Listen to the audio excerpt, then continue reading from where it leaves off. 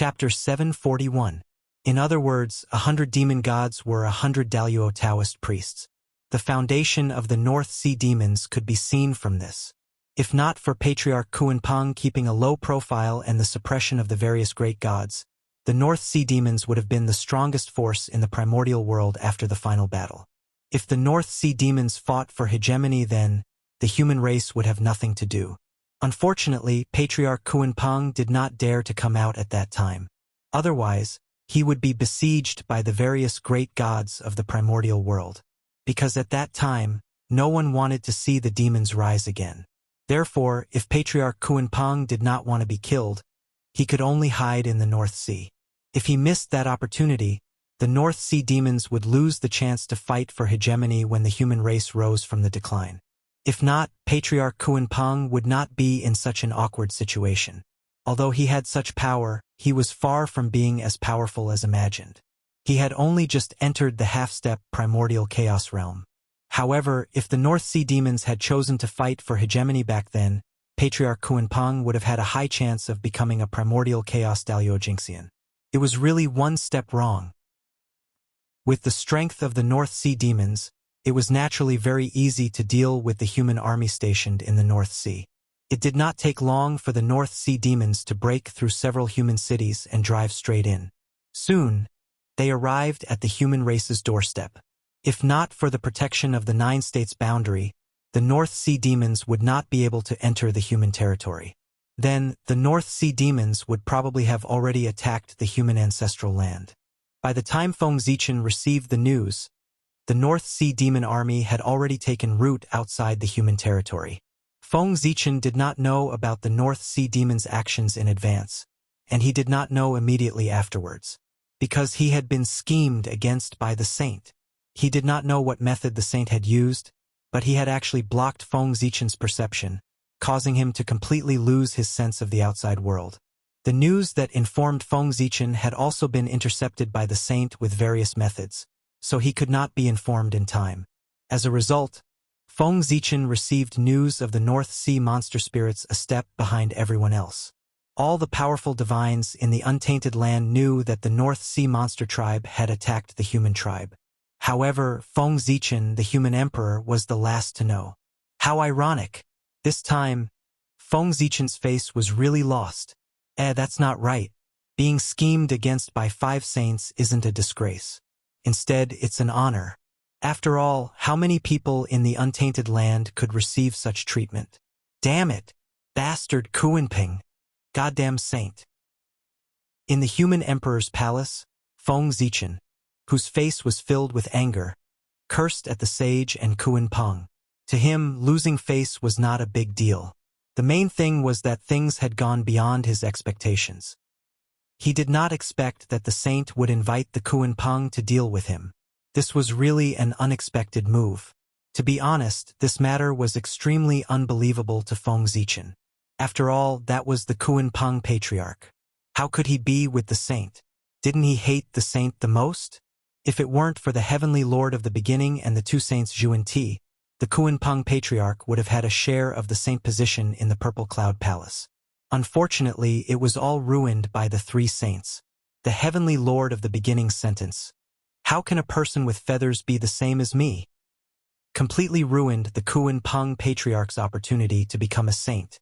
For this reason, the Kuan-Peng patriarch hated the heavenly lord of the beginning and the 3 saints to the core. How could he cooperate with them? Also, what was going on with the heavenly lord of the beginning and the 3 saints Zhu and Ti? Didn't they look down on the Kuan-Peng patriarch? Why would they be with him? Sure enough, there were no eternal enemies, only eternal interests. This sentence was applicable everywhere. He didn't know what benefits the saint had promised the Kuan-Peng patriarch to make him give up his principles and choose to cooperate with them. F***CK. However, although he didn't know the specific deal between the 2 sides, Feng Zichen could roughly guess. It was nothing more than a promise to help the Kuan-Peng achieve the Tao. Other than that, the saints had nothing to move the Kuan-Peng patriarch. As for the alliance between Feng Zichen and the Kuan-Peng patriarch, he didn't take it to heart. How could the Kuan-Peng patriarch take it to heart? The Kuan-Peng patriarch could even betray Di Juntai, let alone Feng Zichen. The Kuan-Peng Patriarch's words were just to be taken seriously. Even if it was a great Tao oath, one couldn't believe it. Whoever really believed it would really be a fool. This could be seen from Di Juntai. Look at how they were tricked by the Kuan-Peng Patriarch during the decisive battle between the liches and demons. At the critical moment of the decisive battle, the Kuan-Peng Patriarch stole the He-Tu and Luoshu and ran away. This matter, the Kuan-Peng Patriarch was really cunning. He wasn't afraid that one day, Di Jun would suddenly revive and fight him to the death. Feng Zichen didn't believe it. Back then, when the Kuan-Peng Patriarch joined the heavenly court, he didn't make any oath. Even if the Kuan-Peng Patriarch didn't want to, with Di Jun's personality, he would force him to. But even so, the Kuan-Peng Patriarch still betrayed him. From this, it could be seen that an oath didn't have much binding force on him. This person was already like this to the heavenly court, not to mention the relationship between him and Feng Zichen. It was just a verbal agreement. How could he abide by it? One had to know that when he knew about the 3 primordial races, the Kuan-Peng Patriarch had relied on his special background to repeatedly jump between the Scale Clan and the Bird Clan. When he was a Kuan, he was a member of the Water Clan. When he was a Peng, he was a member of the Bird Clan. Betrayal was a common thing for the Kuan-Peng Patriarch. Therefore, Feng Zichen had never believed the alliance that the Kuan-Peng Patriarch had mentioned. Since that was the case, why did he agree to the Kuan-Peng Patriarch's alliance? That was naturally to dig a hole for the Kuan-Peng Patriarch. Knowing that the Kuan-Peng Patriarch didn't keep his word, how could Feng Zichen not be on guard? Although he didn't know how the Kuan-Peng Patriarch could hide from the perception of the heavenly Tao and make the Tao oath invalid, Feng Zichen knew that his method could hide from the heavenly Tao, but it definitely couldn't hide from the great Tao. Therefore, when he made the alliance agreement with the Kuan-Peng Patriarch, Feng Zichen had secretly activated the power of his true name and used the true name that was bestowed by the great Tao to make a contract with the Kuan-Peng Patriarch. In this way, the agreement between the two of them was carried out under the witness of the great Tao. Under the great Tao, it would be fine if the Kuan-Peng Patriarch abided by the agreement. If he violated it, then the great price could only be paid with his life. And the Kuan-Peng Patriarch didn't know about this at all. He thought that the agreement this time was the same as before. Because of this, the Kuan-Peng Patriarch was destined to not be able to escape this calamity. However, Feng Zichen wasn't in a hurry to make a move. The Kuan-Peng Patriarch hadn't fallen too deep, and there was still room to turn back. Therefore, he was waiting for the Kuan-Peng Patriarch to personally attack the human race. At that time, there would be no more room to turn things around, and Feng Zichen could send the Kuan-Peng Patriarch on his way with peace of mind. With a plan in mind, Feng Zichen directly sent out 200 Daluo Taoist priests to guard the borders of the human race's territory and confront the North Sea demon race across space. Don't the North Sea demon race have 100 demon gods? Then the human race will directly send out 200 Daluo Taoist priests to confront you. It was not so easy to make up for the difference of one time. What was called suppressing others with power. This was it. No matter what schemes you have, I will break them with my own strength. After making the deployment, Feng Zichen wasn't in a hurry to appear. Instead, he silently used his divine powers to circulate the aura of weapons and murderous aura between heaven and earth. After the incident with the North Sea demon race, Feng Zichen had already deeply understood that it was still too difficult for him to deal with the 5 saints by himself. Look, the moment the saints attacked, they blinded his perception and made him unable to sense anything at all. It was enough for such a thing to happen once. If it happened again and again, it would really become a fatal thing. However, Feng Zichen really didn't have a good way to solve this kind of thing, because they relied on their strength that far exceeded his to forcefully block his perception. Therefore, other than being stronger than them, there was no good way. Because of this, Feng Zichen thought about it and decided to be straightforward. Since he couldn't stop this kind of thing from happening, then he might as well make everyone lose the ability to deduce the heavenly secrets together. In this way, everyone would be on the same level. Whether they won or lost would depend on their own methods. It was difficult to fight against the 5 saints with his own strength, but it wasn't difficult to make everyone lose the ability to deduce the heavenly secrets together. Especially at this time, it was even simpler. Every time a calamity happened, the heavenly Tao would lose its perception of the eldritch world. Then, all living beings would be free to do what they wanted to do to settle the karma between heaven and earth. This was also the reason why the heavenly Tao didn't appear when everyone was fighting to the death during the calamity, even if heaven and earth were to be broken. If the heavenly Tao couldn't sense the situation in the eldritch world, how could it appear to stop them? It could only wait for the calamity to end, and it could sense the situation in heaven and earth again before coming out to clean up the mess. The phenomenon of the heavenly Tao appearing after the destruction of the eldritch world was born because of this. This was also because it was affected by the calamity. If it was during normal times, the heavenly Tao would have appeared to stop everyone before they started fighting. For example, there were a few times before when Feng Zichen planned to have a decisive battle with the saints. However, at the crucial moment, he would be interrupted by the heavenly Tao. Things like destroying heaven and earth would only happen during the calamity. During normal times, they couldn't even fight, let alone destroy heaven and earth. After knowing the reason, he could make use of it, just like what Feng Zichen wanted to do now. He wanted to use the murderous aura and the aura of weapons that filled heaven and earth as a guide to affect the tribulation aura that was suppressed by the saints, so that it would spread between heaven and earth. When the concentration of the tribulation aura between heaven and earth rose to a certain level, the heavenly Tao would naturally lose its perception of the eldritch world. After the heavenly Tao lost its perception of the eldritch world, all living beings would be free. True freedom. They could do whatever they wanted. They didn't have to worry about being targeted by the heavenly Tao. Similarly, the deduction method that relied on the heavenly Tao had completely lost its effect during the period when the heavenly Tao was fading. Even the saints couldn't deduce anything during the calamity. If not, how could the Jie school of the later generations lose so miserably? His disciples went to die one after another, but the Grandmaster of Heaven didn't react at all. Wasn't it because he couldn't predict the situation of his disciples? He thought that his disciples were all following his instructions and chanting in their cave abodes. The North Star Emperor was the master of war. Controlling the power of weapons between heaven and earth was Feng Zichen's responsibility. For this reason, when he used his power of the heavenly Tao, the aura of weapons between heaven and earth swept across the entire eldritch world like a storm. Boom!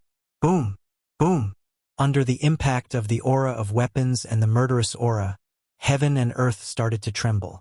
Then, wisps of tribulation aura appeared in the void and gradually spread between heaven and earth in an uncontrollable manner. Damn it! What's that bastard North Star doing? How dare he do this? The saints immediately sensed the change in heaven and earth. Then, their faces darkened. They were all smart people, so they naturally guessed Feng Zichen's plan immediately. As the tribulation aura spread, the primordial divination lost its effect. It was obviously disadvantageous to the saints. This was because if the saints worked together, they could make Feng Zichen lose his ability to deduce the heavenly secrets. However, Feng Zichen couldn't make them lose their ability to deduce the heavenly secrets. This was the advantage of the saints. However, as the tribulation aura spread between heaven and earth, this advantage of the saints no longer existed. Seeing that their advantage was about to disappear, it would be strange if they were happy. Unfortunately, even if they guessed Feng Zichen's plan, they couldn't stop it. Since the tribulation aura had already appeared, they couldn't suppress it anymore. Otherwise, when the tribulation aura backfired, even the saints wouldn't feel good. The North Star Emperor is still as powerful as ever.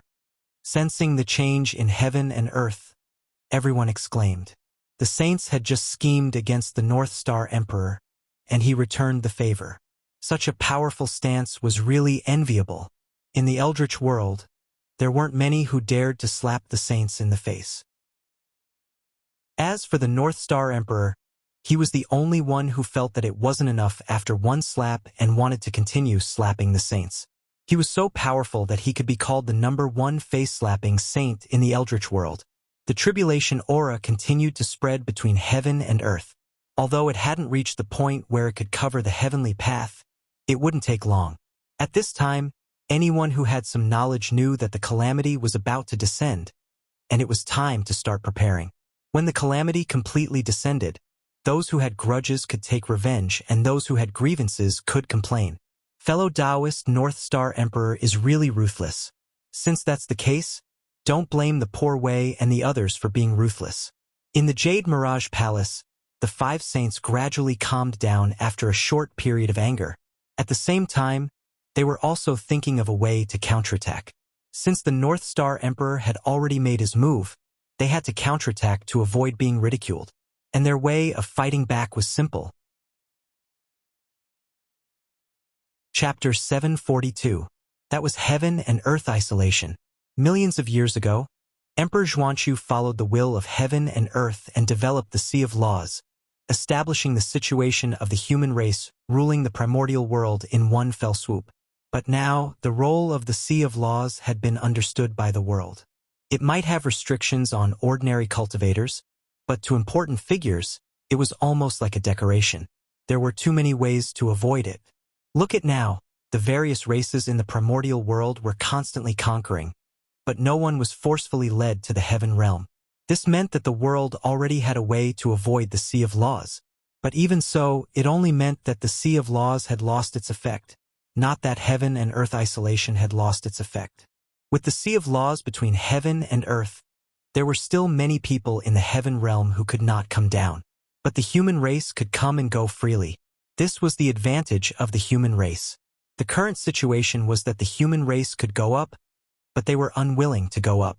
The heaven realm wanted to come down, but they could not.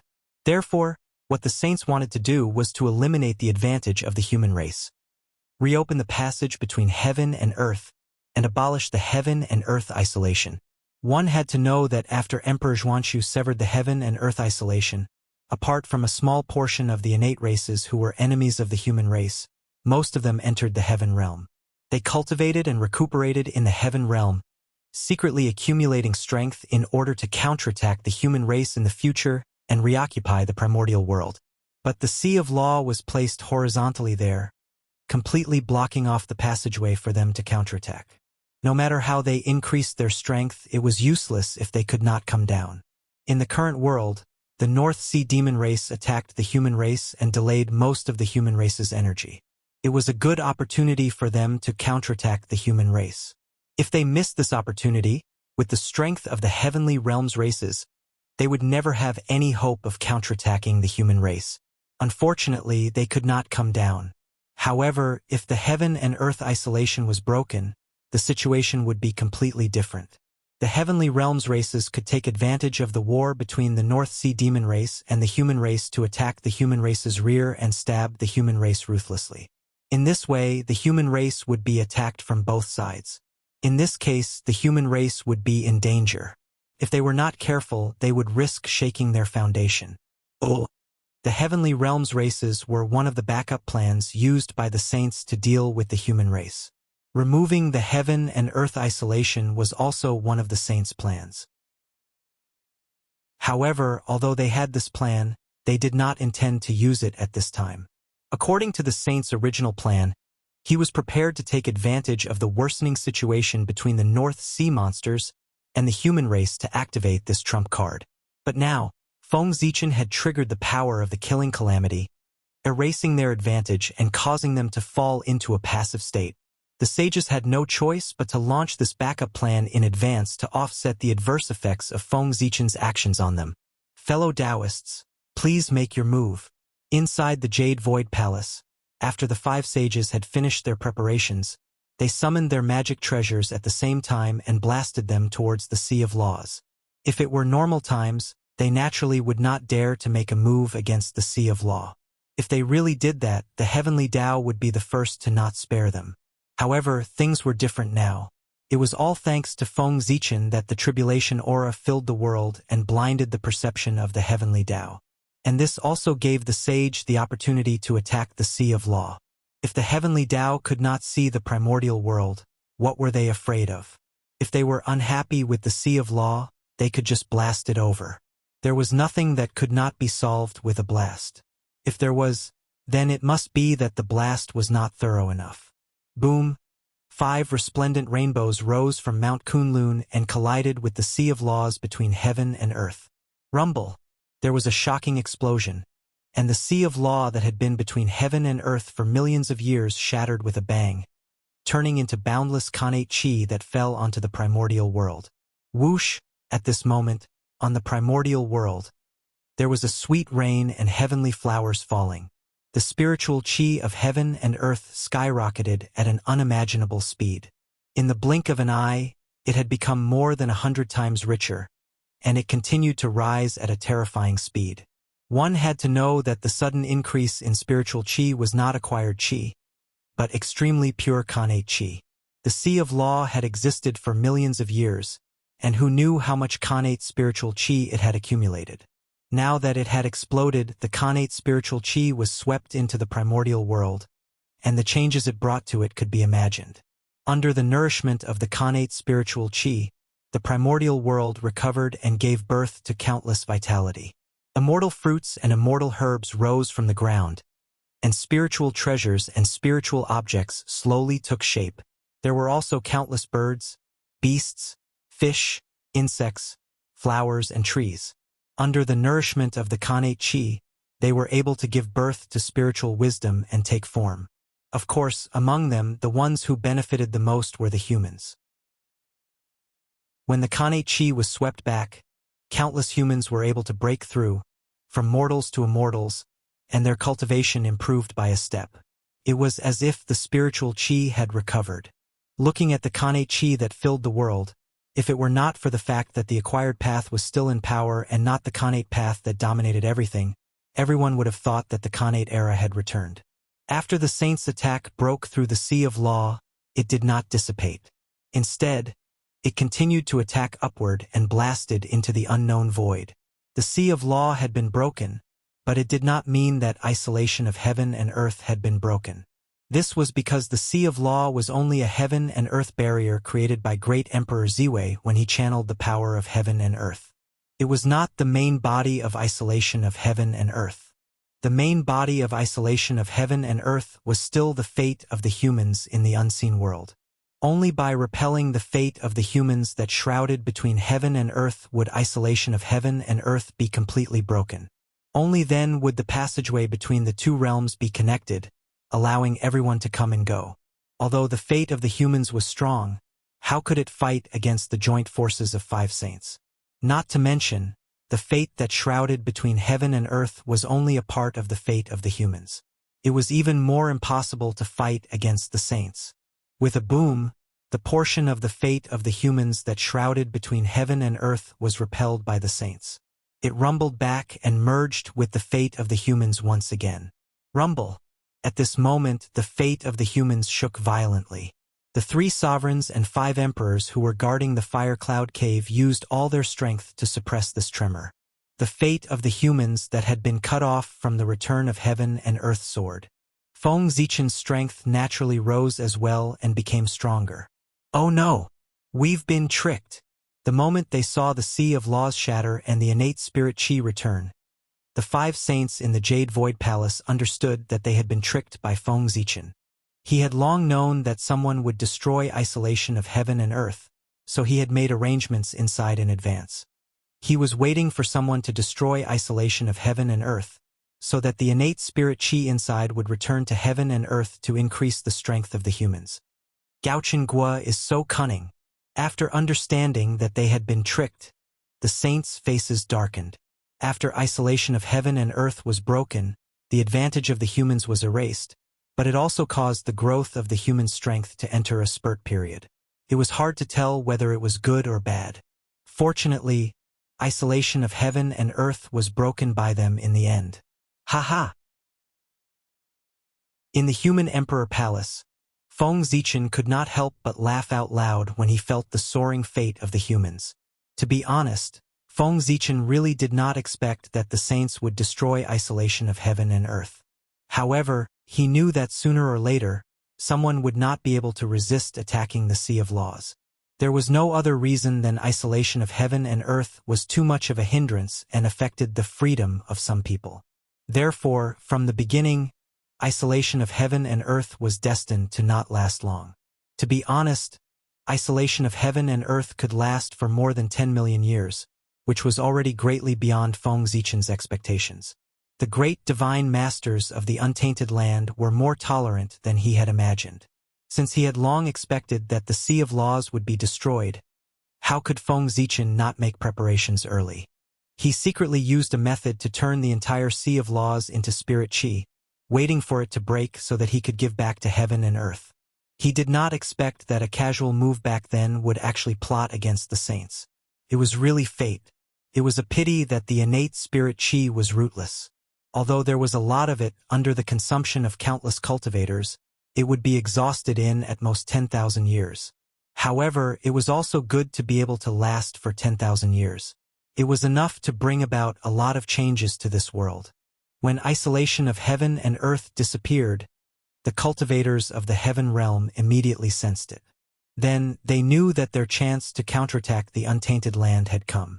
Therefore, under the lead of the 10 Daluo Taoist priests, more than 108 races in the heaven realm secretly descended to the lower realm, planning to take advantage of the human race's unpreparedness to give them a ruthless blow.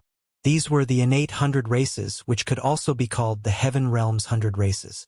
This race thought that their actions were extremely secretive and that no one would notice. However, they did not know that their actions were all seen by the three emperors, Great Emperor Ziwei, Jade Emperor, and Great Emperor of the South Pole. As the masters of the heaven realm, if someone was causing trouble under their noses and they could not detect it, then they would be a little useless as emperors. In the Hall of Enlightenment of the Heavenly Court, the three emperors of the Heavenly Court gathered together and silently watched the actions of the 100 races. Fellow Taoist Ziwei, do you want to help fellow Taoist Gaochen? The current situation of the human race is not very optimistic. With the addition of the innate 100 races, the human race is really in danger. Suddenly, Jade Emperor turned his head and said to Great Emperor Ziwei, after the death of Gaochen, Hao Yin had stopped the two great emperors of the Ziwei and South Pole from avenging him. Hao Yin had always felt guilty towards him. Therefore, now that he saw that Gaochen was in trouble, Hao Yin wanted to help him without hesitation to clear his thoughts. Cultivation, cultivation, cultivation. Cultivation was about freedom. If one's thoughts were not clear, how could one cultivate the Tao? It was because of this that Hao Yin did not hesitate to stand on the side of Gaochen in this war. It was not for anything else but to clear his thoughts. Right now, Hao Yin really did not have any desires. He was just waiting to break through to primordial chaos Daluo Jingxian so that he could step down from his position as Celestial Emperor and live a carefree life. No need. In the ancient times, the 10,000 races joined forces and still could not defeat the human race. Now that there are only 100 races left, they are even less of a match for the human race. We don't need to worry about Gaochen. If he is no match for the human race, he will naturally ask for our help. Great Emperor Ziwei shook his head and said, "That's true." Hao Yin thought about it and agreed. He nodded and did not say anything else. These 100 races are quite interesting. They eat what belongs to the heavenly realm and use what belongs to the heavenly realm. Now, under the command of an outsider, they are becoming enemies with the heavenly court. Well done. At this moment, Great Emperor of the South Pole spoke. The moment he opened his mouth, he expressed his dissatisfaction with the 100 races. Indeed, these 100 races do not know how to appreciate favors. Our heavenly court has raised them for nearly 10 million years. Even a cold sword should be warmed up by now. But look at what they have done. It's just a sentence from the sage, and they can't wait to rush to the mortal realm and become enemies with fellow cultivator Gaochen. Their actions are really disappointing. I wonder what benefits the sage has given them to make them act like this. Hao Yin's expression turned ugly when he heard Great Emperor of the South Pole's words. The 100 races did not have a good life in the heavenly realm, but the three of them definitely did not make things difficult for them. They treated them equally. But look at how they repaid the heavenly court. At this moment, they did not go down to the mortal realm to help Great Emperor Gaochen. Instead, they became enemies with him. How could this not make the three of them feel disappointed? Actually, to Hao Yin, it was not a big deal for the 100 races to go down to the mortal realm to deal with the human race. What he really could not tolerate was that the 100 races followed the sage's orders to go down to the mortal realm. This was the heavenly realm, his territory. The 100 races did not listen to his orders and instead listened to the sage's orders. What did this mean? It meant that the 100 races did not take him, the celestial emperor, seriously at all. Especially now, when Hao Yin and the sage had completely fallen out. The 100 races' actions were like a slap to his face. Even if Hao Yin had no desires, he could not stand this grievance. One could imagine the anger in his heart. A group of ungrateful wretches. They are indeed annoying. Great Emperor Ziwei nodded and said, "We can't let this group of people stay. Even if it's not to help fellow cultivator Gaochen, we can't let them stay.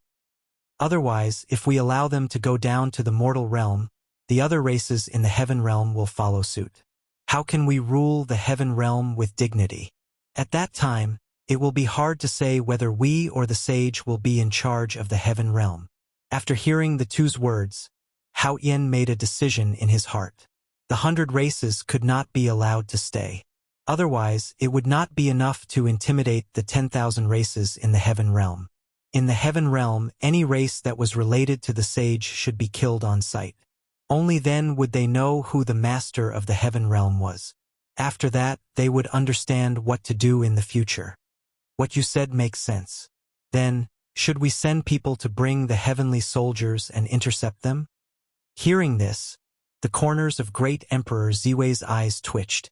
He knew that Hao Yin had the intention to kill. The 100 races were too impatient and had narrowed the path ahead of them. If they had known this before they went down to the mortal realm and reported to Hao Yin, such an incident would not have happened. "TSK, there's no need to go through so much trouble." Hao Yin shook his head. With a thought, a destructive tide suddenly appeared between heaven and earth. It swept toward the army of the 100 races that was passing through the passage of heaven and earth. P.S. A warm celebration of the first anniversary of this book. I originally planned to add more chapters today, but there was a sudden accident and I had to stay in the hospital for 3 days and 2 nights, so I had to change the plan. The plan to add more chapters will probably start tomorrow or the day after tomorrow. Brothers, please forgive me. Chapter 743. At this moment, under the lead of the 10 Daluo Taoist priests, the 100 primordial clans were rushing to the human world in high spirits. They were completely unaware that danger had already arrived. Rumble. Very suddenly, the tide of destruction struck and swept everything around it. Even though the 10 Taoist priests reacted in time, half of the primordial clans were still swallowed by the mighty wave of destruction and completely disappeared. Boom! After the first tide of destruction, the second tide of destruction followed closely behind, and its power was several times stronger than the first tide of destruction. Even the 10 Taoist priests felt a sense of fear from the bottom of their hearts when they saw it, and they felt that they would die in it. Break for the poor way.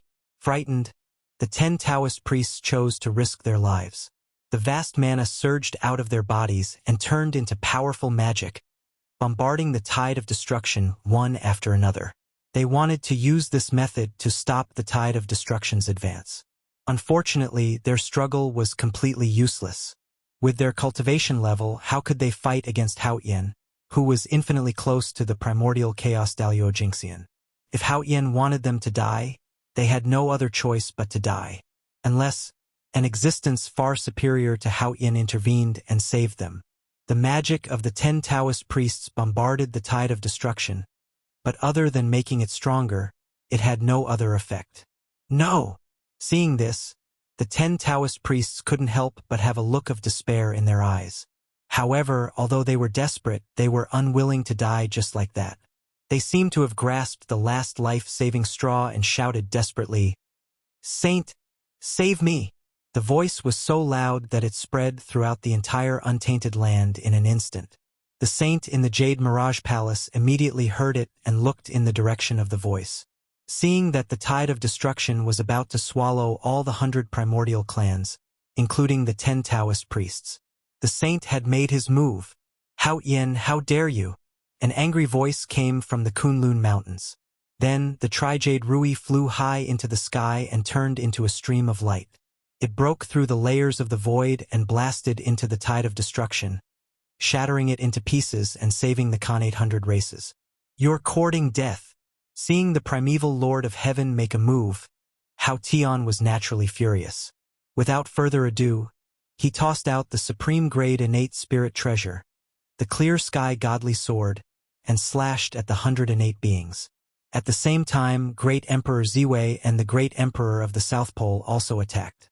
Swoosh, boundless starlight appeared and turned into a myriad manifestation Rui that blasted toward the Khan 800 races.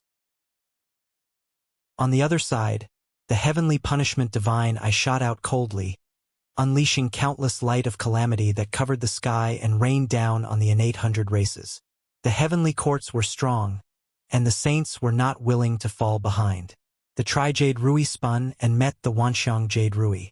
At the same time, the Qingping sword and the coiling dragon cane flew out from the Kunlun Mountain one after another, each facing the Haoyan divine sword and the heavenly punishment divine eye. After that, the wonderful tree of 7 treasures and the guiding divine banner quietly appeared, sweeping up the 100 races who were still alive and were about to leave. How dare you? Seeing this, the 3 great emperors naturally did not let it go. They stood up from their thrones and attacked the 5 saints with all their might. Rumble! Amidst the shocking explosion, an earth-shattering battle broke out. However, the battle came and went quickly. As the 100 races were rescued by the saints, the sudden battle came to an end. The heavenly courts were fighting 3 against 5, so they were naturally no match for the saints. It was normal for the 100 races to be rescued. However, even if they were rescued, the 100 races did not have a good time. Being in the center of the primordial chaos battlefield, even with the full protection of the saints, it was impossible for them to be safe. Although the 100 races were still around, their strength was already less than 10%. Even the 10 Daluo Taoist priests were all injured. As for the 100 races of the Xiantian realm, it could be said that they had died before they were born. They had not even reached the mortal world, but they were already almost dead. Just the word tragic was enough to describe it. Not only was the strength that they had secretly accumulated over the years to deal with the humans gone, but even their original strength was almost gone.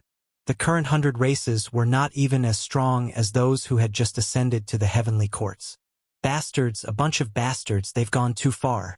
In the Hall of Enlightenment, Hao Yin could not help but curse. At the same time, he wanted to make a move and wipe out the remaining strength of the 100 races in the heavenly realm. However, at this moment, Great Emperor Ziwei stepped in to stop him. Hey, fellow Taoist Hao Yin, please calm down. Fellow Taoist, you've already made a move once just now. If you continue to make a move now, you'll inevitably be ridiculed. Great Emperor Ziwei shook his head and said, it was just to deal with a small 100 races. It was fine if they failed to wipe them out once, but they still had to make a move a second time. If this spread out, it was inevitable that people would say that the heavenly courts were incompetent. Then we'll just let this matter go? Hao Yin said unwillingly. No. There are tens of thousands of races in the heavenly realm. The saints can mobilize the 100 races, but they definitely can't mobilize the 10,000 races. Since the 100 races have chosen to betray the heavenly courts and join the saints, then we don't have to be merciful. Let the 10,000 races deal with them. Great Emperor Ziwei said slowly as he glanced in the direction of the heavenly realm. The 100 races were not all of the heavenly realm. They were just a part of it. Moreover, not everyone in the heavenly realm was willing to be the lackey of the saints. There were many races that belonged to the 3 emperors. After thinking for a while, Hao Yin asked, what if they refuse? Refuse. Fellow Taoist, you have to know that this is the heavenly realm, our territory. Since they live here, they have to obey our rule. If they don't obey, what's the difference between them and the 100 races? Such people can't be left alive. Hearing this, Great Emperor Ziwei was silent for a long time before he said slowly, yes, those who obey us are our people. Those who don't obey us, what does that have to do with us? What right do they have to stay in the heavenly realm? Great Emperor of the South Pole also said, Yes, the two of you are right. It's the poor Wei who misunderstood. After listening to the two of them, Hao Yin seemed to have understood something. Then, an order jointly issued by the three emperors spread from the Lingxiao Palace and spread throughout the heavenly realm. The 100 races of the Khanate realm had betrayed the heavenly court and ordered the races of the heavenly realm to attack them together. As soon as this order was issued, the people of the heavenly realm immediately became anxious. The races that were enemies of the 100 races took this opportunity to mobilize their troops and occupy the territories left behind by the 100 races. As for the heavenly court, they mobilized the elites of the heavenly realm and formed an army. In a few days, they would go to the lower realm and conquer the 100 races of the Khanate realm that had betrayed them.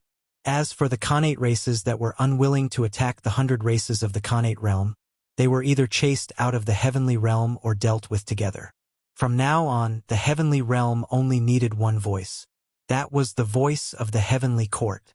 Putting aside the matter of the heavenly realm, the war at the border of the human territory gradually became more intense. This time, Great Ancestor Kuanping was determined to become enemies with the human clan. Not only did he mobilize hundreds of demon gods, but he also brought out the foundation of the North Sea Demon Clan. They were the elites of the North Sea Demon Clan from the ancient times. What were the elites of the North Sea Demon Clan? They were the elites of the Demon Clan from the ancient times. In the ancient times, only the most outstanding Taijingxian were qualified to become the elites of the Demon Clan. Not only did they have powerful cultivation techniques and divine powers, but they were also equipped with powerful Dharma treasures. They ranged from supreme-grade acquired cardinal treasures to Khanate spirit treasures. In the past, the vanguard sent by the demon race to attack the human race was known as the inferior demon soldiers. Each of them had the cultivation base of a primordial immortal, let alone the elites of the demon race who were even stronger. The weakest had the cultivation of Taijingxian, and the strongest had already stepped into the half-step Daluo realm. Moreover, these demon clans were all ancient demon clans. Since they were from the primordial demon clan, there was no doubt that they cultivated the Khanate Dao. After all, the ancient times were still the Khanate era, and there was no room for the postnatal Dao to survive. If one counted carefully, the elites of the North Sea Demon Clan had 1,000 half-step Daluo and 1,000,000 Tai Dao lords. At the peak of the North Sea Demon Clan, there were definitely more than these Demon Clan elites. There were even 100 million of them. However, no matter how capable Great Ancestor Kuanping was, it was impossible for him to hide 100 million North Sea elites in front of Dijun Tai. In fact, Great Ancestor Kuanping couldn't even keep 1,000,000 elites. Now, the reason why there were so many North Sea elites was because he had spent all these years nurturing them.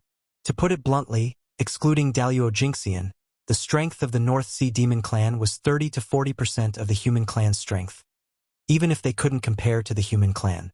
Strong, they were really too strong.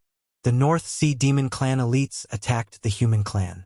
If not for the protection of the 9 states barrier, the human clan army would have been scattered by the demon clan army. In fact, with the current strength of the human clan, it wasn't impossible for them to gather 1,000,000 Tai Dao lords. However, even if they could, Feng Zichen couldn't let them fight the demon clan elites here. After all, the human clan's territory was too large, and there were too many places that needed to be guarded. Feng Zichen couldn't transfer too many experts to deal with the North Sea elites.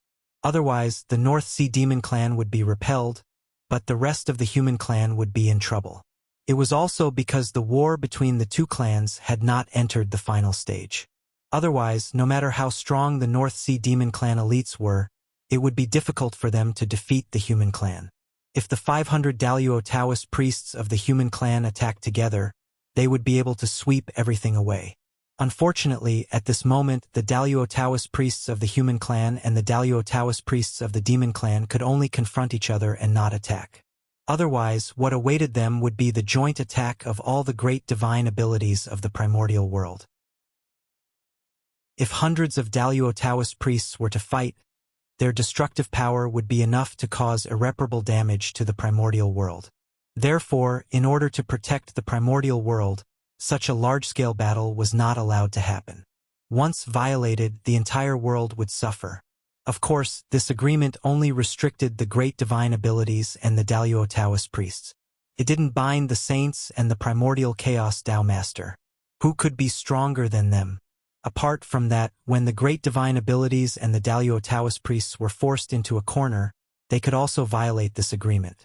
That's right. If they were about to die or their clans were about to be destroyed, there was no need to abide by this agreement. They could fight with their lives on the line and perish together with their opponents. However, this was only allowed to happen under extreme circumstances. Under normal circumstances, the Daluo Taoist priests would not fight. In other words, unless the human clan was in a life-and-death crisis or the North Sea Demon clan was about to be destroyed by the human clan, the Daluo Taoist priests of the two clans could only fight to the death. At other times, the Daluo Taoist priests could only serve as a deterrent, but they could not be used on a large scale. Just like the nuclear weapons of the later generations, their deterrence was more important than their practical use. They would not be used easily. The Daluo Taoist priests could not take action, and the human clan's forces were too scattered. It was really difficult to deal with the demon clan's elites in a short time. Feng Zichen could only try his best to draw out troops from other places of the human clan to stabilize the situation at the border. This would take time. Although the human clan's armies were large, they all had missions and could not be mobilized as and when Feng Zichen wanted. They needed to be carefully coordinated before they could draw out a portion of their forces to reinforce the border. After all, the human clan's current opponents were not just the demon clan. There were too many places where they needed to deploy troops. Fortunately, with the boundary of the Nine Province, the North Sea Demon clan could not invade the human clan's territory and could only circle around outside. The human clan's army relied on the boundary of the Nine Province to make the North Sea Demon clan suffer a lot and lose a lot of their strength. On this day, Feng Zichen was in the human emperor's palace thinking of a way to deal with the demon clan when he suddenly felt an extremely oppressive aura emerge from outside the human clan's territory. Surprised, Feng Zichen looked up and saw a giant claw that blotted out the sky. It reached down from the heavens and viciously slammed into the human clan's territory. With a boom, the giant claw slammed into the boundary of the Nine Province, causing it to shake violently. Then, with a snap sound, the seemingly indestructible spirit formation of the Nine Provinces shattered with a loud bang. The boundary of the Nine Province was broken. The boundary of the Nine Province that had protected the human clan for millions of years was broken. At this moment, most of the human clan's hearts were filled with fear. However, Feng Zichen was unmoved. Looking at the giant claw that was slowly disappearing in the air, Feng Zichen said in an inexplicable tone, "Kuanping, you finally couldn't help but make a move. That giant claw was undoubtedly the work of the Kuanping Patriarch. Of course, it might not be the work of the Kuanping Patriarch. The boundary of the Nine Province of the human clan was maintained with the lives of the 9 great divine masters. It was not that Feng Zichen looked down on the Kuanping Patriarch, but with his current strength, he definitely could not break the boundary of the Nine Province unless he had a Khanate cardinal treasure. After all, the strength of the 9 great divine masters was not a bluff. It was real. They might not be a match for the Kuanping Patriarch one-on-one, but 9 against 1, they could definitely beat him to the ground. Even so, the Kuanping Patriarch still broke the boundary of the Nine Province with 1 strike. It would be strange if there was no problem. There must be more than one saint helping him in secret. It was not that Feng Zichen was boasting, but with the strength of the boundary of the Nine Province, it was impossible for the saint to break it in a short time without using the power of the Way of Heaven. Chapter 744. At the very least, it couldn't be done in 1 move. Of course, this referred to a sage. If several sages joined forces, they could indeed break the boundary of the 9 provinces in 1 move. Just like the current situation. Alas, what a pity! Kuanping. Feng Zichen sighed and said with a little pity. The great ancestor Kuanping had chosen to be his enemy and had embarked on a dead end. Standing up from the throne, Feng Zichen released his divine thought and tried to restore the boundary of the 9 provinces. But at this moment he encountered resistance. As the 9 cauldrons trembled, 5 supreme powers appeared. They firmly imprisoned 5 of the cauldrons, causing them to be unable to connect with the other four cauldrons. That was the power of the five sages. They hid their magic in the giant claws of the great ancestor Kuan Peng. While helping him break the boundary of the 9 provinces, they also secretly penetrated the core of the boundary of the 9 provinces, where the 9 cauldrons were. Rumble. No matter how the remaining 4 cauldrons trembled, they could not break through the blockade of the sage's power and awaken the 5 cauldrons that were sealed. With the 5 cauldrons sealed, the chi of the 9 cauldrons could not be connected. The power of the boundary of the 9 provinces was reduced by half. Go! With a thought, a majestic power gushed out of Feng Zichen's body and blasted toward the 9 cauldrons to help them break the blockade of the 5 sages. Rumble. At this moment, the human domain began to shake violently. 2 supreme forces clashed and collided in the depths of the earth, causing devastating shockwaves to surge out. After a few breaths, Feng Zichen withdrew his power with a dignified face. He had to admit that with his own strength, even with the help of the 9 cauldrons, he was far from being a match for the 5 sages. He could not shake the power of the 5 sages at all to help the 9 cauldrons break the seal. It seems that the boundary of the 9 provinces cannot be used in a short time, Feng Zichen sighed and said helplessly. Although he was helpless, his tone was not too surprised. That's right, it was expected. The sages had broken the boundary of the 9 provinces. How could they let Feng Zichen repair it in a short time? Then what was the meaning of the saints' intervention? However, although the power left behind by the 5 saints had sealed the 5 cauldrons, this was only temporary. Their powers were ultimately rootless duckweeds that would slowly be obliterated by the 9 cauldrons over time and become nutrients for their growth. At that time, the barrier of the 9 provinces would reappear in an even stronger form.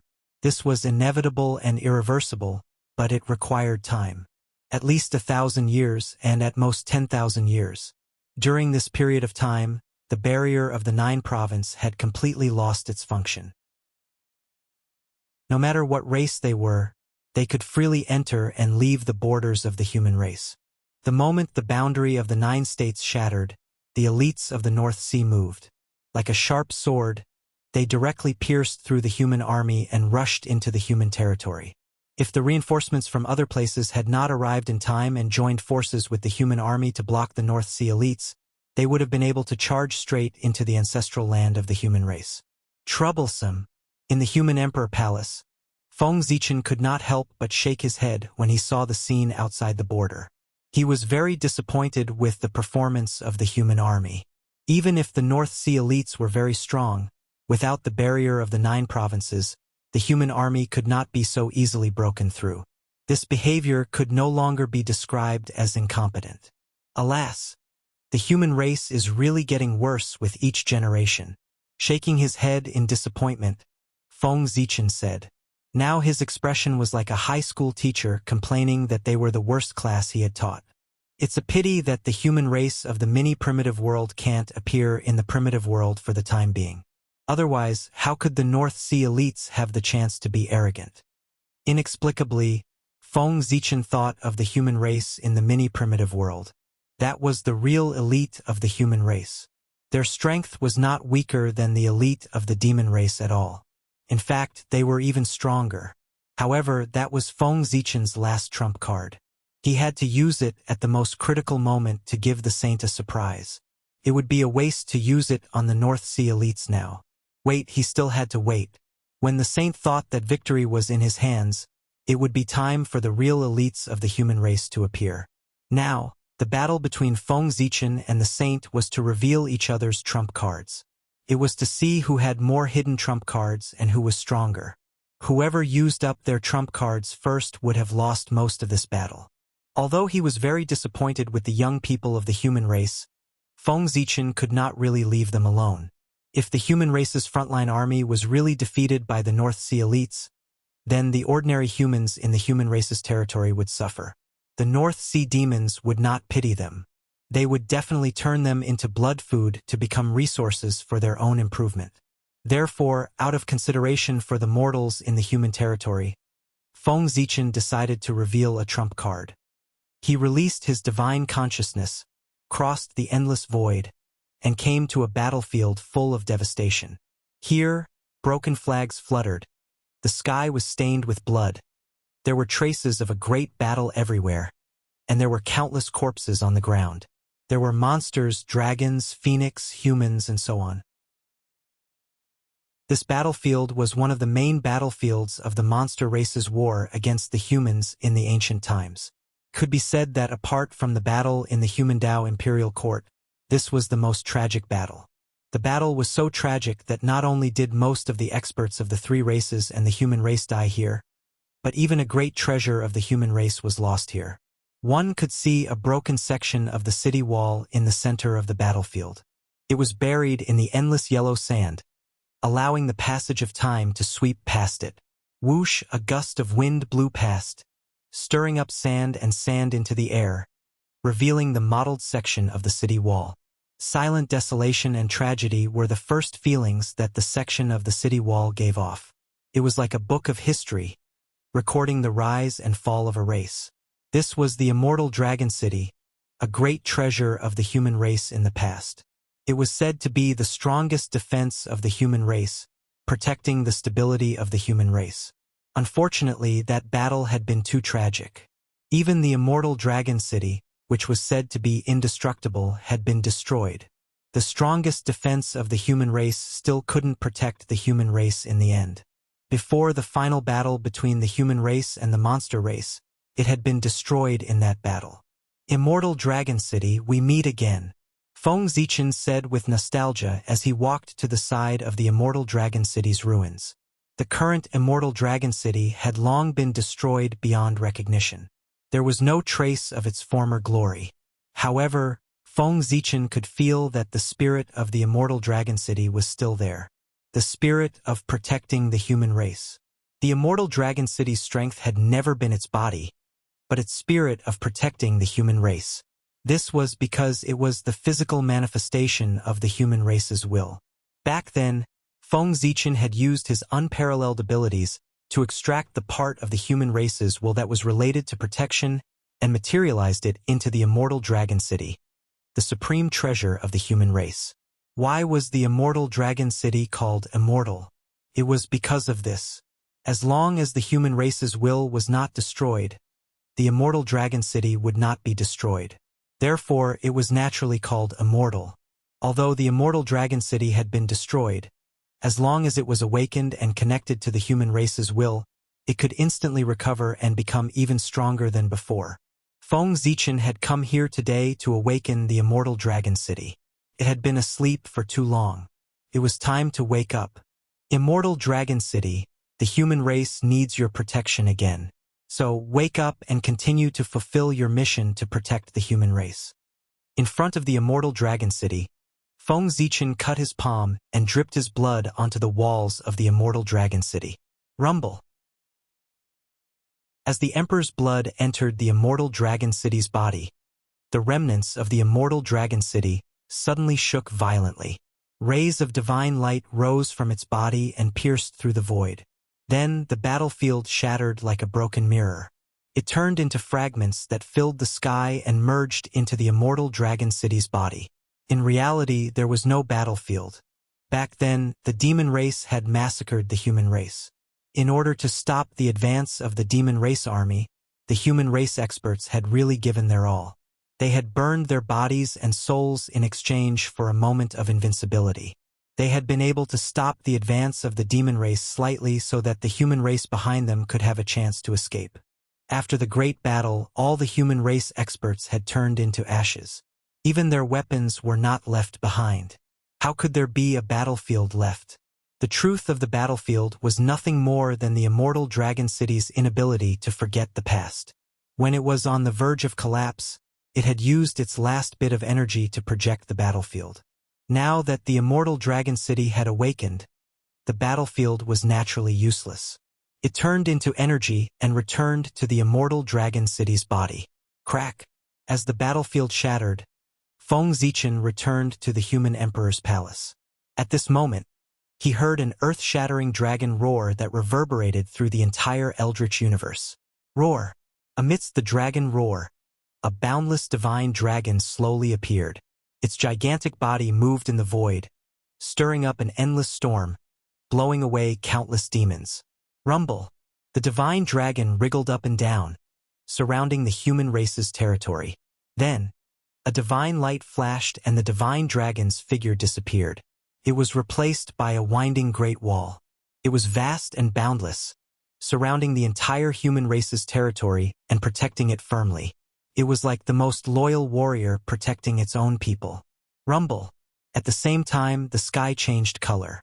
The will of the people Dao suddenly appeared, turning into endless divine light that supported the immortal dragon city.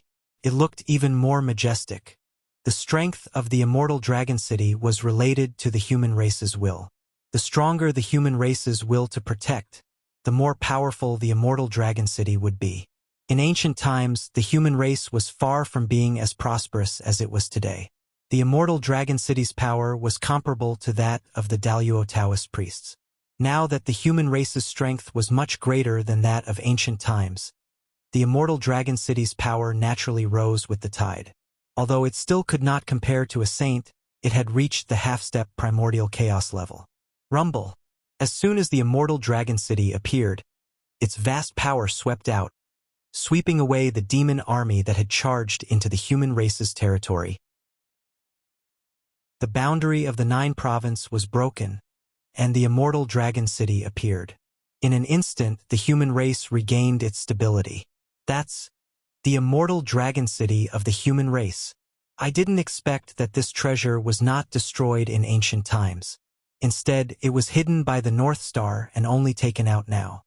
Seeing the great wall that suddenly appeared outside the human race's territory, the saint's eyes narrowed slightly. He recognized its origin. In fact, he was not the only one. Every existence that paid attention to the demon race's massacre of humans in ancient times also recognized the origin of the immortal dragon city. After all, the groundbreaking feat of using one's will to refine a treasure was truly unforgettable. The North Star has so many trump cards. He used the immortal dragon city today, which reminded the poor way of something. In the later stages of the Great War between humans and demons, Tai used all his strength to seal a human city, the Imperial Court of Human Dao. That was also the place the North Star used to set up the Chaos Formation back then. Now that I think about it, it's probably also one of the North Star's trump cards. The Grand Pure One frowned as he looked at the restless dragon city. He seemed to have thought of something and said slowly, "The Chaos Formation." Hearing this name, everyone's eyes narrowed involuntarily. The Imperial Court of Human Dao was nothing, but the Chaos Formation had left a deep impression on them. The Great Dao Divine Diagram, the endless Khanate Divine Light, the indomitable God-fiend phantoms that stood between heaven and earth, and the heavenly Dao's incarnation that made people tremble. They had never thought that, before the Chaos Formation appeared, no one had thought that there would be a formation that could directly summon the heavenly Dao's incarnation. Little did they know that when the Chaos Formation summoned the heavenly Dao's incarnation, everyone was shocked. It was also at that moment that everyone had an indelible impression of the Chaos Formation. At the same time, the Chaos Formation became one of the 3 great formations of the primordial world. Yes, that's right. There were 4 of the 3 great formations, just like the 4 heavenly kings had 5. This should be common knowledge. I almost forgot that the North Star still had this trump card. We really can't be careless when facing him. After coming back to his senses, the primordial Lord of Heaven said with some lingering fear, he really didn't think of the Chaos Formation. After all, the Imperial Court of Human Dao hadn't appeared in front of everyone for too long. It had long been forgotten by the world. Perhaps the news of the Imperial Court of Human Dao hasn't spread in the primordial world because the North Star deliberately blocked it. His goal was to wait for this moment. For some reason, Taoist Kundi thought. However, it didn't matter. Since they had noticed it in advance, they could make preparations early. The effect of the North Star's trump card would undoubtedly be greatly reduced. If they could still be tricked by the North Star under such circumstances, it could only be said that they were really too useless. It was also because Feng Zichen couldn't hear their thoughts. Otherwise, he would definitely laugh out loud. Feng Zichen wasn't surprised that the 5 saints could guess the imperial court of human Tao. However, it would be strange if they could guess what was inside. There was nothing to look forward to in the imperial court of human Tao. However, the humans inside were the surprise that Feng Zichen gave to the saints. They were also his greatest trump card. This was something that the saints would never have thought of. They would never have thought that there were millions of Tai Dao lords in the imperial court of human Tao. Chapter 745. The saints would never have thought that Feng Zichen still had control of the passage to the Realm Sea. This huge difference in information was Feng Zichen's biggest advantage when facing the saints. In the human emperor's palace, after Feng Zichen awakened the immortal dragon city, he called Feng Zichen and instructed him, "Kang Mang, take my sword and go to the 5th manor of the Longevity Mountain to visit the great deity Zhen Yuan." As he spoke, Feng Zichen took off the Zichen sword and handed it to Feng Kangmang. "Your Majesty, what should I say after seeing the great deity Zhen Yuan?" Feng Kangmang asked doubtfully after receiving the Zichen sword. Even if he was going to visit him, there had to be a reason. He could not just run over carelessly. "After you see the great deity Zhen Yuan, don't say anything.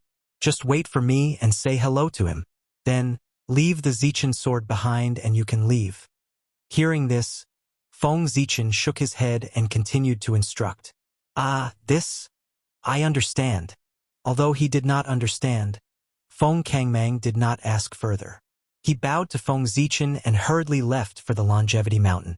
"Kuan Peng, your death is coming." Looking in the direction where Feng Kangmang left, Feng Zichen said slowly. The purpose of letting Feng Kangmang go to the Longevity Mountain to visit Zenyuanzi was naturally to use him to kill the great deity Kuan Peng.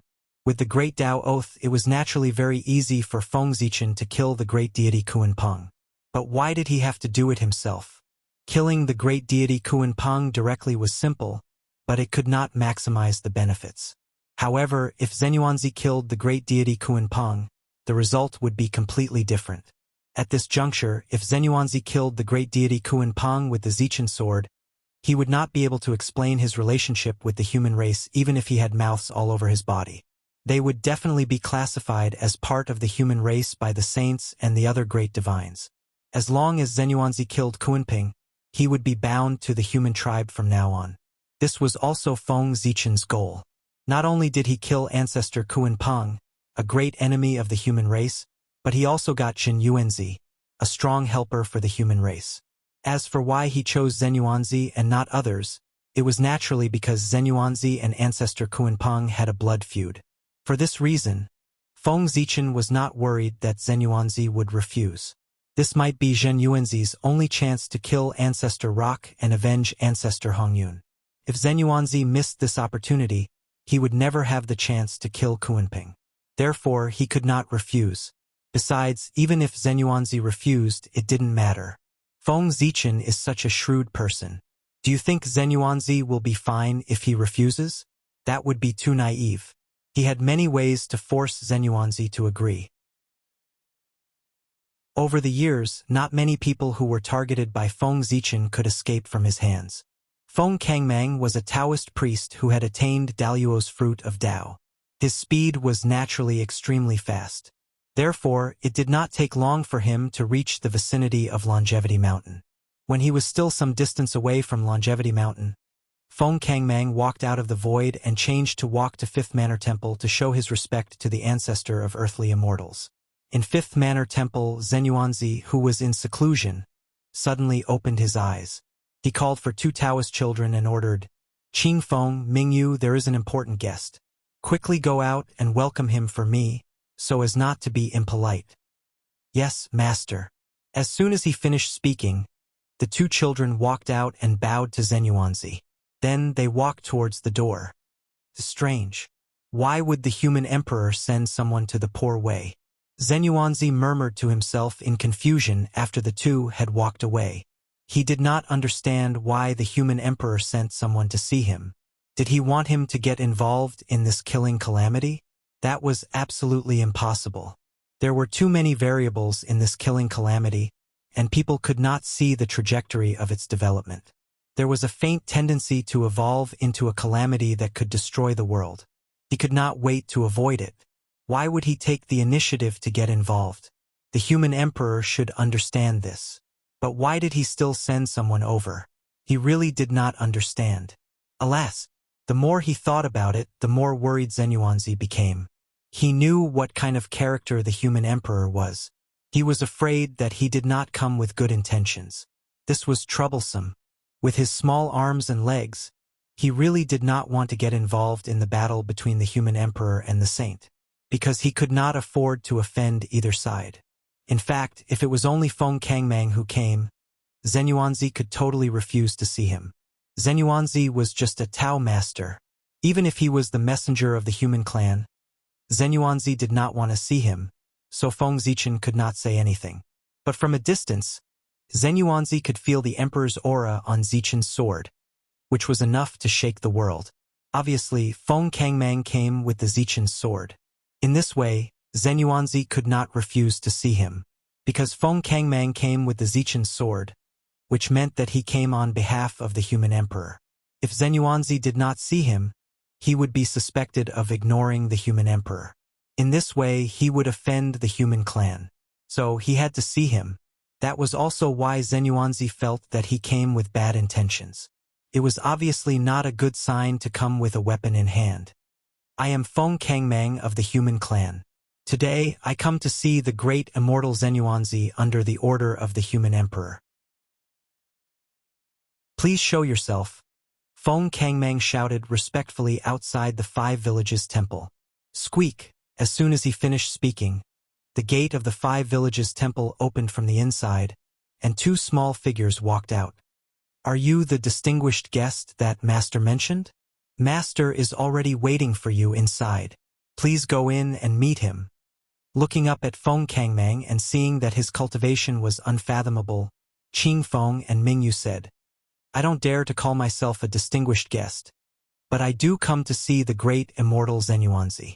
Since the great immortal has summoned me, please lead the way. Poor way, thank you. Even in the face of 2 Taoist children, Feng Kangmang was still very polite. These days, Taoist children were not to be trifled with. There was a saying that one should not bully a poor Taoist child.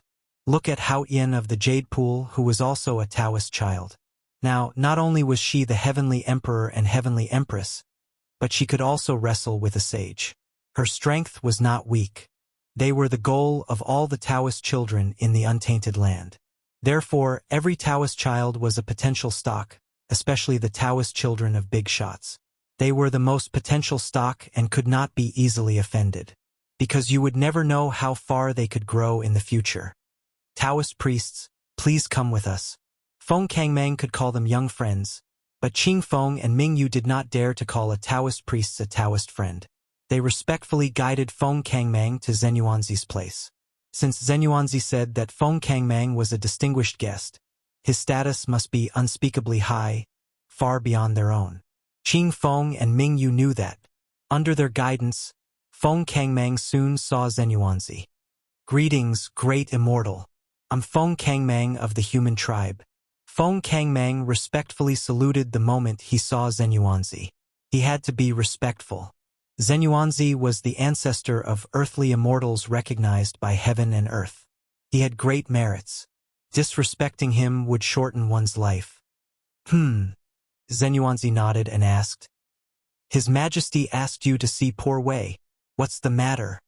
Hearing this, Feng Kangmang took off the Zichen sword, raised it above his head with both hands, and bowed to Zenuanzi.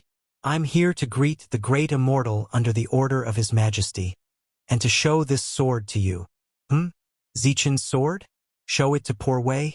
Zenuanzi did not take the Zichen sword immediately, and asked in disbelief. Yes, is that what His Majesty said? Feng Kangmang said affirmatively, handing the Zichen sword forward. Let poor Wei see the Zichen sword. I wonder what the human emperor is up to. Puzzled, Zenuanzi took the Zichen sword from Feng Kangmang's hand and looked at it carefully, trying to figure out what the human emperor was up to. But at this glance, Zenuanzi could not help but narrow his eyes, and his face became serious. because at the moment when the purple imperial sword was in his hand, Zenyuanzi actually saw the scene of Ancestor Kunping being killed by his sword from the purple imperial sword. But how could this be possible? He was clear about his own strength, and he was not clear about Ancestor Kunping's strength, but he knew that Ancestor Kunping was not much weaker than him or even a little stronger. But no matter which possibility it was, it showed that he, Zenyuanzi, might have the strength to defeat Ancestor Kunping, but there was no possibility of killing him. But why did Zichen's sword show the scene of him killing Ancestor Kunping? With Zenyuanzi's strength, he could naturally distinguish between the real and the illusory. Therefore, he was very sure that the scene on Zichen's sword was not an illusion, but a scene from the future. That was to say, in the future, Zenyuanzi killed Ancestor Kunping with a sword. But this was impossible. For a moment, Zenyuanzi's Taoist heart was in a mess, completely disturbed by the scene that suddenly appeared on Zichen's sword. After a long while, Zenyuanzi came back to his senses and realized where the problem was. With his current strength, there was absolutely no possibility of killing Ancestor Kunping. The problem was with the sword, and that sword was Zichen's sword. This meant that he, who originally did not have the ability to kill Ancestor Kunping, had the strength to kill Ancestor Kunping after picking up Zichen's sword. With this thought in mind, Zenyuanzi looked at Zichen's sword again. However, at this moment, he looked more carefully, almost pouring all his mind into it. Boom! Through the layers of fog. In that trance, Zenyuanzi seemed to see a transparent thread extending from Zichen's sword and falling on Ancestor Kunping's body. This was the karma thread. It was this thread that gave Zichen's sword the ability to kill Ancestor Kunping. That was to say, any powerful person, as long as he held Zichen's sword, had the ability to kill Ancestor Kunping. This was given to Zichen's sword by Feng Zichen. Before Zichen's sword was taken out, Feng Zichen engraved his power of the Great Way on Zichen's sword, so that it had the ability to kill Ancestor Kunping. That was not the karma of the Way of Heaven, but the karma of the Great Way. Ancestor Kunping had nowhere to hide, so he could only fulfill his oath. Of course, did you think that was the end? That was not impossible. If the karma of the Great Way could be erased so easily, then it did not deserve to be called the karma of the Great Way. The death of Ancestor Kunping was not the end of everything, but the beginning of his suffering. The karma of the Great Way would always entangle him. Even if he returned from his sleep, it would still be attached to him. This meant that unless Ancestor Kunping chose to abide by the agreement between himself and Feng Zichen, his life and death would always be in the hands of Feng Zichen. As long as he wanted, he could end Ancestor Kunping's life at any time like now. Signing a contract with Feng Zichen was the beginning of the misfortune of Ancestor Kunping's life. He had already been tied to Feng Zichen's ship, but he still did not know it. Holding Zichen's sword, Zenyuanzi understood Feng Zichen's plan at the first time. He wanted to kill Ancestor Kunping with his own hands and take this opportunity to tie him to the human race. This was an open conspiracy without any concealment. Everything was clearly placed in front of Zenyuanzi for him to choose. But could he refuse? Even if he knew that Feng Zichen had bad intentions, Zenyuanzi could not refuse. As Feng Zichen had guessed before, this might be the only chance for Zenyuanzi to kill Ancestor Kunping. In order to take revenge, he had no choice. Putting away Zichen's sword, Zenyuanzi turned to Feng Kangmang and said, "Poor Wei has understood the meaning of your emperor. Go back and tell him that Poor Wei has agreed." After that, Zenyuanzi waved his hand and called Qing Feng and Mingyu. He ordered, "Go to the back garden and get 10 fruits. Give one of them to fellow Taoist Kangmang to quench his thirst. Let him take the remaining 9 and give them to the emperor as a thank you gift from Poor Wei." After that, Zenyuanzi directly left with his hands behind his back. The whole process was done in one breath, leaving no chance for Feng Kangmang to reply. "Fellow Taoists on Mount Kunlun, Poor Wei did not want to be your enemy, but you forced Poor Wei. Since you have chosen to cooperate with Kunping, you are destined to be the enemy of Poor Wei. Forget about the 3 pure ones, but the 2 Taoists in the West can also cooperate with Kunping so calmly. This is really infuriating. Do they really not care about fellow Taoist Hongyun at all? After all, Fellow Taoist Hong Yun was killed by that bastard Kuan Peng. Not only did they not want to take revenge for fellow Taoist Hong Yun, but now they are even talking and laughing with the murderer who killed her. They are really worse than beasts. In the depths of Wu Zhuang Taoist Temple, where Zenyuanzi had set up clothes for ancestor Hong Yun, came Zenyuanzi's angry scolding. After knowing that the sage had cooperated with ancestor Kuanping, he was really angry. He kept cursing Jane and Juinti. At this moment, he had completely given up on the two of them and no longer had any hope. It was impossible to count on the two of them to resurrect fellow Taoist Hong Yun in this life. Even until today, there was still no sign of ancestor Hong Yun's return. This could be related to them and they were secretly obstructing him. Chapter 746.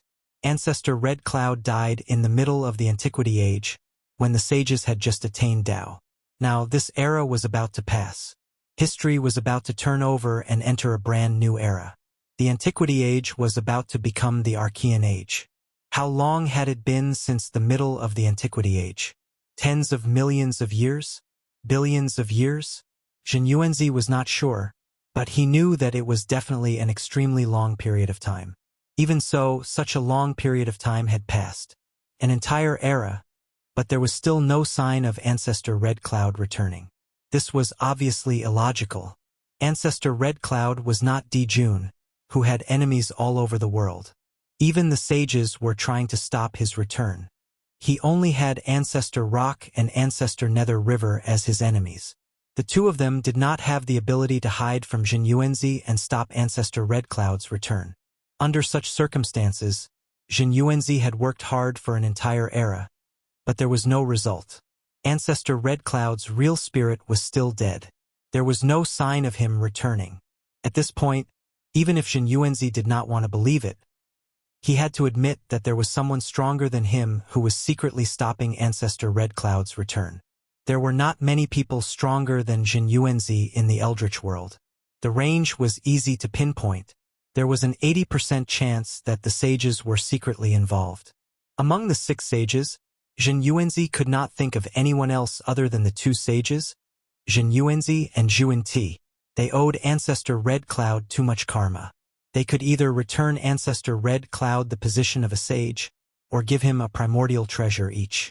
This was the only way to end the karma between them. There was no other way. However, even if the 2 sages of the West were willing to pay such a price to repay Ancestor Red Cloud, they could not afford it. In order to get rid of this karma, the best way was to prevent Ancestor Red Cloud from ever returning. As long as Ancestor Red Cloud no longer existed, the karma would naturally cease to exist. Therefore, no matter how hard Zhen Yuanzi tried, he could not revive Ancestor Red Cloud. The 2 sages of the West would not allow it. A long time ago, Zhen Yuanzi thought of this possibility. However, he did not want to believe it or confirm it, because once he confirmed his guess, it would mean that Ancestor Red Cloud had no hope of returning. For the hope in his heart, Zhen Yuanzi chose to deceive himself, unwilling to accept the cruel truth. As time passed, the resurrection of Ancestor Hong Yun became a knot in his heart. It had even dragged down his cultivation, causing his cultivation progress to be somewhat slow in recent years. Of course, if this knot could be untied, it meant that Zhen Yuanzi was not far from breaking through the realm of Dalio Jingxian. However, with Zhen Yuanzi's power, it would be impossible for him to revive Ancestor Hong Yun under the combined suppression of the 2 from the West. However, the appearance of Feng Zichen gave Zhen Yuanzi a chance to turn things around. First of all, Feng Zichen used Zichen's sword to tell Zhen Yuanzi that he had the ability to help him kill Ancestor Kuanping and avenge Ancestor Hong Yun. Secondly, Feng Zichen's arrival made Zhen Yuanzi see another possibility. The other possibility of reviving Ancestor Hong Yun. Yes, it was true that he could not deal with the 2 Western saints alone, but he could also find help. Feng Zichen. This was Zhen Yuanzi's best choice. After all, he was one of the few experts in the untainted land who could stand shoulder to shoulder with the sages. At the same time, like Zhen Yuanzi, he had a blood feud with the 2 Western saints. Moreover, Feng Zichen's power was not weaker than the 2 Western saints. This was not Zhen Yuanzi's guess, but Feng Zichen's real battle record. After all, he had fought against 3 sages by himself. If he could get the help of Feng Zichen, then the matter of Ancestor Hongyun's return would be settled. That was why Zhen Yuanzi chose to accept Zichen's sword. Otherwise, did he really think that Zhen Yuanzi would sell himself to the human tribe just because of Ancestor Kunping's life? This was obviously impossible. In Zhen Yuanzi's heart, killing Ancestor Kunping was not worth mentioning compared to reviving Ancestor Hongyun. Killing Ancestor Kunping was of no use except to vent his anger. Zhen Yuanzi was one of the few great mediums in the untainted land. He could not sell himself to the human tribe just to vent his anger. There must be a deeper reason. He wanted to borrow Feng Zichen's hand to revive Ancestor Hongyun. He had already sold himself to the human tribe. Feng Zichen could not help him. Even if he did not want to help, he had to. Otherwise, who would dare to rely on the human tribe in the future? This time, Zhen Yuanzi and Feng Zichen were using each other. However, overall, Feng Zichen had profited. After all, reviving Ancestor Hongyun was part of his plan to deal with the 2 saints Zhuanti. Taking advantage of this opportunity, Zhen Yuanzi, a future Zenith Heaven Golden Immortal of the origin, was Feng Zichen's gain no matter how he looked at it. When Ancestor Hongyun was revived in the future and Zhen Yuanzi became the primordial Chaos Daliao Jingxian, the human tribe would have 2 more supreme beings. After that, if the 3 sovereigns also attained Dao, the scene would be TSK, it would be spectacular. By then, the human tribe would have the capital to fight against the saints. They would be able to say no to the arrangements of the saints. This was what Feng Zichen was looking forward to. He firmly believed that the day would come soon. Zhuanti. When Ancestor Hongyun returns, Poor Wei and Zhuanti will definitely settle the karma of all these years with you 2 brothers. After worshipping Ancestor Hongyun again, Zhen Yuanzi said with murderous intent. At this moment, with the change of his thoughts, the hatred in his heart for Zhuanti and Zhuanti could no longer be suppressed. Almost all of it surged out in an instant and surged in his heart. It was difficult to calm down, and it was difficult to calm down. Only the blood of the 2 could wash it away. Fortunately, the sage had lost the ability to deduce the divine mystery. Otherwise, Zhen Yuanzi's current actions would have been sensed by the 2 sages, Zhenin and Zhuanti, and unknown troubles would have arisen. After a long time, Zhen Yuanzi suppressed the murderous intent in his heart. Then, he carried Zichen's sword and went to the quiet room to cultivate in seclusion. This was the prelude to killing. In Zhen Yuanzi's current state, it was not good to directly find trouble with Ancestor Kunping. Therefore, he had to go to the quiet room to meditate for a while to adjust his state of mind. In addition, revenge was a very sacred thing. He needed to make all the preparations and kill Ancestor Kunping at the best time. For example, on the day Ancestor Red Cloud fell. Killing Ancestor Kunping on this day was the final sacrifice to Ancestor Hongyun. Your Majesty, Zichen's sword has been accepted by the Great Immortal. In addition, the Great Immortal asked me to tell Your Majesty that he has understood your intention and he agrees. In the Human Emperor Palace, Feng Kangmang, who had returned from Longevity Mountain, reported to Feng Zichen. At the same time, he did not forget to offer the 9 ginseng fruits. Oh yes, Your Majesty. These 9 ginseng fruits are a gift from the Great Immortal. Feng Kangmang took out the ginseng fruits that Qing Feng and Ming Yu had given him. Yes, you did well. You can keep the ginseng fruits. Or you can give them to whoever you like, or you can keep them for yourself. Anyway, just treat them as your reward for this task. Feng Zichen nodded and praised. As for the ginseng fruits, they were useless to him. He might as well give them to Feng Kangmang. Yes. After accepting the ginseng fruits, Feng Kangmang got up and left. Ancestor Kunping, let's see if you can die this time. Feng Zichen turned his head to look at the North Sea and sneered. At least 100 years, or at most 1,000 years, Ancestor Kunping would definitely die. Time passed quickly. In the blink of an eye, 130 years had passed. And this day, according to the time in the Heaven Realm, was the death anniversary of Ancestor Hongyun. Boom! On Longevity Mountain, a violent wave suddenly rose. shaking the entire untainted land.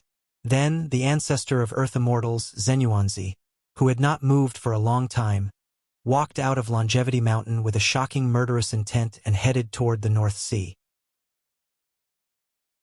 Kunping, it's time for you to pay with your life for fellow Taoist Hongyun. His cold voice reverberated between heaven and earth, waking up countless great divine ability users from their stupor. That's Brother Zenuanzi's voice. What is he doing? Is he going to attack Ancestor Kunping at this moment? After waking up from their seclusion, everyone looked in the direction of Longevity Mountain in shock and doubt. A battle of life and death between great mediums was not a small matter. Moreover, it was at this crucial moment. Ancestor Kunping had just received the support of the sage and was preparing to fight with the human emperor to seize the position of the Emperor of Earth. Now that he was full of himself, it was unwise for Zenuanzi to choose to fight with him at this moment. In addition, during the cultivation tribulation, although it was the best time to take revenge, it was the first time that such a vendetta between great mediums had happened. It was beyond the scope, it was really beyond the scope. It was already a big deal that Dalio Jingxian was involved in the cultivation tribulation. But there were actually top great mediums in the world who took the initiative to enter the cultivation tribulation. What was he doing? Did he think that the situation was not chaotic enough and the power of the cultivation tribulation was not strong enough? Did he want to add fuel to the fire? At this moment, the most anxious ones should be the 5 sages on Kunlun Mountain. Zenuanzi suddenly attacked Ancestor Kunping, which really caught them off guard. Why did Jin Yuanzi suddenly want to make a move against old Ancestor Kunping without any rhyme or reason? He had endured for countless years. Why couldn't he bear it at this moment? Without the ability to deduce the mysteries of heaven, even the sages could not know everything. Therefore, they did not know that Feng Zichen had sent Feng Kangmang to Longevity Mountain. Damn it, we can't let fellow Taoist Zenuanzi attack Kunping. Otherwise, whether we win or lose this battle, it will affect our plan. Saint Juanti said with a gloomy face. As long as Zenuanzi attacked Kunping, Kunping would not be able to show up in a short time. How could a battle between great mediums of the same level be decided without hundreds or thousands of years? It would be even more difficult to determine life and death. Unless they had overwhelming strength, they could only rely on time to slowly wear them down. But at this critical moment when the demon clan was attacking the human clan, how could Ancestor Kunping not show up for a long time? It would not take many years. As long as Ancestor Kunping did not show up for 1,000 years, the morale of the North Sea Demon Clan would be completely destroyed. It would not be a matter of time before they were defeated by the human clan. Therefore, Zenuanzi could not fight Ancestor Kunping, at least not now. Zenuanzi was very popular in the untainted land. Therefore, seeing that he was stupid at this time and wanted to attack Kunping to destroy the saint's plan, everyone showed up to persuade him. Fellow Taoist Zenuanzi, please think twice. It's unwise to fight Kunping now. That's right. Now that the general trend is with him, you'd better avoid him. In everyone's opinion, if Zenuanzi went to kill Ancestor Kunping now, there was no other possibility other than asking for humiliation. Not to mention whether the saint would help, the hundreds of demon gods of the North Sea Demon Clan would join forces and attack Zenuanzi together with Kunping. It would be enough for him to suffer. Everyone was worried that Zenuanzi would fail to take revenge and lose face, so they persuaded him to go back. Could be seen that Zenuanzi was very popular. If it were others, how could they persuade him? It was good enough that they did not laugh at him. Poor Wei appreciates your kindness, fellow Taoists, but to avenge fellow Taoist Hongyun has become my obsession. If I can't do it, I'm afraid that poor Wei won't be able to go any further. Therefore, fellow Taoists, please return. I have no room to turn back. Now, this is the only chance for poor Wei. If I miss it, I'm afraid there won't be a second chance. Zenuanzi shook his head and said, how could he, who had made up his mind, be swayed by a few words from outsiders? Today he had to kill Kunping. Alas, seeing the firmness in Zenuanzi's eyes, everyone knew that he had made up his mind. Therefore, they did not persuade him but followed him silently. They thought that with them following fellow Taoist Zenuanzi, Even if Kuanping won, he would not dare to go too far. Anyway, with them here, fellow Taoist Zhen Yuanzi's life would be saved anyway. At most, he would lose some face, which should not be a big deal. Seeing the crowd following him silently, Zhen Yuanzi could not help but be moved. What was the spirit of brotherhood? This was it. It had to be said that Zhen Yuanzi knew how to conduct himself. They were all famous good people in the untainted land. When Ancestor Hongyun was in danger, they chose to stand by and watch. When Zhen Yuanzi was in danger, they showed up one after another and stood by him silently. This was the difference in conduct. If Ancestor Red Cloud was half as capable as Zhen Yuanzi, then he would not have fallen into such a state. Seeing that the crowd did not persuade Zhen Yuanzi but followed him to the North Sea, the saint had no choice but to persuade him to go back. Fellow Taoist Zhen Yuanzi, please wait. Before he arrived, Saint Juanti's voice came from afar. However, Zhen Yuanzi turned a deaf ear to his voice, as if he did not hear him at all, and continued to walk forward. Seeing that Zhen Yuanzi ignored him, Taoist Juanti felt embarrassed and appeared in front of him in a flash.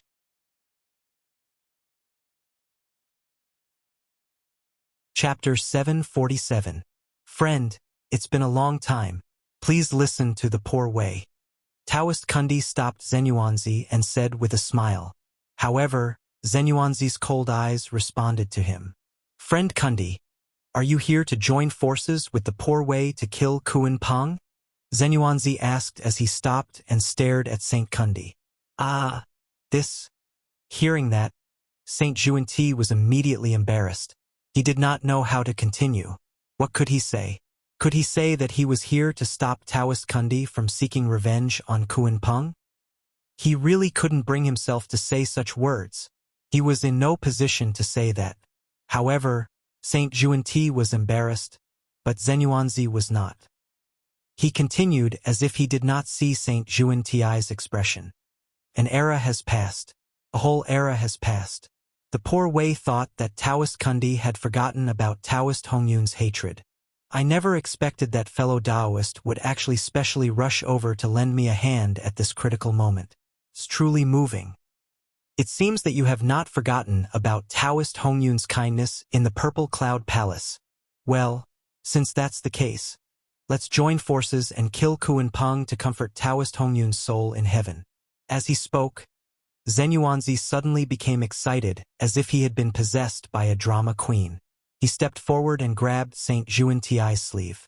Regardless of his pale face, he wanted to drag him to the North Sea. This. Next to Zhen Yuanzi, the great divinities who followed him all had strange expressions on their faces when they saw this scene. Brother Zhen Yuanzi said that on purpose. Didn't he? He must be mocking Saint Kundi on purpose. Mocking him for being ungrateful and biting the hand that fed him. After Zhen Yuanzi finished speaking, Saint Kundi's face turned pale.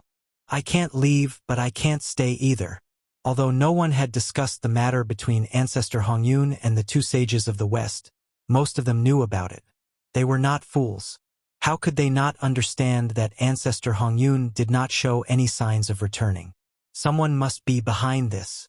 Other than the two saints of the West, there was no one else who was behind this. Therefore, when everyone saw that Zhen Yuanzi was mocking Saint Juanti, they were all watching a good show to observe Saint Juanti's reaction. That expression was truly marvelous. At this moment, Saint Juanti felt extremely embarrassed. Ever since he was born, he had never been so embarrassed. Even with his thick skin, he wished he could just cover his face and leave. Unfortunately, he could not leave, because his sleeve was being pulled tightly by Zhen Yuanzi. He didn't know if Zhen Yuanzi did it on purpose. He pulled Zhen Yuanzi's sleeves so tightly that Saint Juanti couldn't even pull them away. Of course, if he insisted on it, he could still do so. However, wouldn't that be even more awkward for Saint Juanti? Saint Juanti forced himself to calm down and said, Fellow Taoist Zhen Yuanzi, calm down first and listen to poor Wei. But Zhen Yuanzi had finally gained the upper hand. How could he give him a chance to speak? Calm down for what? Today happens to be the death anniversary of fellow Taoist Hongyun. The two of us, together with Saint Jiayin, can join forces to kill Kuan Peng today. It can be considered as completing the friendship between us and fellow Taoist Hong Yun. Zenyuanzi approached Saint Juanti and said excitedly, "This." Saint Juanti didn't know what to say after being blocked by Zenyuanzi's words. However, at this time, Zenyuanzi still didn't intend to let him go. Zenyuanzi's expression changed, and he said in an extremely shocked tone, "Fellow Taoist Juanti, you. Don't tell me you don't know that today is the death anniversary of fellow Taoist Hong Yun." As he spoke, a look of disbelief appeared on Zenyuanzi's face at the right time. That expression was as if Saint Juanti had done something extremely evil. This is not the case. How could poor Wei not know the death anniversary of fellow Taoist Hong Yun? Every 10,000 years, poor Wei and senior brother will pay respects to fellow Taoist Hong Yun on this day. Saint Juanti's expression changed, and he said hurriedly. At this time, even if he had really forgotten, he couldn't say that he had forgotten. Otherwise, the two of them would be too ashamed to face anyone in the untainted land. To some extent, if they really admitted that they had forgotten the death anniversary of ancestor Hong Yun, the price would be more terrifying than exposing their identities as the descendants of the Chaos Demon God. It would be a complete social death. No matter who it was in the untainted land, they wouldn't bother to be associated with them. Even communicating with them would be regarded as a disgrace. After all, ancestor Hong Yun had helped the two of them attain the Tao. Back then, when he died, it was fine that they didn't save him. Now, after his fall, you have even forgotten the anniversary of his death. What did this mean? It meant that the two of them had never taken ancestor Hong Yun seriously. Oh my God! Even ancestor Hong Yun, who had helped them attain the Tao, was not worthy of their attention. Who else was worthy of their attention? How could they not be disgusted when they were so heartless? Oh, so you still remember. Zenyuanzi pretended that he had misunderstood Zenyuanzi, but in his heart, he was laughing coldly. Paying respects to ancestor Hong Yun every 10,000 years? That was ridiculous. They didn't even blink when they lied. If the two saints of Kundi had really done as they had said, ancestor Red Cloud would have returned from his deep slumber long ago. The sacrifice of a saint was no joke. The power it produced could be compared to Zenyuanzi's hundreds or thousands of times. After all, the saints represented the heavenly way. If they took the initiative to pay respects to a person, it would be difficult for that person not to return. It could be seen that Saint Juanti was lying. They had never paid respects to ancestor Hong Yun. In Zenyuanzi's opinion, it was true that the two saints of the West remembered the death anniversary of ancestor Hong Yun, and it was also true that they would pay respects to ancestor Hong Yun every 10,000 years. However, their purpose was definitely not to pay respects to ancestor Hong Yun, but to use their magical powers on that day to cut off the possibility of ancestor Hong Yun's return. The poison in their hearts was really chilling. At the side, the crowd watched Zenyuanzi use his words to make fun of Saint Juanti, and they were amazed. This kind of battle of words was even more satisfying than watching a real battle.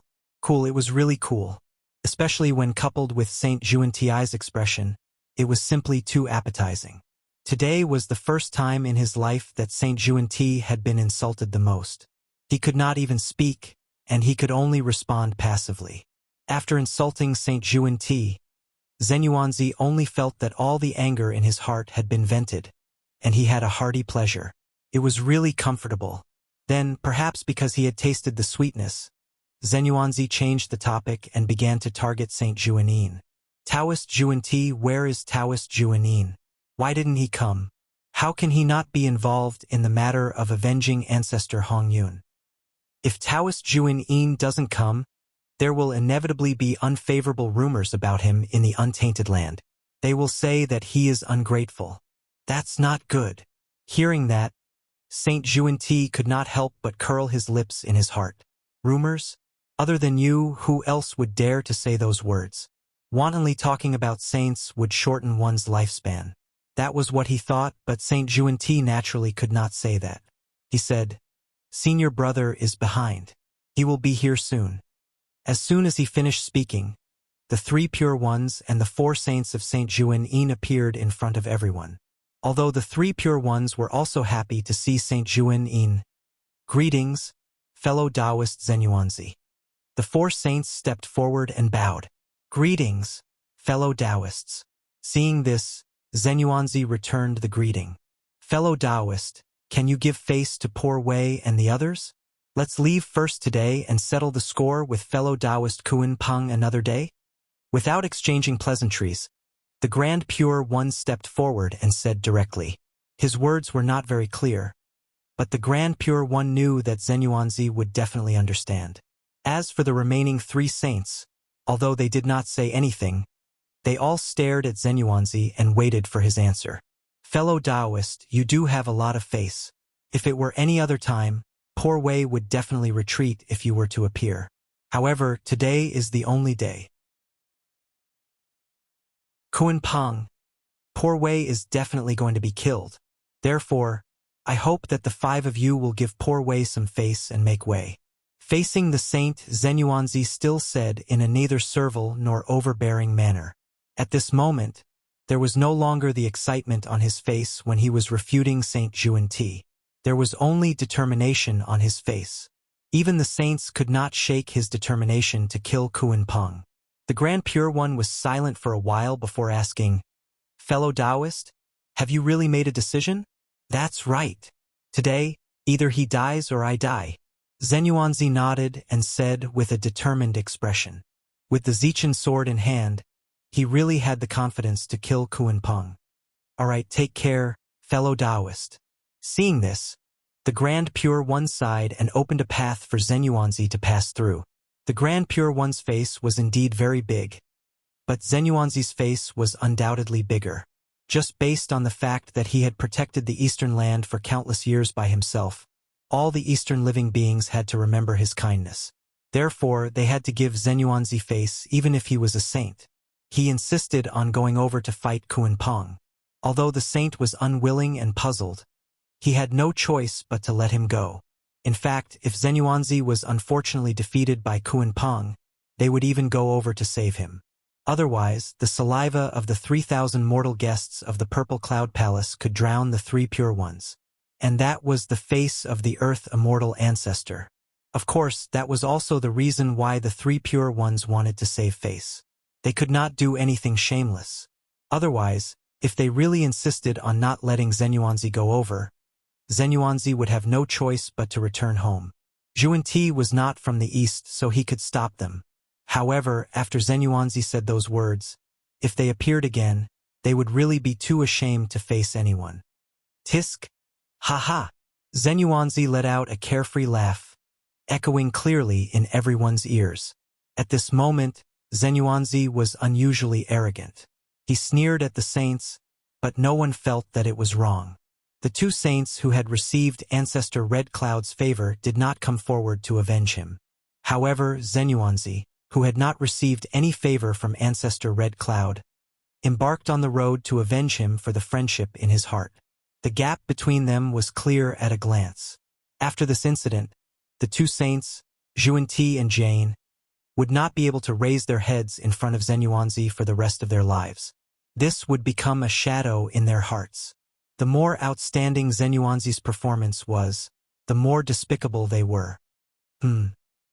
After Zenuanzi left, the two saints of the West's faces were so gloomy that it could drip water.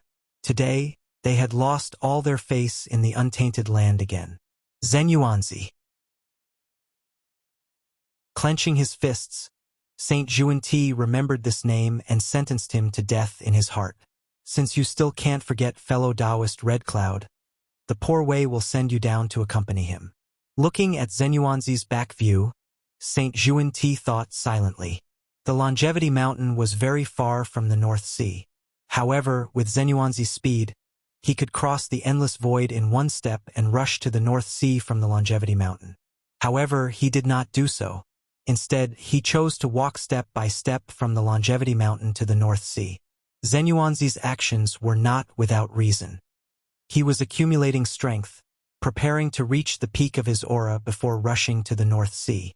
It was good that he could kill Ancestor Kuan Peng in one strike during the battle, not giving anyone a chance to save him. In fact, it was said that he was walking to the North Sea step by step. However, how could a great medium be the same as an ordinary person when he took a step? Zhen Yuanzi took a step and crossed the distance of thousands of rivers and mountains. In just 9 steps, he rushed from the Longevity Mountain to the North Sea. At the same time, the aura on his body had accumulated to the limit. Little Kuan Peng, come out and die.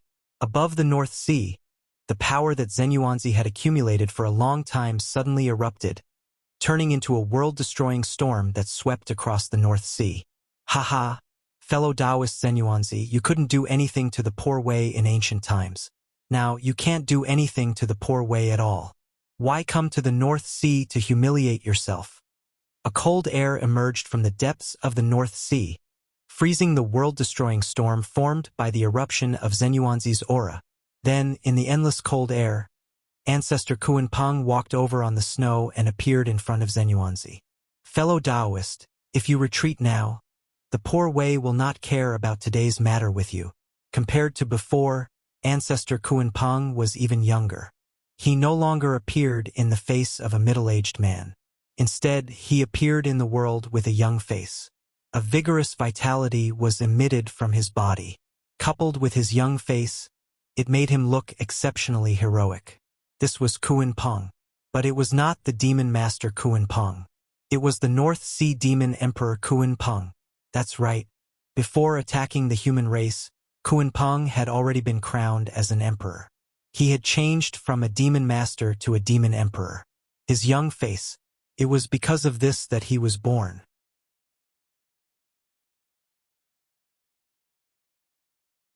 Chapter 748. When his mentality became younger, his body naturally became younger as well. At the same time, this also showed his ambition. Being young and full of vigor, it was the time for him to work hard. Restoring his youthful face showed his determination to dominate the world. He wanted to create another career. Looking at the high-spirited ancestor Kuan Peng, Zhen Yuanzi calmed down instead of being excited. Go back. I'm afraid I can't do as you wish. Fellow Hongyun's revenge has been going on for many years since ancient times. Today it's time to end it. Shaking his head, Zhen Yuanzi said calmly. At this moment, Zhen Yuanzi was really calm, so calm that he himself felt very surprised. He originally thought that he should be excited when he came to seek revenge on Patriarch Kuan Peng this time. The pleasure of being able to take revenge would bring him heartfelt joy. But when he really came here, Zhen Yuanzi's heart was not as turbulent as he thought before. Instead, it was full of calmness. Zhen Yuanzi felt that his state was not right, but he could not tell whether it was good or bad. Because in this calm state, although he had lost all kinds of emotions, he was closer to the Tao. Fellow Taoist, please go on your way. In this strange state, Zhen Yuanzi tidied his clothes and slightly cupped his hands to Ancestor Kuan Peng as a final farewell. Then he slowly drew out the Zichen sword. The Zichen sword of the human emperor.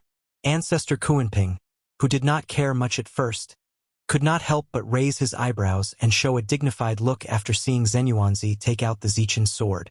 Somehow, after seeing the Zichen sword, Ancestor Kuan Peng suddenly had a bad premonition in his heart. But how could this be? Although the Zichen sword was strong, it was only an ultimate primordial spirit treasure, not a primordial treasure. How could it make him feel a sense of crisis? Although he was confused, Ancestor Kuan Peng did not dare to be careless. He quietly summoned the Demon Master Palace to protect himself. Zichen's sword. In the dark, the sage who followed Zhen Yuanzi quietly understood why he wanted to take revenge on Ancestor Kuan Peng at this time, when he saw Zhen Yuanzi take out the Zichen sword. This was all part of the Gaochen scheme. For a moment, the saint subconsciously looked in the direction of the human ancestral land. In the human emperor palace, Feng Zichen seemed to have sensed something. He suddenly raised his head and smiled in the direction of the 5 saints.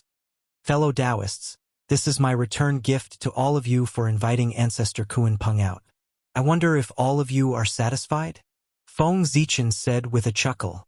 That's right. It's the human sovereign's Zichen sword.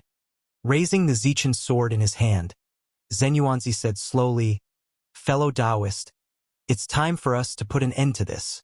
With that, Zhen Yuanzi slashed out with his sword. There was no flash of sword light, no strange phenomenon, no fluctuation of the great Tao, and no trace of power. Zenyuanzi's slash was like a mortal wielding a sword, without the slightest ripple. After slashing out with his sword, Zenyuanzi did not have the slightest reluctance and directly turned to leave. Fellow Taoist Kuanping, the karma between you and poor Wei is now over. Although he was far away, Zenyuanzi's voice floated over from afar. What happened? What's going on? What was the purpose of Brother Zenyuanzi's slash? Seeing Zenyuanzi turn around and leave after slashing out with his sword, everyone's eyes were full of confusion. Wasn't Zenyuanzi here to take revenge on ancestor Kuanping?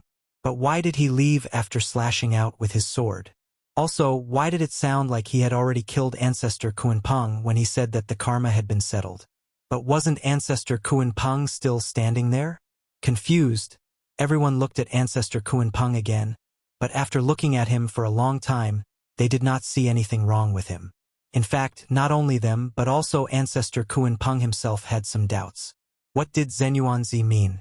Why did he leave just like that? Also, what was the meaning of his action of slashing out with his sword? At the same time, ancestor Kuanping did not forget to check his body to see if there were any hidden dangers. But after checking for a long time, he did not see any problems. Zenyuanzi, you? Driven by curiosity, ancestor Kuanping wanted to catch up with Zenyuanzi and ask him the reason. However, just as he took a step forward, he stopped. Just now, he suddenly felt his heartstrings tremble violently. Then, he saw a bright sword light flash in front of his eyes, and then he did not know anything. Because he was already dead. The supreme master of a generation, the North Sea Demon Emperor who had dominated the untainted land for many years, the demon master of the demon clan, and ancestor Kuanping, had died so muddle-headedly. And until his death, he did not figure out how he died. Zenyuanzi only waved his sword gently. How could he kill him? Doubts and puzzlement filled ancestor Kuanping's heart. But his doubts and puzzlement were destined to be unanswered, and no one could answer them, because he had already died. With the greatest doubts and puzzlement, he died silently. Fellow Taoist Kuanping, what's wrong with you? Are you feeling unwell? Beside him, everyone saw that ancestor Kuanping was suddenly stunned and could not help but ask curiously. However, in the face of their questions, ancestor Kuanping was destined to be unable to answer. Fellow Taoist Kuanping? Fellow Taoist Kuanping? Seeing that ancestor Kuanping did not respond, Tong Tian realized that something was wrong and quickly went forward to shout.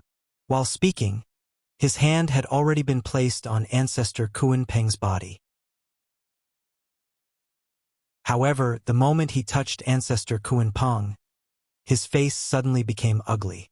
The Kuanping patriarch had died, and he had died quietly in front of them. In addition, before the incident, no one noticed anything unusual.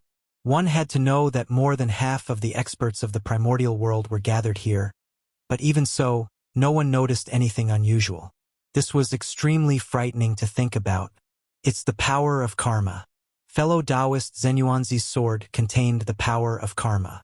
That's why he could kill fellow Taoist Kuanping silently and directly destroy his true spirit. On the other side, the Grand Pure One hesitated for a long time before explaining the reason for ancestor Kuanping's death. However, although he said so, in his heart, there was still a trace of doubt. The power that killed ancestor Kuanping was indeed the power of karma. However, the power of karma was too strong. Not only did it easily kill an expert like ancestor Kuanping, but it also hid from their perception. Compared to the path of karma that the Grand Pure One was familiar with, it was really much stronger. If the power of karma was really so strong, there would not be so many conflicts in the world. The people of the world were afraid and naturally would not easily form karma with others. Naturally, there would be fewer conflicts. There was something wrong with the power of karma. Although he was suspicious, the Grand Pure One did not say it out loud. The power of karma? When everyone heard that, they released their spiritual senses and checked carefully. In the end, just as the Grand Pure One had said, they felt a slight karma fluctuation on ancestor Kuanping's body. Hiss. How strong is the power of karma to be able to kill fellow Taoist Kuan Peng? After understanding the truth, everyone exclaimed. It was not that they did not know about the power of karma, but it was the first time they had seen such a strong power of karma. It was simply beyond their imagination. Since this method could kill ancestor Kuan Peng, it could also kill them. Thinking of this, everyone could not help but fear Feng Zichen. They were all smart people. Naturally, everyone could see that the key to Zenyuanzi killing ancestor Kuan Peng was Zichen's sword. Without Zichen's sword, Zenyuanzi would definitely not be able to kill ancestor Kuan Peng with his strength. Human Emperor, what a good method! As they thought about it, everyone secretly decided in their hearts that unless they had no other choice, they would never form karma with the Human Emperor. The example of ancestor Kuan Peng was right in front of them. They did not know what kind of karma ancestor Kuan Peng had with the Human Emperor that he could use the power of karma to kill him. It was really terrifying. In the void, Feng Zichen walked in front of Zenyuanzi and asked with a smile, "Fellow Taoist, how does it feel to have your revenge?" After returning Zichen's sword to Feng Zichen, Zenyuanzi sighed and said, "Alas, the poor Wei is too persistent. After killing ancestor Kuan Peng, he did not obtain the slightest pleasure. He only felt relieved. He had really been a little persistent these years. He should focus on reviving fellow Taoist Hong Yun. Why was he obsessed with the hatred between him and Kuan Peng? As for fellow Taoist Hong Yun's revenge, Zenyuanzi only needed to revive her and let her take revenge herself. When it came to taking revenge, it was obviously more satisfying to do it himself than to have someone else do it for him. Zenyuanzi had only figured this out after killing Kuan Peng. If he had figured it out earlier, he would not have been so tired these years. Ancestor Kuan Peng is dead, and only sect Master Mingi is left. Fellow Taoist, do you want to find trouble with him? If that's what you're thinking, then I don't mind lending you a hand. After putting away Zichen's sword, Feng Zichen said slowly, Ancestor Kuan Peng was not the only one who killed Ancestor Kuan Peng. There was also Ancestor Mingi. It was the two of them who joined forces to kill Ancestor Kuan Peng. Otherwise, Ancestor Kuan Peng would have run away if he could not defeat them. No, the poor Wei has already accepted it. The life and death of sect Master Mingi will be decided after fellow Taoist Hong Yun returns in the future. Shaking his head, Zenyuanzi replied, "Since coming to the North Sea, the knot in his heart had been untied, and his realm had also increased. The way he looked at things was obviously different from before. He had already touched the level of Tao, and looked at problems from the perspective of Tao. He was not far from the level of primordial chaos Dalio Jingxian. When Ancestor Kuan Peng returned, he would completely untie the knot in his heart, and then he would be able to take the crucial step and be free. Fellow Taoist, it's good that you have thought it through. As for fellow Taoist Hong Yun, when the time is right, I will help."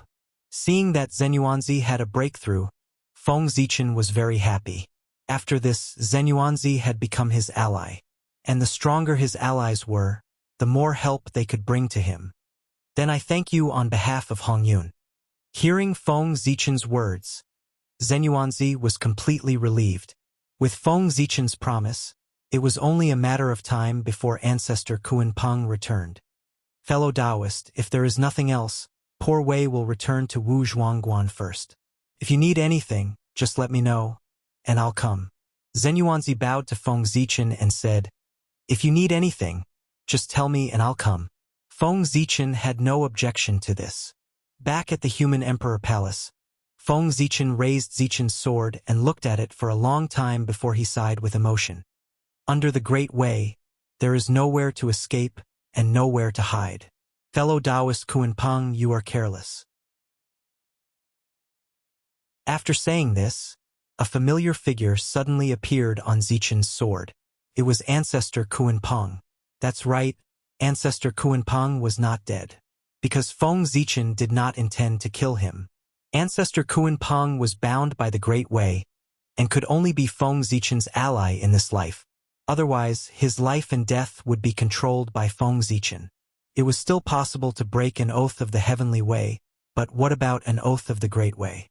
Forgive Feng Zichen for his ignorance, but he had never heard of anyone who could break an oath of the heavenly way.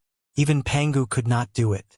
In this case, this kind of ally who was destined to not betray was stronger than any other relationship. How could Feng Zichen bear to kill him? Therefore, Zenyuanzi's sword did not destroy his real spirit, but captured it. The owner of Zichen's sword was Feng Zichen. Even if it was held by Zenyuanzi, it still obeyed Feng Zichen's orders. Therefore, when Zenyuanzi waved his sword, Feng Zichen forcibly captured ancestor Kuan-Peng's real spirit with the power of an oath of the Great Way, and created the illusion that his real spirit was broken. Yes, this time, poor Wei was really careless. I didn't expect you to have the ability to communicate with the Great Way and make an oath of the Great Way with poor Wei. Poor Wei is really convinced by this method. On Zichen's sword, ancestor Kuan-Peng's real spirit said with a bitter smile. He really regretted it now. He should have thought of it earlier. When Feng Zichen gave him the runes of the Great Way furnace, he should have thought that Feng Zichen had a way to communicate with the Great Way. Otherwise, how did he get the runes of the Great Way? However, blinded by greed, ancestor Kuan-Peng completely ignored this point, so he ended up like this. Alas, it was really too late to say anything now. He was at the mercy of others, and now he could only be at the mercy of others.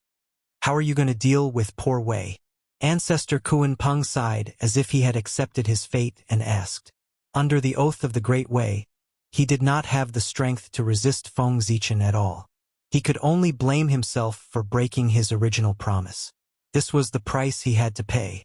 Of course, if ancestor Kuan-Peng chose to keep his promise, then his treatment would be different. He would be Feng Zi's guest of honor, instead of being a prisoner now. Could only be said that sometimes the choice was very important. The right choice. It would determine whether the future was brilliant.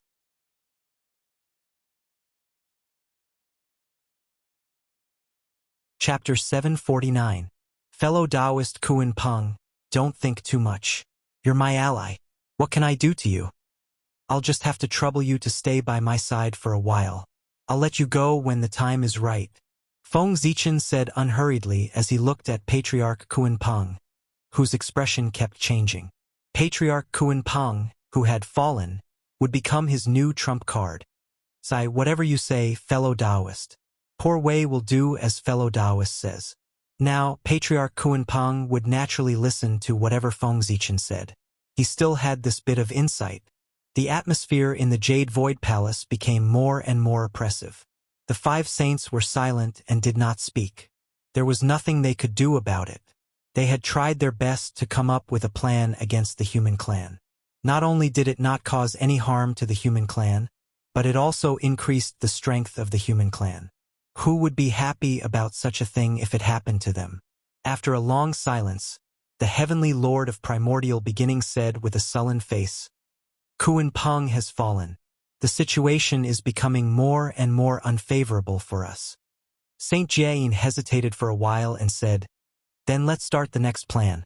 Let's take advantage of the fact that the North Sea Demon Clan is not in chaos and can cause some trouble for the human clan. Today, even the saints had some tricks up their sleeves. There were not many methods they could use to deal with the human clan. If the next plan still failed, then they only had one path left. A path that they were unwilling to choose, which was to revive the ancient demon god. Then let's begin. Saint Tai Ching opened his eyes and glanced at everyone. Seeing that they did not show any signs of rejection, he opened his mouth and made the final decision. As soon as he finished speaking, the bodies of the 5 saints shook together. A majestic and vast aura surged out of their bodies. In the blink of an eye, it swept through the sky, the earth, and every corner of the primordial world. In an instant, the laws of heaven and earth changed. It was as if there was a layer of fog, making it hazy. At the same time, the weather in the human clan's territory changed. At this moment, the sun seemed to be hotter, causing the temperature in the entire human clan's territory to inexplicably rise by a lot. The water level also dropped a little. The post-celestial qi that permeated the heavens and the earth was gradually tainted with a trace of decaying qi, giving people a feeling of decay and withering. Under the influence of this power, All the living beings in the human territory seemed to have lost their vitality and became listless. Even the low-level human cultivators were the same as the mortals. They had completely lost their energy and became somewhat dispirited. Feng Zichen naturally sensed the abnormality in the human tribe's territory at the first moment. Sage, what a vicious method! Releasing his divine sense, Feng Zichen carefully sensed for a while and found the reason for the change.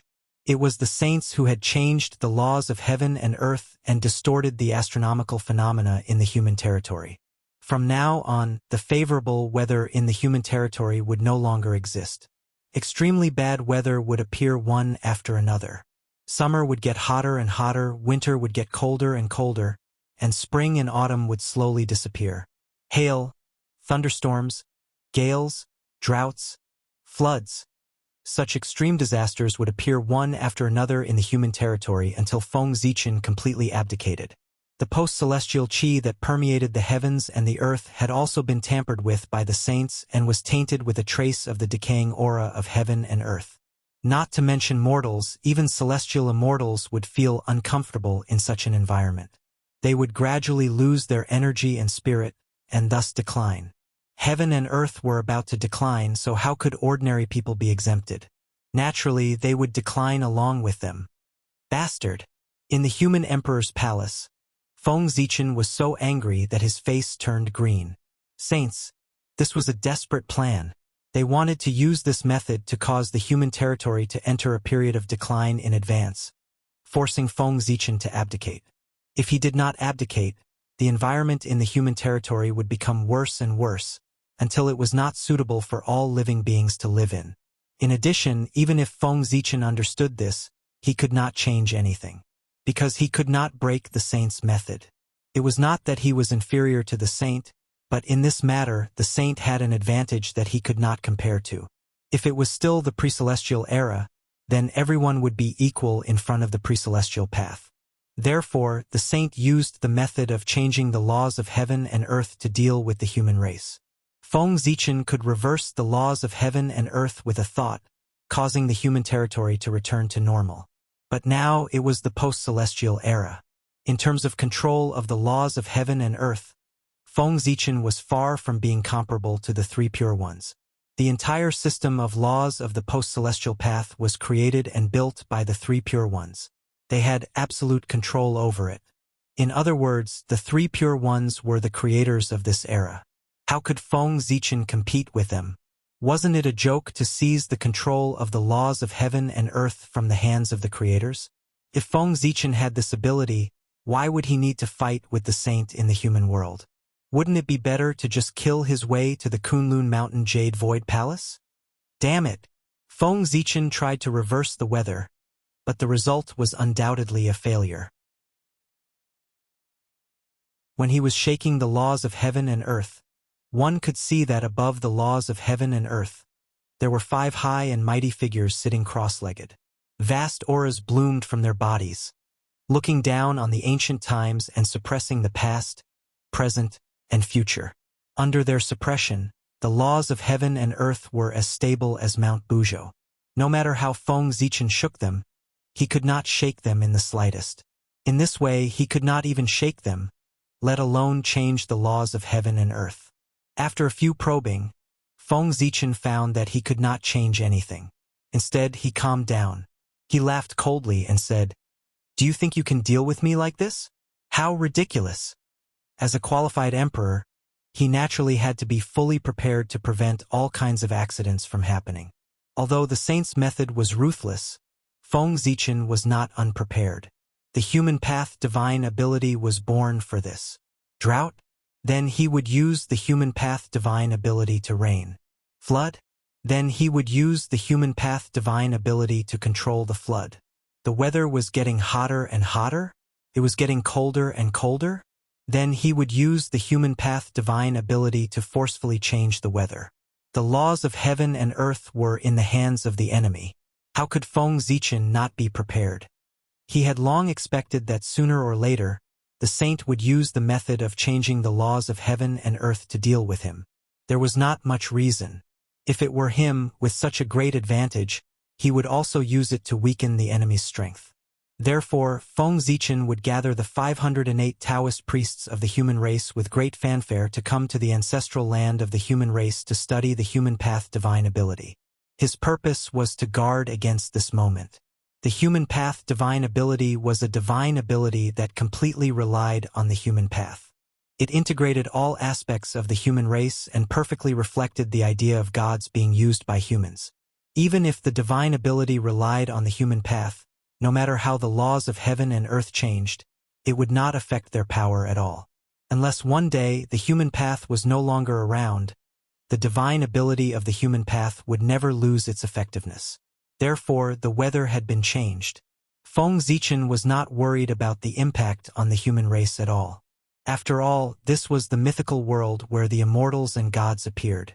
The changes in the weather could not be completely attributed to nature. They could also be changed by humans. Only by using humans to surpass the power of heaven and earth could the methods of cultivators be displayed. And it was also in line with the concept of humans conquering the heavens. No matter how bad the weather was, with the methods of cultivators, they could return it to normal.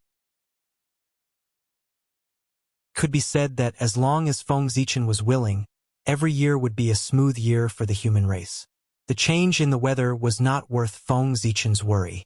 However, there was another point that made him somewhat troubled. That was the change in the acquired qi and the laws of heaven and earth. And this was also the method that the saint used to deal with Feng Zichen. The so-called change in the weather that made the living environment in the human territory worse was just a side effect. The real killing move of the saint was still the change in the acquired qi and the laws of heaven and earth. The supernatural power of humans could change the weather, but it could not change the acquired qi and the laws of heaven and earth. If the acquired qi was contaminated with the qi of heaven and earth, it would cause the environment in the human territory to become worse and worse until it completely lost its vitality. This point, even if the human race could change the weather, it would not be able to change it. This was because the qi of heaven and earth destroyed the origin of things. It destroyed everything from the root, causing all things to go to the end. Moreover, if the qi of heaven and earth was allowed to develop sooner or later, it would cause a large-scale catastrophe in the human territory, and the 5 decay of heaven and man would descend. Under the 5 decay of heaven and man, except for the Khanate Taoist priests, all living beings would decay and die. When that time came, there was no need for the saint to make a move. The human race would collapse on its own. This plan could be called a desperate plan. Could be said that it was not ruthless. Did you think that this was the last resort of the saint? No, the saint had something even more ruthless. They had sealed off the acquired path of the human race, causing the human cultivators to be unable to cultivate the acquired path. They could only turn around and cultivate the Khanate path. Moreover, from then on, the human race would be unable to use the divine ability that required the use of the acquired laws of heaven and earth. At first glance, there was nothing wrong with this matter. Since they could not use the acquired path, the human race could use the Khanate path. However, a long time ago, the Khanate path had been severely injured by the 3 Pure Ones and had to retreat to the origin of heaven and earth to recuperate. After the Khanate path retreated, it would be difficult for all living beings to sense it again.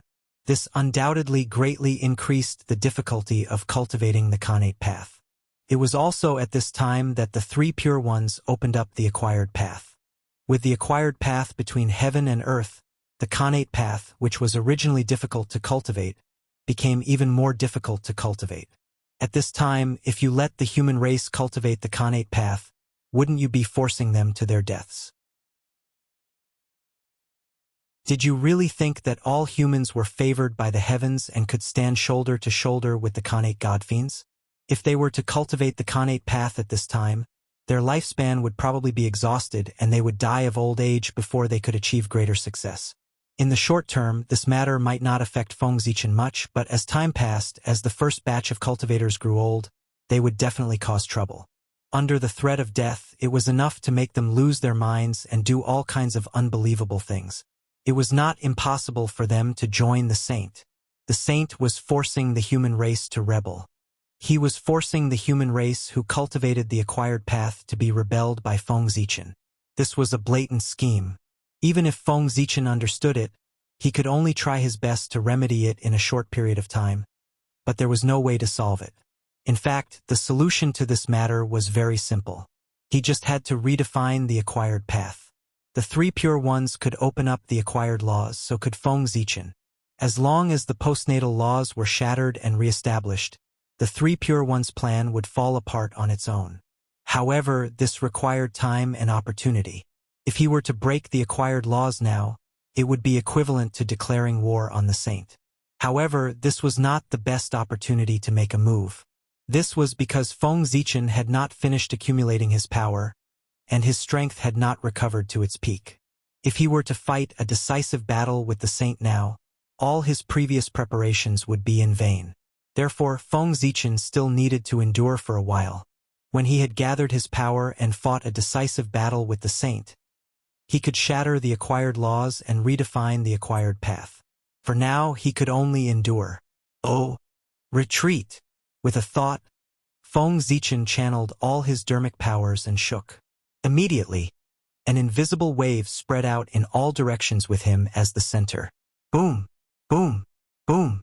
At this moment, an endless storm swept up in the human territory, driving out all the acquired qi that filled the air. In an instant, the entire human territory was cleared. There was no longer a trace of acquired qi, and only the innate qi remained.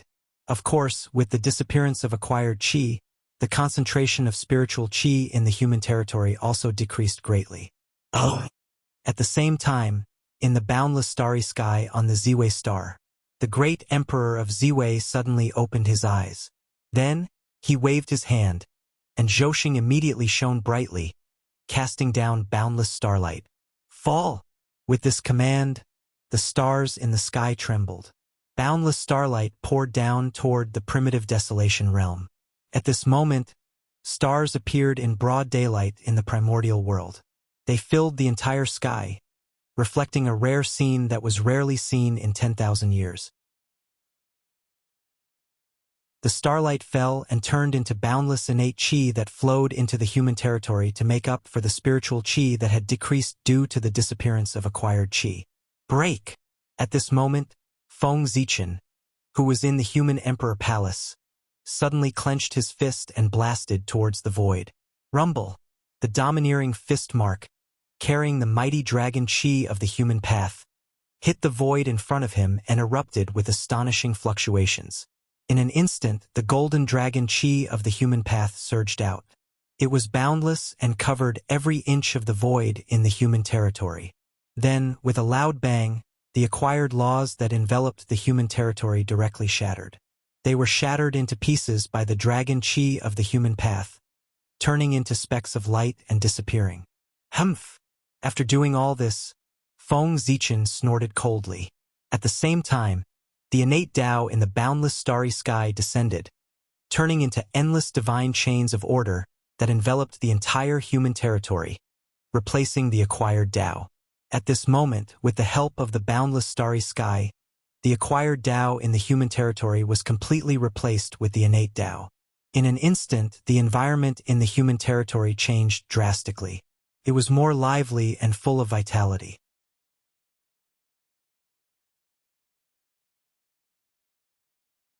Chapter 750. If it weren't for the fact that there were too few connate life forms in the human domain, it would give people the illusion that they'd returned to ancient times. This way, the humans won't cause any trouble for the time being. After carefully sensing the situation around him, Feng Zichen breathed a sigh of relief. Of course, it was only a temporary sigh of relief. He hadn't completely resolved the problem the saint had given him.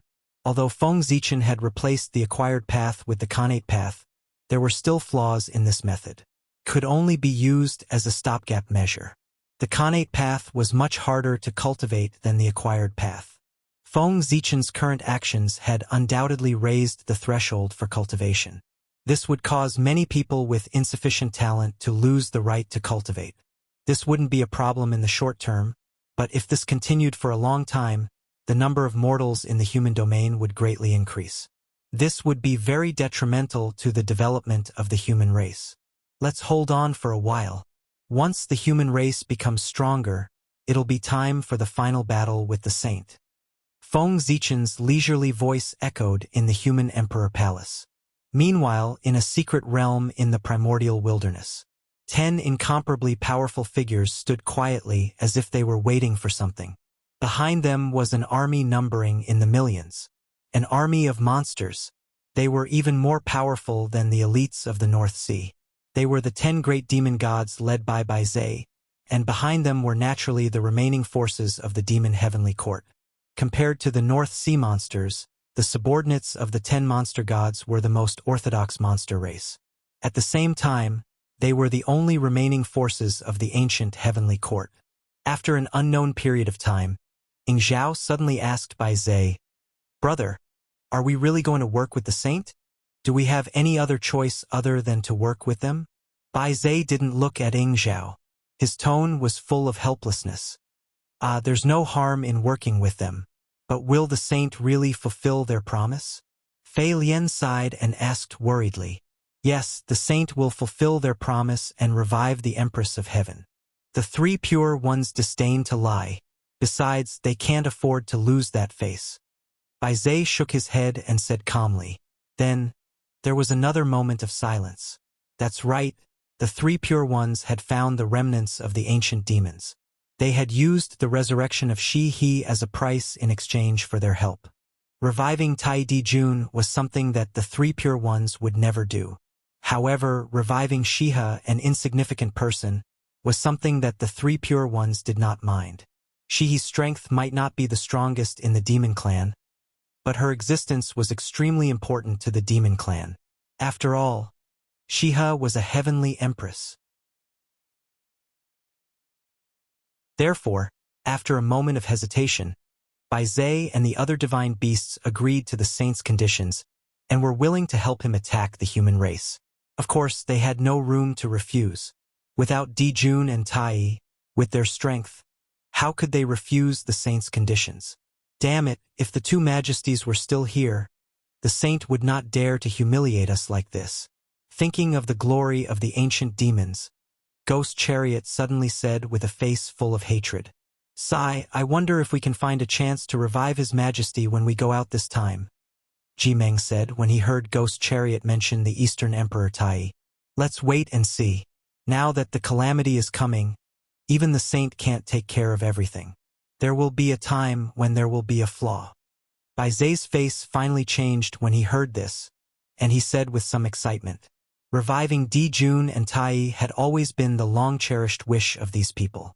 Only the revival of Dijun and Tai could lead the demon clan to glory again. Yes, this might be our last chance. Therefore, even if we have to sacrifice ourselves, we have to summon the 2 majesties back." Looking at each other, the 10 of them secretly made up their minds. The calamity was coming. Other than being stronger than them, the saint had no other advantage. This gave them a chance to revive Dijun and Tai. Without being able to deduce the secrets of the heavens, the saint could not figure out the plan of the 10 divine beasts. In this way, there would be more opportunities for them to operate. Letting them re-enter the untainted land might be the saint's biggest mistake. The saint was a little confused. He had been forced by the human emperor to make one move after another. The 3 pure ones would keep their promise, but why would the ancient demon clan? Reviving Sushiha was indeed very significant, but how could it be more significant than reviving Dijun and Tai?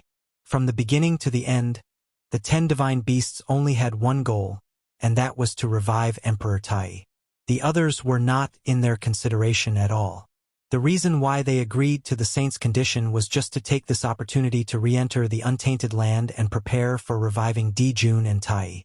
Without the saint's support, they would have been besieged to death by human experts before they even set foot on the untainted land with their identities as the remnants of the ancient demon clan. While the 10 divine beasts were silent, an inexplicable wave spread out and passed to their hearts. Immediately, the 10 divine beasts were shocked. They understood that the saint's signal had arrived, asking them to go to the untainted land to attack the human clan. "Brothers, we can move now. Remember, this is our only chance. We can't fail. If we miss this opportunity, I don't know if we will have the chance to set foot on the untainted land again in this life. Putting away all his emotions, Bai Zhe said to everyone. Then he gave an order, "All troops, listen up. Follow me to attack the human clan." As soon as he finished speaking, the million-strong army moved out. They marched in unison and charged toward the human clan. "Let's go too." Seeing this, Bai Zhe called for everyone to follow. Hearing this, the other 9 divine beasts did not say anything. They just took a step forward tacitly and followed the divine beast's army. Once they left, they really had no way out. Bai Zhe sighed inexplicably. However, even though he said that he was confident in his heart, he would definitely be able to revive Di Jun and Tai in this trip to the untainted land. The reason was very simple. There was an extremely deep secret hidden in Bai Zhe's heart. He did not even tell the 9 divine beasts, who were his life and death friends. He buried it deep in his heart. That was, on the eve of the final battle between the liches and demons, Di Jun had secretly summoned him and secretly told him some things. He told Bai Zhe how to revive him after he fell.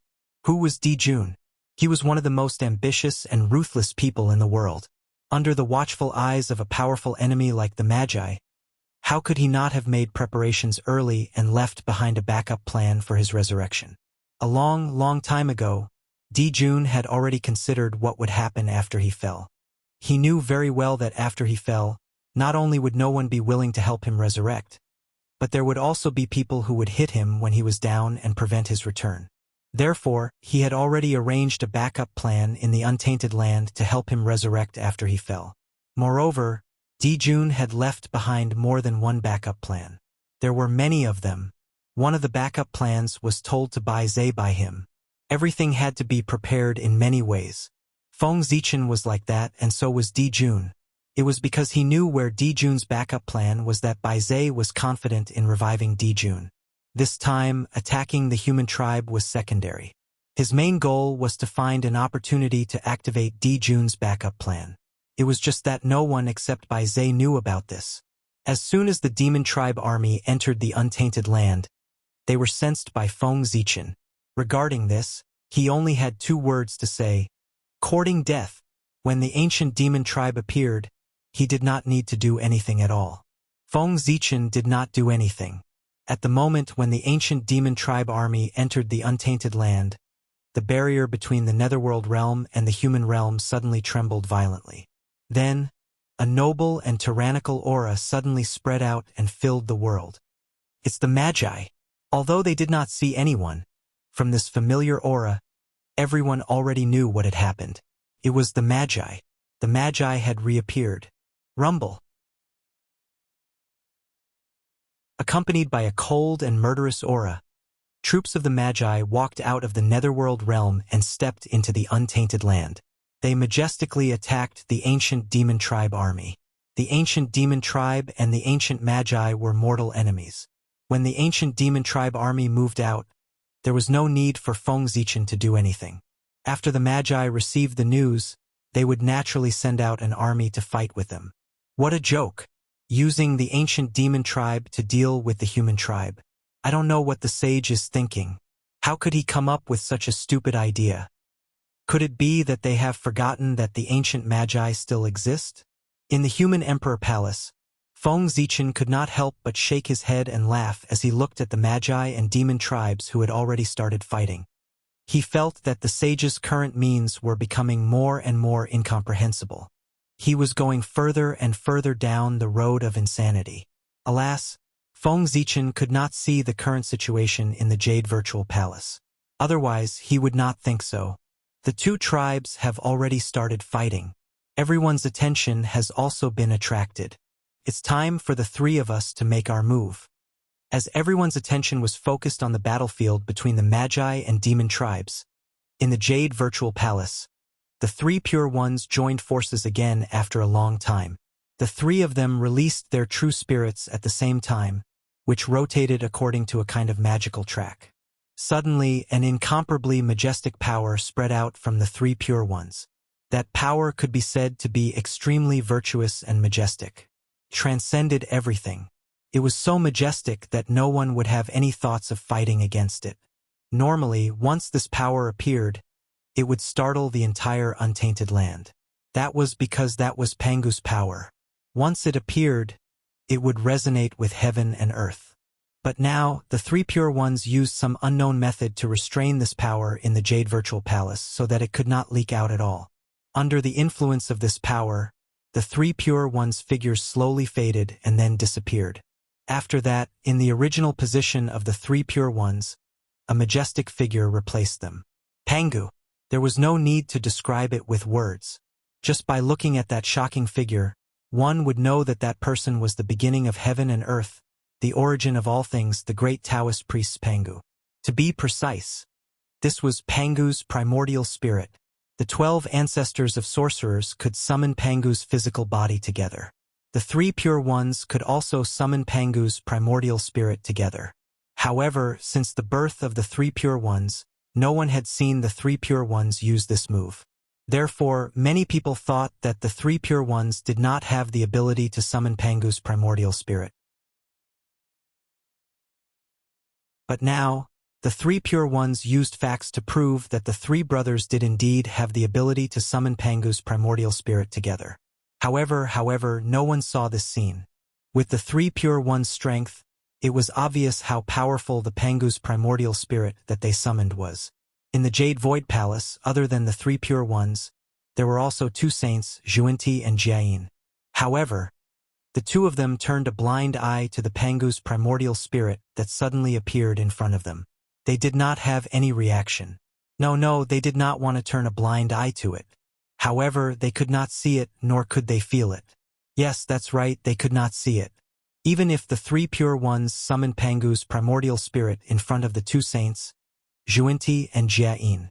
However, the two of them could not feel the majestic aura at all, nor could they see the existence of Pangu's primordial spirit. In their eyes, the three pure ones were still sitting there cross-legged, as if they were comprehending the Tao, but also as if they were deep in thought. In short, there was nothing unusual. The strength of Pangu's primordial spirit could be seen from this. As long as the three pure ones were unwilling, even the other saints, Xuanti, would not be able to detect any abnormalities. This meant that Pangu's primordial spirit already had the power to easily suppress the two of them. What an incredible power! It was so powerful that it was beyond imagination. Without a doubt, this was a power that had surpassed the level of primordial chaos. It had definitely reached the level of Wuxia Dalio Jingxian. In the entire primordial world, perhaps only Hongjun Daolord could contend against it. Open! Suddenly, Pangu's primordial spirit moved. A vast and unimaginable power surged out of his body, piercing through layers of void and arriving in the netherworld. What was he doing? Why did the three pure ones attack the netherworld? Boom! Boom! Boom! Pangu's power blasted into the deepest part of the netherworld, where the 6 paths of reincarnation disc was. During this period, no one noticed the appearance of this power. Even Hutu was the same. With a boom, Pangu's power blasted the 6 paths of reincarnation disc, causing it to undergo an unknown change. What? For some reason, Huda's heart skipped a beat. She opened her eyes and looked at the 6 paths of reincarnation disc beside her. Just now, she seemed to have felt that there was a problem with the 6 paths of reincarnation disc. Puzzled, she began to carefully examine the 6 paths of reincarnation disc. But in the end, she found nothing. There was no problem with the 6 paths of reincarnation disc. Not having any problems was the biggest problem. With Hutu's strength, it was impossible for her to be mistaken. Since she felt that there was a problem with the 6 paths of reincarnation disc, there must be a problem with the 6 paths of reincarnation disc. But she couldn't detect it. Hutu couldn't help but think more. Did Father God make a move? In the primordial world, only Pangu could shake the 6 paths of reincarnation disc without being sensed by Hutu. Other than him, even Tao ancestor Hongjun would be sensed by Hutu. If it was any other power, even if it was the power of Wuxia Dalio Jingxian, who had surpassed the level of primordial chaos, as long as it attacked the 6 paths of reincarnation disc, Hutu would sense it.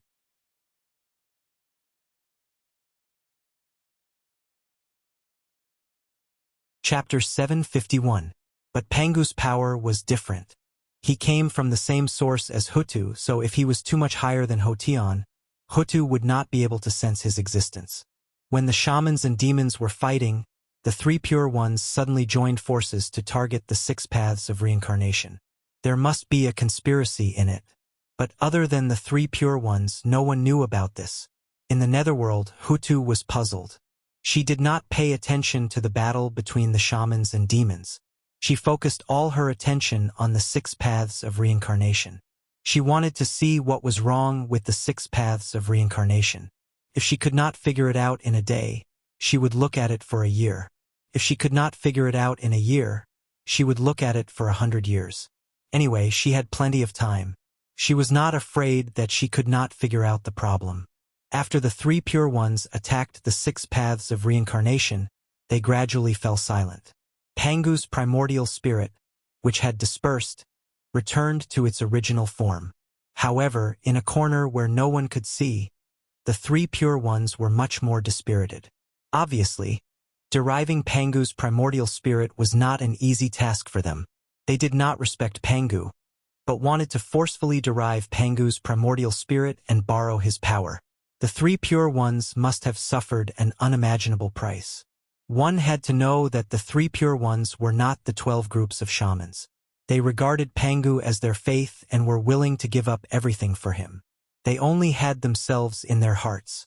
Therefore, countless years ago, the 3 pure ones had cut off the connection between themselves and Pangu. In other words, the 3 pure ones did not have the ability to derive Pangu's primordial spirit at all. They gave up this right on their own initiative. However, although it was said that they had cut it off, it was not completely cut off. The connection between the 3 pure ones and Pangu could not be completely cut off. Otherwise, the 3 pure ones would not be called the Pangu 3 pure ones. The kindness of giving birth to him was greater than the sky. This was a connection that could not be cut off no matter what power. Therefore, the 3 pure ones could only try their best to weaken this connection. The origin marks of the 3 pure ones were given to them by Pangu. Their achievements today were mostly due to Pangu's orthodox name. They could rely on their own Tao to destroy the chi of Pangu's primordial spirit in their bodies, but they could not cut off the connection between their life imprints and Pangu. That was the foundation of the 3 pure ones. If they were really killed, they would be crippled.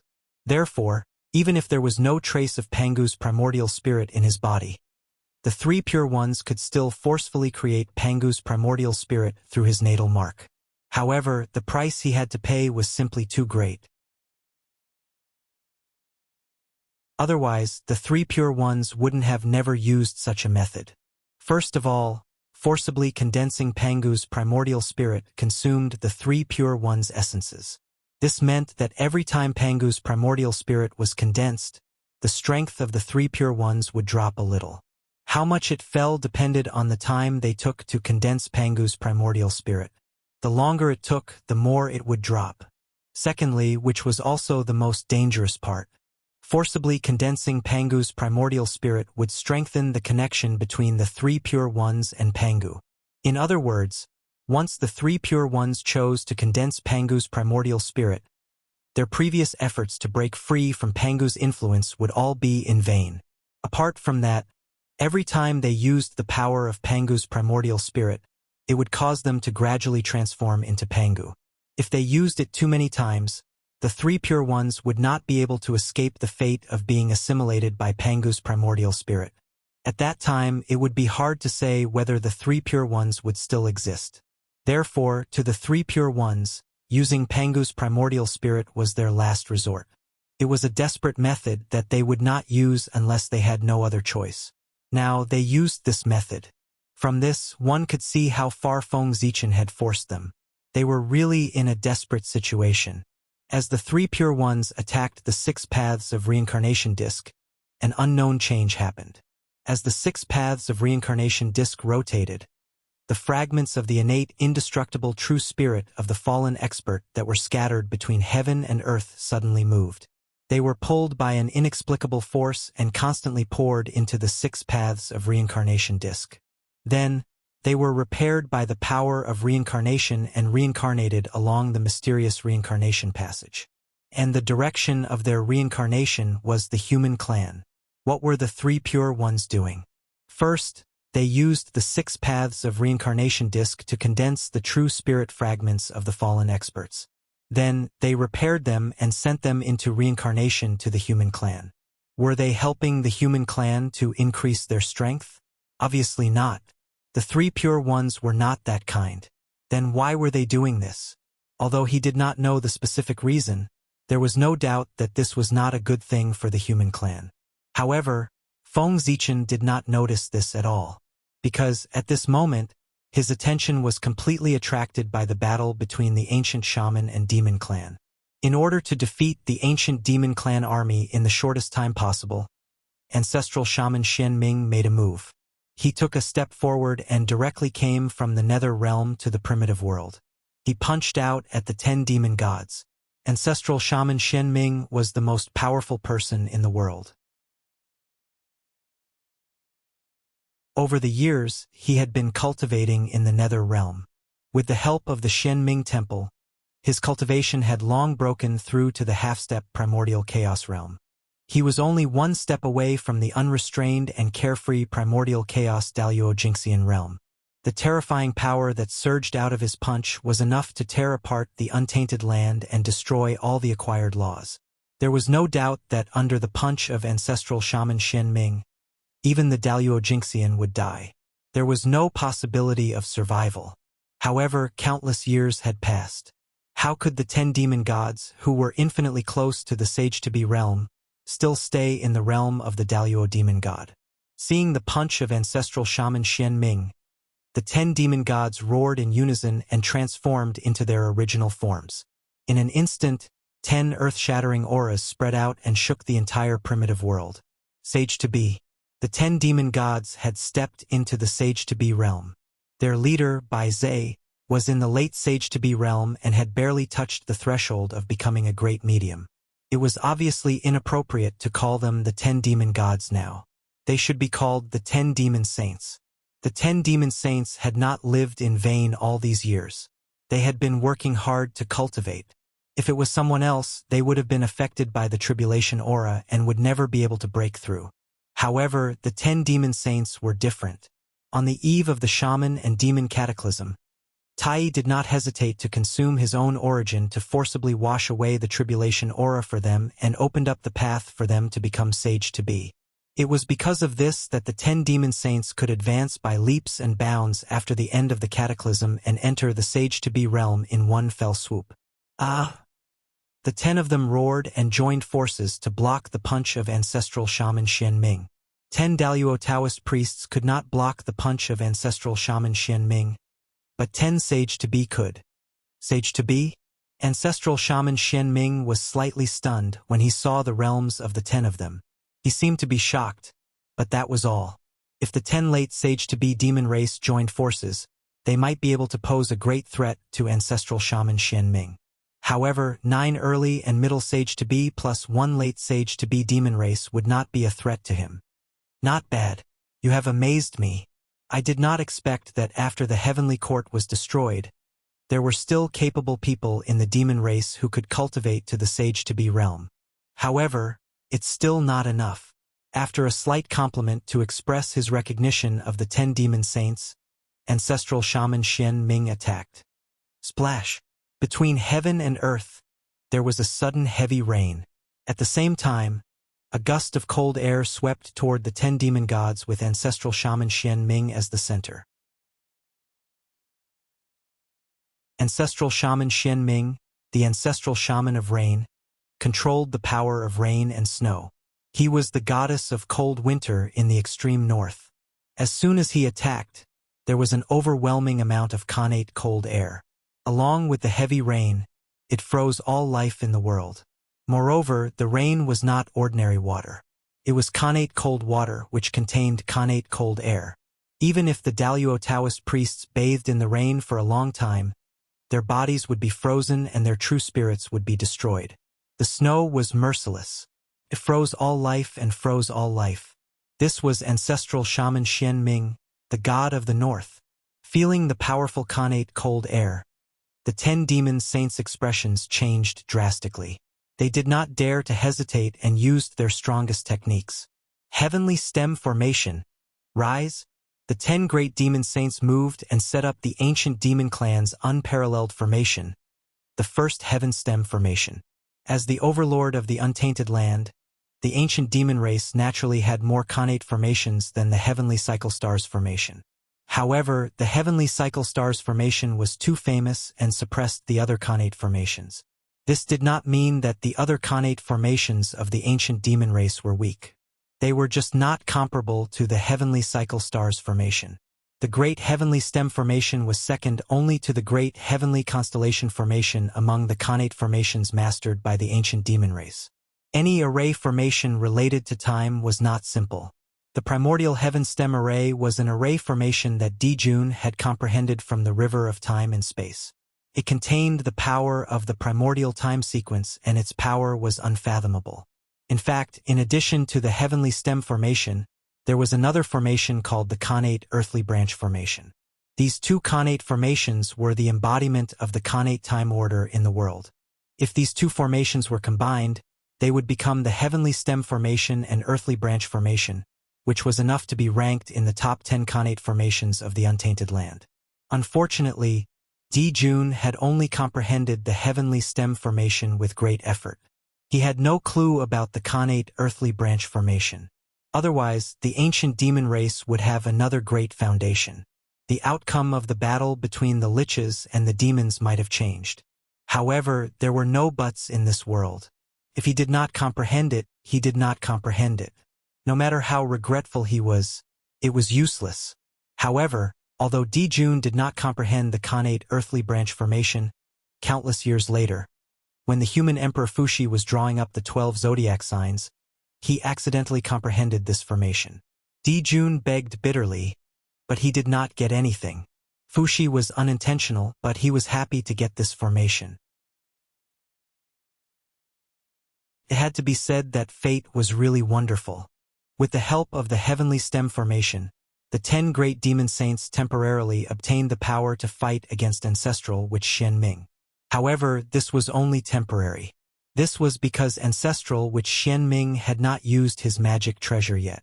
With the identity of Ancestral Witch Xianming, attacking the 10 great demon saints was already suspected of bullying the weak. If he used his magic treasure, he could easily win. However, in this way he would lose all his face. Therefore, in the beginning, Ancestral Witch Xianming did not choose to use his magic treasure. Instead, he planned to defeat the 10 great demon saints in one blow. However, the reality was beyond his expectations. He actually fought with the 10 great demon saints for a long time. For ancestral sorcerer Xianming, this was a humiliating matter. He had lost face left and right. If Ancestral Witch Xianming was still unable to take down the 10 great demon saints, then he would really become a joke. Therefore, Ancestral Witch Xianming did not have any worries. With a thought, he was about to use his magic treasure to kill the 10 great demon saints. Xianming Divine Banner, come. Ancestral Witch Xianming waved his hand, and a divine banner suddenly flew out from the Xianming temple that was located in the untainted land and fell into his hand.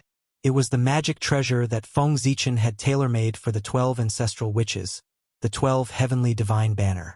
At this moment, after countless years of nourishment, the 12 heavenly divine banner had already been promoted to the highest level of primordial spiritual treasure. Its power was beyond imagination, and it was almost comparable to the 12 ancestral witches in the middle of ancient times. Go! As soon as the Xianming divine banner was in his hand, Ancestral Witch Xianming felt a sense of joy that was connected by blood. Then, with a thought, he raised the Xianming divine banner. Suddenly, the primordial cold qi and heavy rain between heaven and earth soared several times. With a sudden sound, the primordial cold qi swept past, and the 10 great demon gods were covered in white frost. Even with the protection of the primordial heaven stem formation, they were still frozen. Seeing this, the 10 great demon saints knew that with their strength, there was no possibility of fighting against Ancestral Witch Xianming. After understanding this, Bai Zhe did not hesitate and directly roared to the sky, Why are you still not attacking? Are you really going to sit and watch us be killed by ancestral witch Xianming? The voice was so loud that, in an instant, it spread throughout the untainted land. There's still a helper? Hearing this, ancestral witch Xianming was slightly stunned. Then, the movement of waving the Xianming divine banner in his hand became faster. Who cared who their helper was? Before they appeared, they had to kill all the remaining members of the ancient demon clan first. Ancestral witch Xianming thought so and did so. However, he did not succeed, because at the critical moment, a burly man suddenly appeared in front of the 10 great demon saints and blocked the attack of ancestral witch Xianming for them. It's you, heavenly ant. You didn't fall? No, that's not right. You were resurrected by the saint. Seeing the person who came, ancestral witch Xianming's pupils constricted as he exclaimed in disbelief. It's Lord Ant Saint. But didn't he fall long ago? Why did he suddenly appear here? It was not only ancestral witch Xianming. On the other side, the 10 great demon saints also exclaimed in disbelief when they saw the person who came. In fact, not only them, but even the other great mediums who were watching the battle also revealed an incredulous expression when they saw the face of the person who came. Obviously, they all knew this person. Only Feng Zichen had a blank expression. He really did not know this person. It's the poor Wei. The poor Wei has recovered from the silence. Nodding, the burly man who was called Heavenly Ant by ancestral witch Xianming said.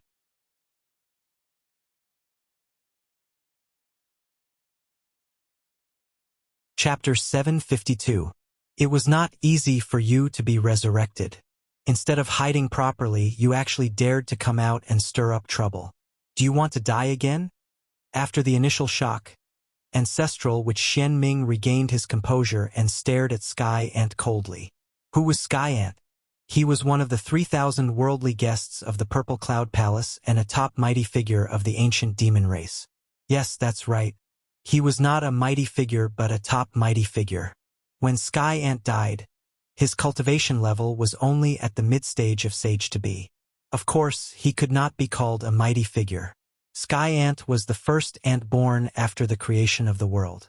He was born as a top Khanate godfiend and was also a rare existence that cultivated the Tao of power. His strength was so formidable that even the Earth Bear King that Feng Zichen had killed a long time ago had to admit defeat. Sky Ant, the ant that moved the sky. He had the power to move the sky. Logically speaking, such a person shouldn't be unknown. However, Sky Ant was unlucky. He had fallen too early. Although he died at the hands of the witch race, he did not die in the battle between the witch race and the demon race. That was a period of time after the 3 Tao lectures in the Purple Cloud Palace had just ended. At that time, the demon race had not been established for long, and the heavenly courts had also been established. It was at that time that the witch race and the demon race clashed. During the battle, Sky Ant was torn to pieces by ancestral witch Dijiang, and his blood spilled on the spot. When Sky Ant died, the demon race had not risen yet. After the demon race rose, he had already died many years ago. Everything about him was also buried by the candle dragon with the power of time. After being killed by Dijiang and Zhujuin, even Dijun Tai couldn't revive the heavenly ant even if he wanted to. As a result, the Sky Ant naturally became unknown. That person who had died many years ago and was almost forgotten by the world suddenly reappeared in the world. How could everyone not be surprised? Haha! Kill poor Wei again? Fellow Taoist Xianming, do you think the witch race is still the witch race and poor Wei is still the poor Wei? After ancestral witch Xianming finished speaking, Sky Ant laughed as if he had heard a joke. At the same time, a powerful aura spread from his body, causing the world to tremble. This aura, it was the half-step primordial chaos realm. Sensing this powerful aura, everyone's hearts trembled. Tianyi's cultivation had actually dropped from mid-saint to half-step primordial chaos. What did this mean? It meant that the Sky Ant definitely didn't revive at this time. Countless years ago, he should have already awakened. Otherwise, the Sky Ant would not be so powerful. At the very least, the Sky Ant should have been revived when the Chaos Fiend Celestial's possession tribulation broke out. If they hadn't devoured the true spirit of the Chaos Fiend Celestial, the great masters wouldn't have been able to ascend to the half-step origin immortal realm so quickly. After seeing Tianyi's realm, Ancestral Witch Xianming was a little surprised, but he didn't take it too seriously. Even if they were all half-step primordial chaos, there was still a difference in strength. He had stood in this realm for tens of millions of years and had long reached the peak.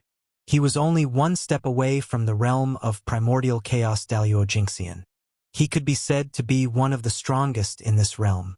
As for Tianyi, although he was a half-step primordial chaos expert, his strength fluctuated and was not stable. Clearly, he had just entered this realm. As such, Ancestral Witch Xianming was naturally not afraid of him. Fellow Taoist, your strength has indeed improved greatly. I just don't know which fellow Taoist was willing to pay so much to get you out of the river of time and space. Ancestral Witch Xianming asked curiously, as he waved his hand to repel Tianyi's aura. It was very difficult to revive a great master. The price to pay was too great. However, it would be much easier to revive a great master. Moreover, this was not the key to the problem. The key question was, who exactly was it that planned ahead? Who was it that planned this countless years ago, reviving the heavenly ant and hiding it? Only today did it appear. Haha, fellow Taoist, you don't have to worry about that. I've come here for the sake of revenge. Fellow Taoist Dijong's strike all those years ago is something that I can't forget for a long time. Now that poor Wei has returned, I naturally have to settle the karma with him. Without answering Ancestral Witch Xianming's question, Tianyi changed the topic to revenge. Revenge? Ancestral Witch Xianming was slightly stunned. Dijong had fallen for countless years. How was he going to take revenge? Thinking of this, Ancestral Witch Xianming's heart trembled. He could not help but think of a possibility. He did not feel good and hurriedly attacked Tianyi. However, it was already too late. Tianyi took out a black iron rod and smashed it directly at the primordial land. His target was Dijong Temple. That was the place where Ancestral Witch Dijong was resurrected. Fellow Taoist Dijong, poor Wei was killed by you back then. Now that he has returned in defiance of the heavens and destroyed your resurrection place, it can be considered an eye for an eye. Amidst the cold voice, the iron rod brazenly smashed down. In the distance, Feng Zichen could not help but feel his scalp go numb when he saw this scene. Although he did not know the origin of that iron rod, it was definitely a supreme-grade innate spirit treasure. A supreme-grade innate spirit treasure coupled with Tianyi's divine power. To put it bluntly, even Feng Zichen would not feel good if he was hit by it now. Not to mention Dijong Temple. Tianyi swung his rod down, and violent fluctuations burst out. The void directly turned into powder, and time and space disappeared. The myriad Tao of heaven and earth shattered one after another. Rumble, earth, fire, water, and wind surged, interweaving with a vast destructive aura as if they were going to destroy the world. They directly drowned Dijong Temple. No! Seeing this scene, Ancestral Witch Xianming could not help but exclaim. Tianyi's attack was too fast and too sudden.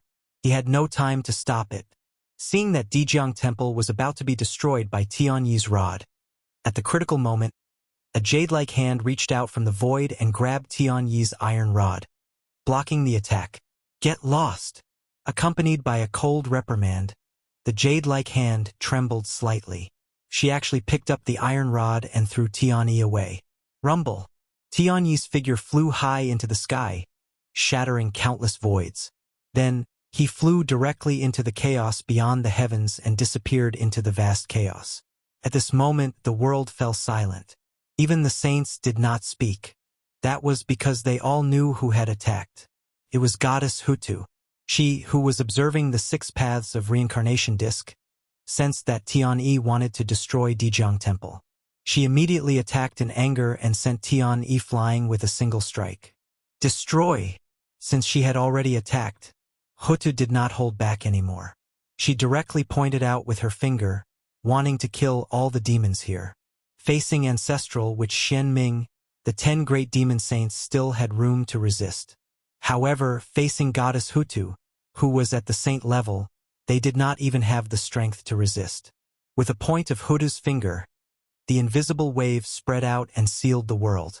It imprisoned the 10 great demon saints and the countless demon army behind them.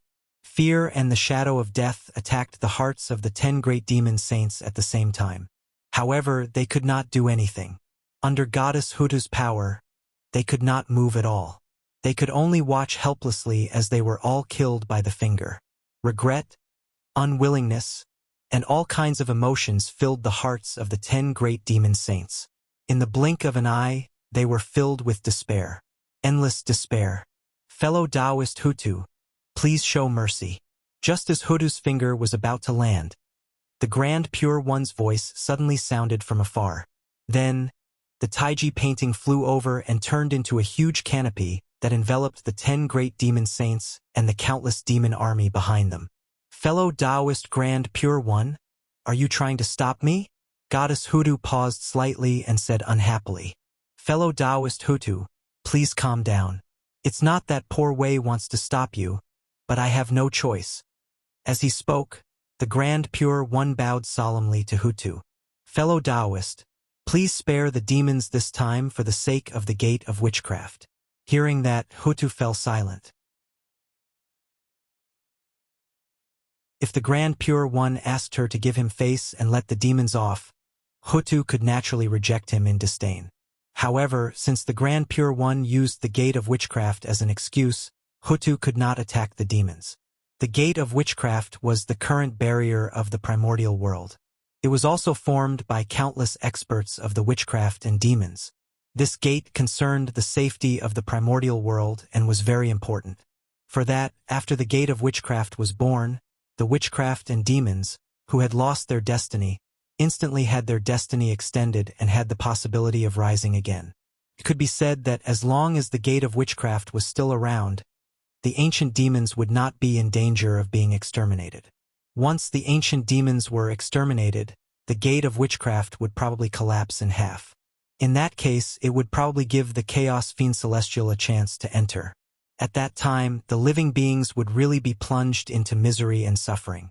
In order to obtain the Great Tao Fruit, the Chaos Fiend Celestial did not want to destroy the primordial world. However, they needed to obtain the essence of the primordial world so that they could gain the upper hand when the Great Tao Fruit appeared. Goddess Hutu could ignore the Grand Pure One's words, but she could not ignore the safety of the primordial world. Therefore, Hutu hesitated. Forget it. I'll forgive them this time. After a long silence, Hutu said. Then, she slowly retracted her hand. However, just as she was about to leave, she suddenly thought of something and said, Taoist Tian-Yi wants to destroy my brother's temple. He can be exempted from death, but he can't escape punishment. Punish him to guard my brother's temple. When my brother returns, I'll set him free. After saying that, regardless of whether the Grand Pure One agreed or not, Goddess Hutu directly captured Taoist Tian-Yi from the chaos outside the sky and turned him into a stone statue, standing at the entrance of the Dijiang Temple. What was domineering? This was it. After this incident, no one in the primordial world would dare to touch the ancestral Magus Temple. Seeing this, the Grand Pure One's mouth twitched and said, As long as you're happy, fellow Taoist.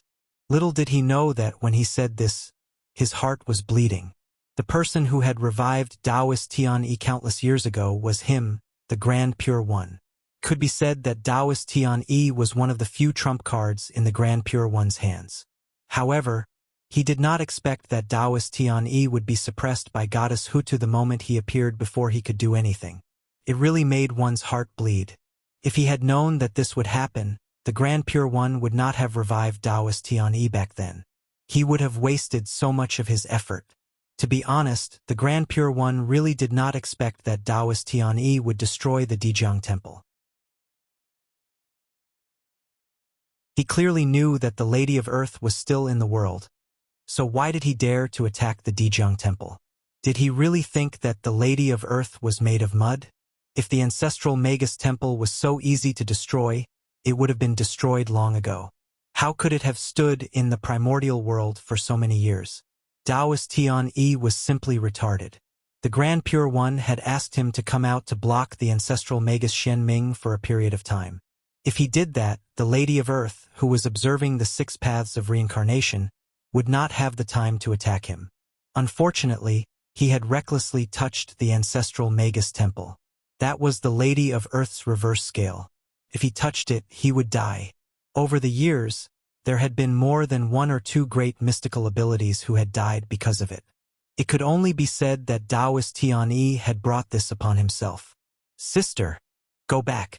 Don't interfere in this battle. The children of my race have not experienced the baptism of war for too long. We can use this opportunity to let them experience the cruelty of the ancient times. Before leaving, the Lady of Earth suddenly said to the ancestral Magus Xianming. From the looks of it, she wanted to use the ancient demon army to train the Magi army. The new generation of the Magi had never experienced the turmoil of the ancient times. Naturally, their quality was far inferior to the ancient Magi warriors. Now that the ancient demon clan had reappeared, they could use them to train their clansmen. At the same time, they could let the people of the Magi remember the hatred between them and the demon clan. Time was enough to dilute everything. As the old people withered, the new clansmen did not have the unforgettable feeling and would gradually forget the hatred of the past. That was why the Lady of Earth let the Magi fight with the demon clan. Only when they were in pain, injured, and saw blood could they understand the feelings of the older generation of the Magi. Yes, I understand. The ancestral Magus Xianming's heart moved, and he understood what the Lady of Earth meant. Seeing that she did not refuse, he put away the Xianming divine banner and left with the Lady of Earth. Just as they left, a few figures that the 10 great demon gods were very familiar with rushed out of the ancestral Magus temple. There were 10 ancient great wizards, including 9 Phoenix, Xianglu, and Tianhao. These were also sage-to-be experts. Alas, there were originally 12 great wizards, 1 for each tribe. However, Hou-Yi of the Dijiang tribe and Xing-Tian of the Hutu tribe were no longer there. Hou-Yi was still in the reincarnation cycle, while Xing-Tian was in the critical period of transformation and could not appear. Otherwise, Xing-Tian alone would have been able to sweep through the 10 great demon saints without the use of formations. There were 10 great demon saints and 10 great wizards. After meeting again after countless years, there was no nostalgia between the two sides, only hatred. After looking at each other, they directly attacked. And as soon as they started fighting, it was the most intense life and death battle. One of them would die and the other would die. Not long after the battle broke out, the 10 great demon saints gradually fell into a disadvantageous position. It was not that they were inferior to the 10 great wizards, but because they had been injured when fighting with the ancestral Magus Xianming.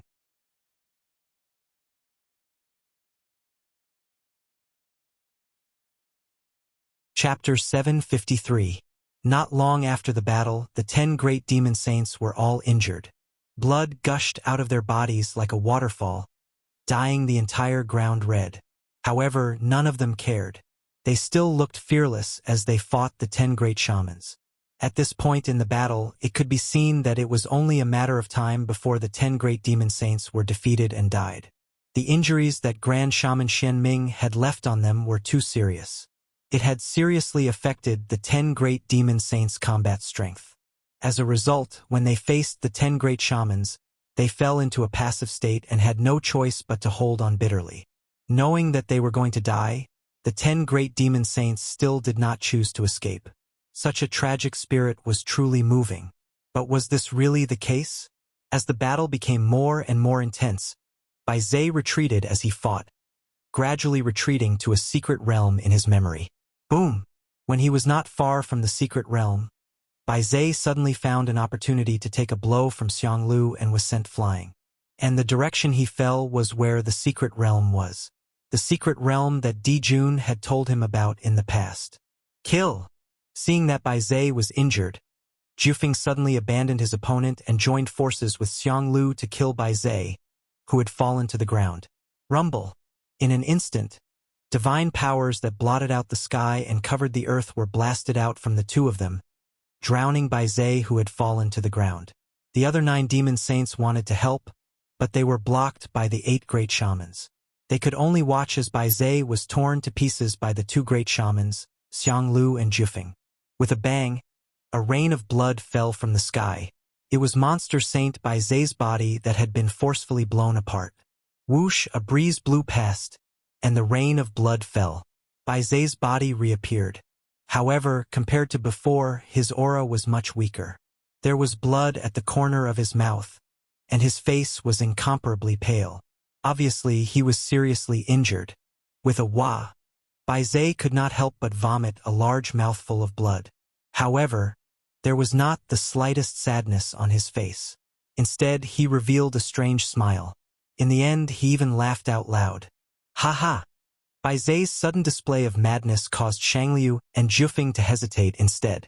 They were unable to figure out the situation, and they actually didn't dare attack Bai Zhe for a time. Could it be that Bai Zhe had been beaten silly by them? This shouldn't be the case. Not only the sorcerer tribe, but even the demon tribe was stunned by Bai Zhe's actions. They could not help but stop what they were doing. Boss, why are you laughing all of a sudden? This is a battlefield. A battle of life and death. Can't you be a little more serious? The sudden change caused the battlefield to fall into a strange silence. For a moment, Bai Zhe's carefree laughter reverberated throughout the silent battlefield, acting all mysterious. Kill. After a long silence, Xiang Lu saw that Bai Zhe still didn't move. Xiang Lu's heart sank, and he rushed towards Bai Zhe again. However, right at this moment, a sudden change occurred. Bai Zhe suddenly stopped laughing. He opened his mouth and spat out a large mouthful of essence blood, which fell into the ordinary-looking volcano below him. In the next moment, an astonishing change took place. Endless divine light erupted from the volcano, illuminating the place in a dazzling golden color. Then, in the golden light, divine patterns with the volcano as the center quickly spread out. In the blink of an eye, they enveloped the void within a radius of millions of miles. Rumble. Amidst the rumbling of heaven and earth, a domineering emperor's aura suddenly erupted. It swept towards the 10 great sorcerers with a momentum that swept across the universe. Oh no! Under this tyrannical power, the 10 great sorcerers were sent flying without any resistance and fell into the deepest part of the void. When they got up again, they were already seriously injured. Tai! The moment this power appeared, Goddess Hutu, who was supposed to leave, and Saint Tai Ching, the 2 saints, appeared at the same time and looked towards the volcano. In the next moment, the other saints, as well as the 2 primordial chaos Dalio Jinxian, Feng Zichen and Great Emperor Ziwei also rushed over. After that, all the powerful beings of the primordial world arrived. They all stood outside the golden light and looked towards the depths of the volcano with bewildered expressions, in the direction where the Emperor's aura came from. The reason why everyone paid so much attention to it was because the aura came from a god, a legendary god, Donghuang Tai. That's right, the method that Dijun left behind was not used to resurrect himself, but to resurrect Donghuang Tai. It's Lord Donghuang, not His Majesty. At this moment, not to mention others, even Bai Zhe, who had activated Dijun's backup, was shocked. Back then, when Dijun told him to do it, he did not say that it was prepared for Tai. That day, when Bai Zhe was in seclusion, Dijun suddenly appeared in front of him and gave him a ball of essence blood. He said that if he could not be resurrected after he died, he could take this ball of essence blood to a secret realm. The secret realm that Dijun mentioned was the volcano under his feet. Countless years after Dijun's death, there was still no sign of him being resurrected. Bai Zhe thought of Dijun's words back then and took this opportunity to rush here. As for that ball of essence blood, it was naturally the ball that Bai Zhe spat out. The backup plan that Dijun left behind was not something that Bai Zhe's essence blood could activate no matter how bad it was. In fact, the ball of essence blood that Dijun left behind was the innate sun origin that he had spent hundreds of millions of years collecting in the sun star. The power contained in it was almost comparable to that of a half-step primordial chaos existence. And that volcano was not simple either. It looked ordinary, but in fact, Dijun had secretly set up the 10 suns burning sky formation inside. And in the Great Formation, What had been refined was the innate origin of all the experts that the Demon Clan had killed since the establishment of the Demon Clan. Since the establishment of the Demon Clan, countless experts had been killed, and the origin of those experts had been secretly collected by Dijun, using the Ten Suns Burning Sky formation to refine it back to its origin and turn it into the purest origin item. How many powerful experts had died at the hands of the Demon Clan? It was simply unimaginable. Even if it was only a part of the innate origin of these experts, it was still ridiculously powerful. In addition to Dijun's essence blood, these two forces combined. Dijun's goal was probably not only to resurrect Tai, but to resurrect Tai in his peak state. A shocking change. What kind of unprecedented change was this? This was it. The resurrection of Tai was really a big deal that was beyond imagination. TSK. Fellow Taoist, in order to deal with me, you are really willing to sacrifice yourself. You actually did not hesitate to resurrect Donghuang Tai. I just don't know if that Tai will find trouble with the human clan first after he returns, or with you fellow Taoists first. Glancing at the innate origin in the depths of the volcano, Feng Zichen shook his head and mocked the three pure ones and the others. Of course, he knew that even if the human clan won, the three pure ones would not resurrect the Donghuang Tai. In the current situation, it was obvious that they had messed up. This was not the original intention of the five saints. However, although he understood, this did not affect Feng Zichen from mocking the saints, who asked them to mess up. Hearing this, the five saints' faces darkened, but they did not refute, because this time they had indeed messed up. Before asking the ancient demon clan to take action, the three pure ones, Zhu and Ti, and the other saints had already carefully investigated the primitive world countless times. It was not until they were sure that there were no more backup plans left behind by Dijun that they were relieved to ask the ancient demon clan to take action. However, they did not expect that even though they had taken precautions, they did not prevent the demon clan from having such a trick up their sleeves. To be honest, it was not that they had not seen this volcano before, but before Dijun's backup plan was launched, no matter how they checked, they did not find anything unusual here. It had to be said that Dijun was indeed worthy of being the Celestial Emperor. This method of hiding things was really brilliant, even hiding from the saints. Thinking of this, Feng Zichen was amazed by Dijun's brilliant method, but suddenly, he felt a familiar aura from the divine pattern. That aura was high and indifferent. If it was deeper, it would be exactly the same as the aura of the Tao ancestor. The Tao ancestor. Thinking of this, Feng Zichen's heart trembled slightly, and he thought of a possibility. Then he turned his head to look at the three pure ones, and as expected, he saw that their faces were even darker. Feng Zichen could sense the aura of the Tao ancestor, so naturally, the three pure ones, as their direct disciples, could also sense it. At this point, the truth had been revealed. It was not that Dijun's method was so brilliant that the saints could not discover it, but that the Tao ancestor's method was too brilliant. Back then, out of his own bad taste, the Tao ancestor had left many small things on the treasure-snatching rock. These things, how to put it, might not be very powerful, but their functions were definitely strange. Some were for escaping, some were for hiding auras, and some were for attacking. In short, there was nothing they could not do as long as you could not think of it. Looking at the current situation, it was obvious that Dijun had obtained a treasure that could hide auras and used it here. It was no wonder that the saints could not discover the problem. This time, the three pure ones had been cheated by their master, so it would be strange if their faces were not dark. Suppressing his anger, Saint Juanti said to Feng Zichen, "Taoist friend Gaochen, don't be sarcastic. Do you want to see Tai return?" If there was anyone present who did not want to see Tai return, it was none other than Saint Juanti. Just as Feng Zichen had said, after Donghuang Tai returned, if he wanted to take revenge, his first target would not be the human clan. The human clan regarded the demon clan as their mortal enemy, but the demon clan did not think so. Their mortal enemy was the wizard clan. If they wanted to take revenge, the first thing they would look for was the wizard clan. The second, of course, was our Saint Juanti. If he had not released the 10 golden crows, so many things would not have happened. With this karma, Taoist Junti was naturally unwilling to see Donghuang Tai return. Humph! Hearing this, Feng Zichen snorted coldly but did not continue speaking. At this time, the human clan was in a critical period, so he was naturally unwilling to see Tai return at this time. Everyone, let's do it. If we continue to hesitate, Tai will really come back. Saint Taiching glanced at everyone and said.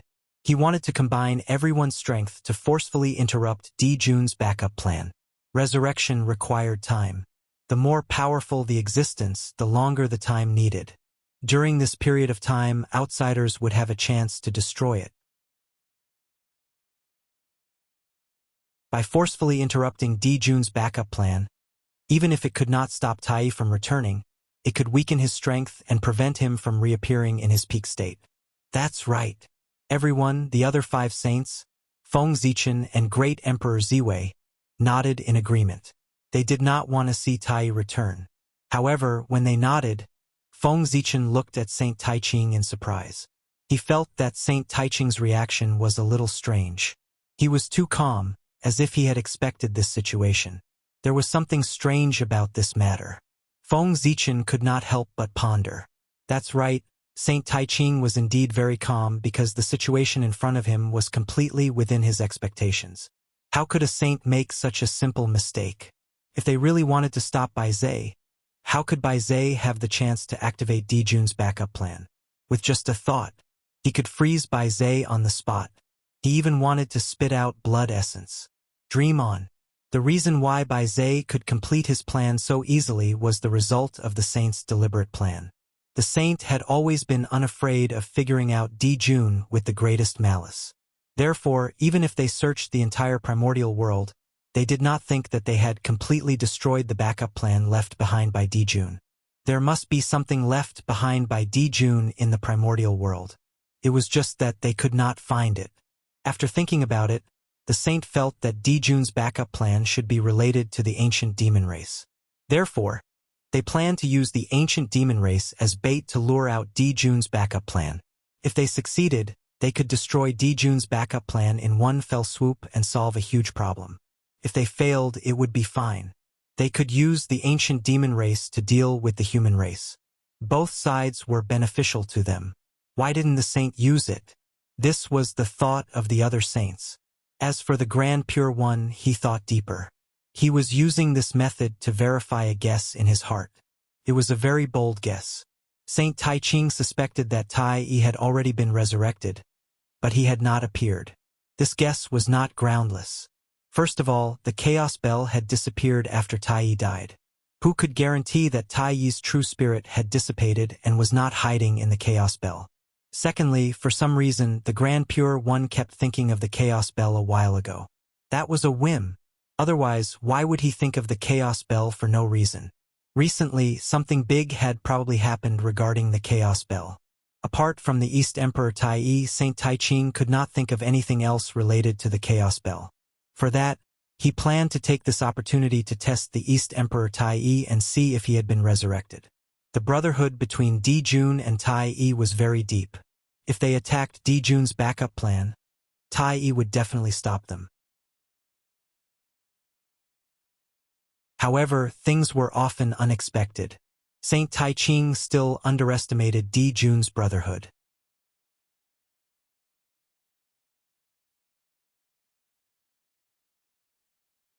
Chapter 754. Who would have thought that the backup plan Di Jun left behind was not to revive himself, but to revive Tai? This kind of brotherly love was truly moving. However, it did not matter.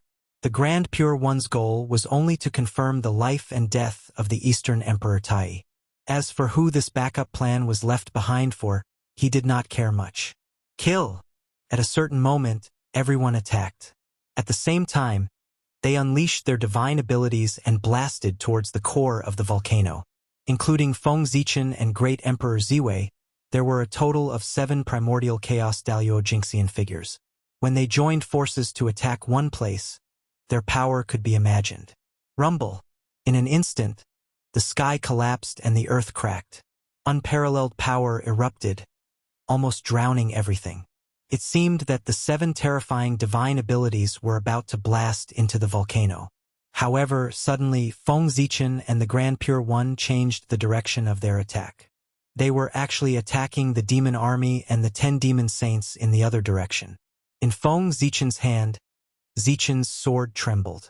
A resplendent sword light bloomed and enveloped the 10 demon saints. In the Grand Pure One's hand, Tai's horsetail whisk gently flicked, releasing a vast and boundless wave that drowned the countless demon army. Without a doubt, if their 2 divine abilities were to hit, the 10 demon saints and the millions of demon army would definitely not be able to survive. Seeing this sudden change, the hearts of the powerful cultivators at the side could not help but skip a beat. What were they doing? Why did they attack the ancient demons for no reason? And it was a fatal blow. If he were to kill all of the ancient demon race, the gate of the shamans would crumble right away. At that time, the primordial world would be in danger. Just as everyone was worrying about the fate of the demon clan, a bell suddenly rang out from an unknown place. The bell rang slowly, cutting through the past, present, and future. As soon as it appeared with a mighty force that suppressed everything. At this moment, all the Daos and spacetime froze. Feng Zichen and the Grand Pure One's divine abilities were also frozen the moment they were about to approach the demon army and the 10 demon saints. Clang! After that, another bell chime was heard. The mystical abilities of Feng Zichen and the Grand Pure One were instantly destroyed. Bell of Chaos. Tai, you really didn't perish. Feng Zichen and the Grand Pure One shouted at the same time when they heard the familiar bell. Then, the 2 of them unleashed their connate cardinal treasures and charged toward the depths of the void. It turned out that Feng Zichen and the Grand Pure One did not intend to destroy the backup plan left behind by Dijun. This was because, in their hearts, Tai had most likely been resurrected, or rather, he hadn't fallen at all back then. Since that was the case, even if they destroyed the backup plan Dijun left behind, they might not be able to force Tai out. At that thought, Feng Zichen and the Grand Pure One made up their minds and attacked the ancient demons. They wanted to use their lives to force Tai out. Tai could ignore the backup plan that Dijun had left behind for him, but he definitely could not ignore the survival of the ancient demons. Therefore, if Tai was still alive and saw that someone wanted to destroy the ancient demons, he would definitely appear to save them. Feng Zichen and the Grand Pure One thought of the same thing. Of course, although the 2 of them were ruthless, they could not really destroy the ancient demons. Therefore, when the 2 of them attacked, they restrained their strength. This was also why Tai had been able to easily destroy their mystiques with a single strike. At that moment, before everyone could figure out the exact situation, they saw Feng Zichen and the Grand Pure One charging into the depths of the void at the same time. Rumble! Almost at the same time, a terrifying fluctuation came from the depths of the void. Clearly, an unimaginable battle was erupting inside. It was also at that moment that everyone understood what had happened. The East Emperor was not dead. Tai of the East Sea was not dead. Just now, the Chaos Bell rang. There was no doubt that the East Emperor Tai had attacked. Otherwise, Feng Zichen and the Grand Pure One would not have such a huge reaction and rushed into the depths of the void without caring about anything. Hiss! The East Emperor Tai was fine or had been revived. This was definitely shocking news. Where had he been all these years? Why did he not appear? Did he have some shocking plan? For a moment, everyone's thoughts were in a mess. However, at that moment there was a bang. The void suddenly shattered and turned into dust. Following that, a powerful shockwave swept out and turned everything into nothingness. Oh no! When the powerful cultivators nearby saw this, they immediately knew that something was wrong. They did not dare to hesitate and directly took out their Dharma treasures. They tried their best to block the fluctuations from the depths of the void. This power was too strong. If it was allowed to spread, even the entire primordial world would be stirred into nothingness. A primordial chaos expert had the power to destroy heaven and earth, not to mention the 3 primordial chaos Dalyojinxian who had primordial chaos treasures. They fought fiercely in the depths of the void. The aftermath of their divine powers would definitely cause the destruction of the primordial world. Although everyone joined forces and could not completely block the aftermath of the three people's fight, they were still able to limit it to a certain range so that it could not harm the primordial world. On the other side, the Saints' joint attack on the backup left by Dijun was also hindered.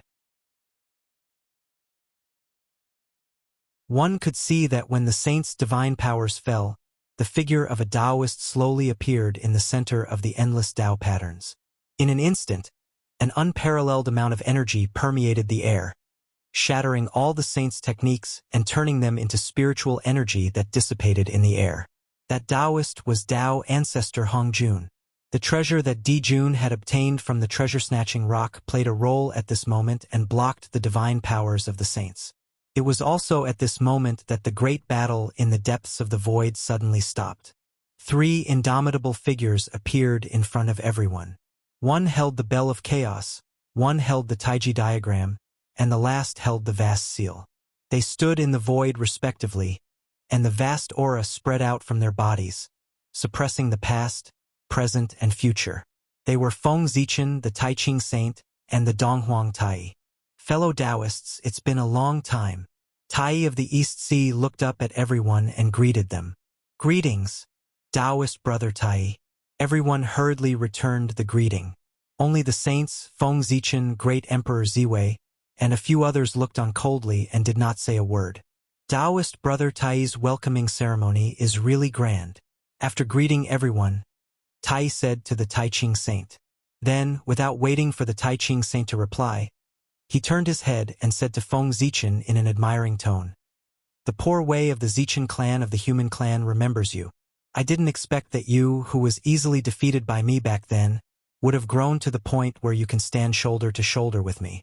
After he finished speaking, Tai couldn't help but sigh a little. Back then, when he met Feng Zichen for the first time, he had severely injured him with a casual blow. And when he met Feng Zichen for the second time, the other party was actually able to contend with him for a short time with the help of the chaos formation.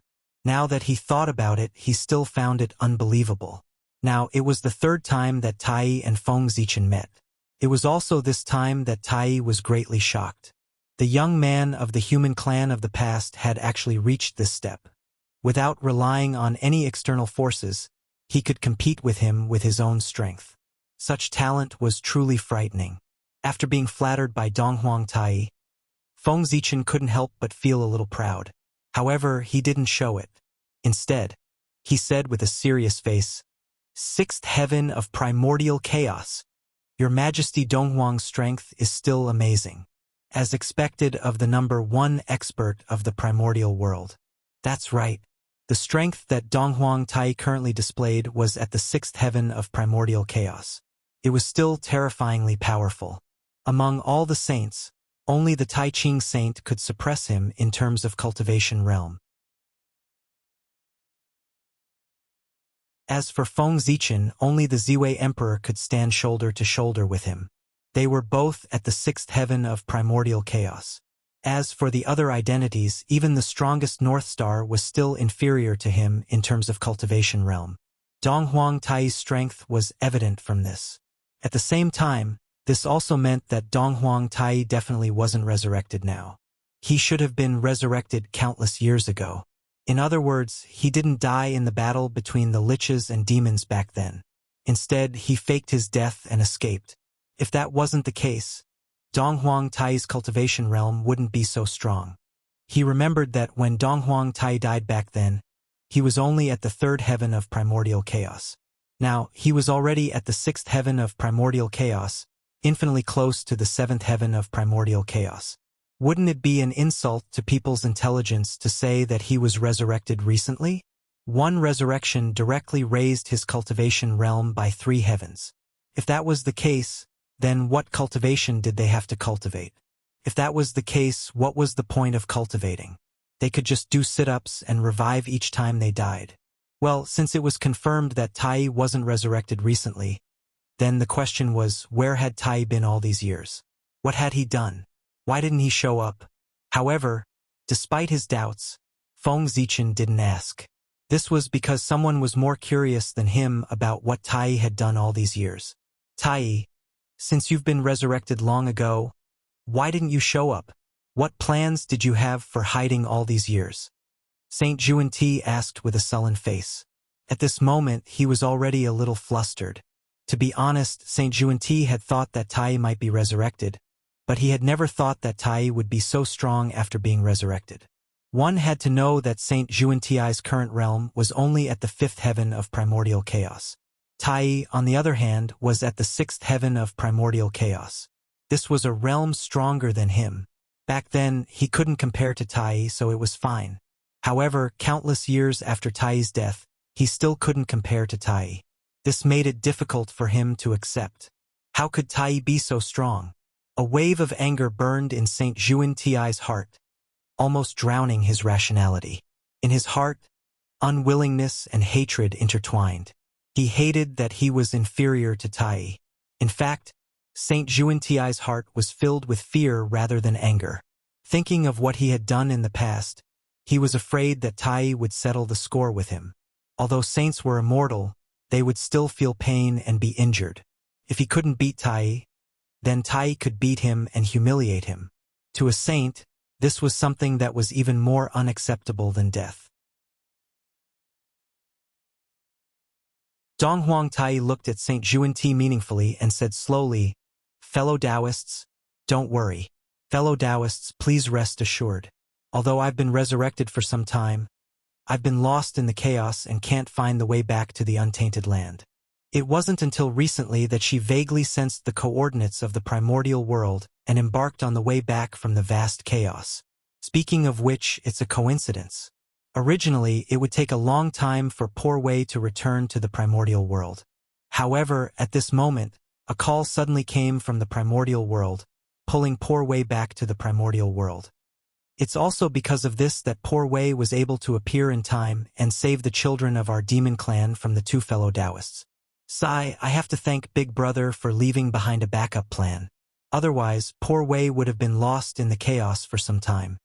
After saying that, Tai glanced at the backup plan left behind by Di Jun, his eyes full of gratitude.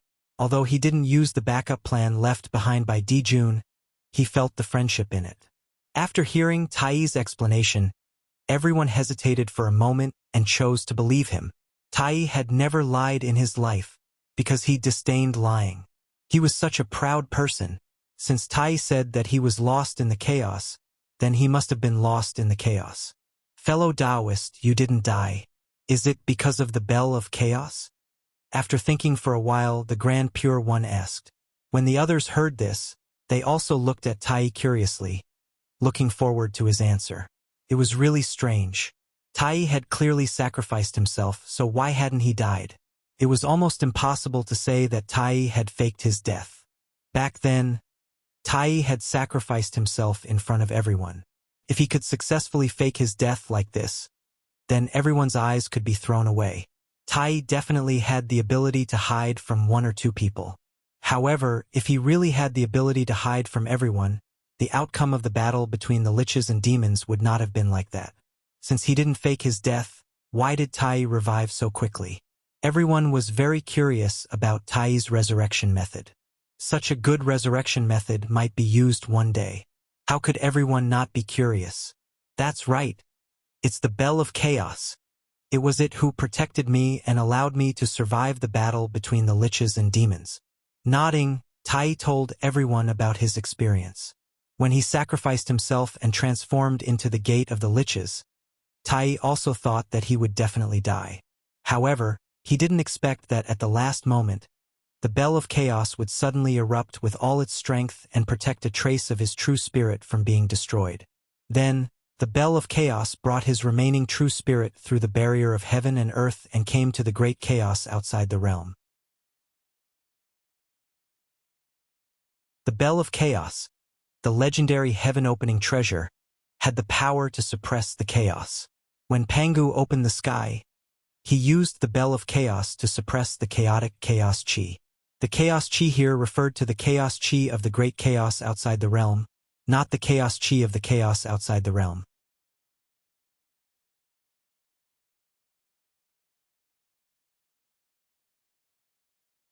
Chapter 755. The Bell of Chaos left the primitive world and entered the great chaos. It was like a fish in water, very comfortable.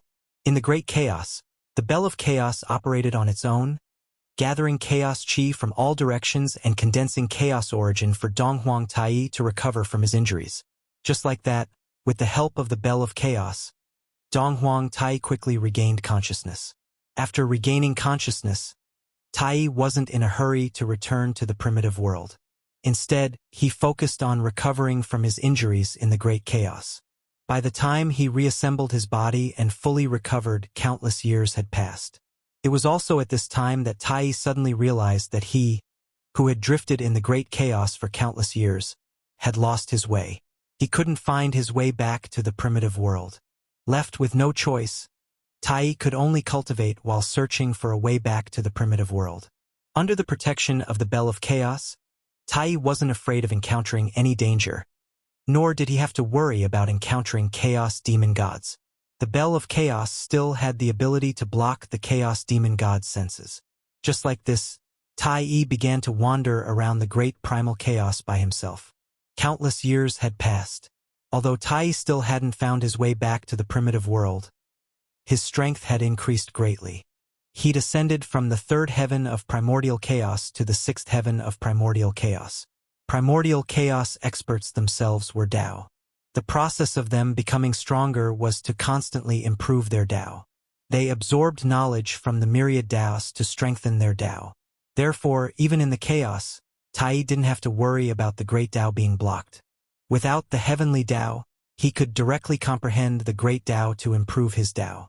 Of course, comprehending the great Tao was more difficult than comprehending the heavenly Tao. But this wasn't a problem for Tai. This was because his talent was very high. He was the strongest among the Khanate god-fiends. With the help of the Bell of Chaos, it wasn't too difficult for him to comprehend the great Tao. Peerless talent and peerless treasures.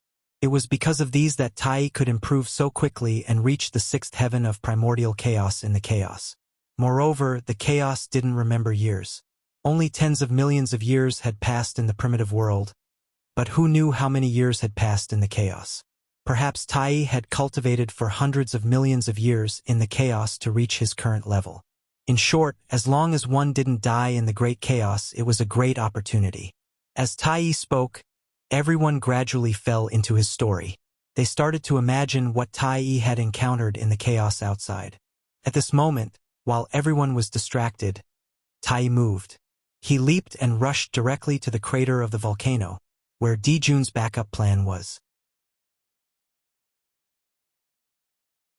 He wanted to take advantage of this opportunity to take away the congenital origin before everyone else.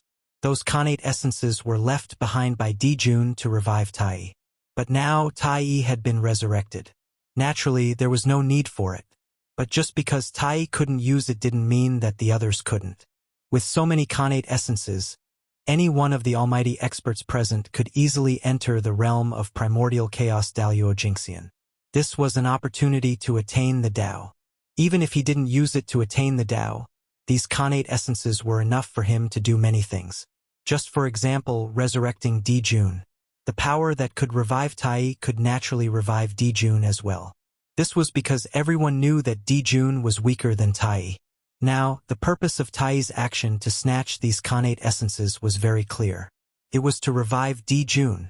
Seeing that Tai was about to rush into the volcano, Feng Zichen, who had been paying attention to him, made his move. Go back! Raising the human Tao imperial seal, Feng Zichen smashed it fiercely at Tai. At the same time, Great Emperor Ziwei and Saint Taiching also made their move. The Zhouxing diagram and the Taiji diagram appeared at the same time. They each emitted earth-shattering fluctuations and blocked in front of Tai. In front of him was the Zhouxing diagram and the Taiji diagram, and behind him was the human Tao imperial seal. For a moment, Tai was in a situation where he was attacked from both sides. The Khanate essences were right in front of him, but he couldn't get close to them. Among the three people who attacked him, other than Feng Zichen who wasn't his match, the other two, whether it was Great Emperor Ziwei or Saint Taiching, were not weaker than him. They were even slightly stronger. With the three of them working together, even someone as strong as Tai could only barely resist one or two attacks. It was only a matter of time before he was defeated. Under such circumstances, it was simply a fool's dream for him to want to obtain those innate origins. Ah! Once again he was hit by the Taiji diagram and staggered.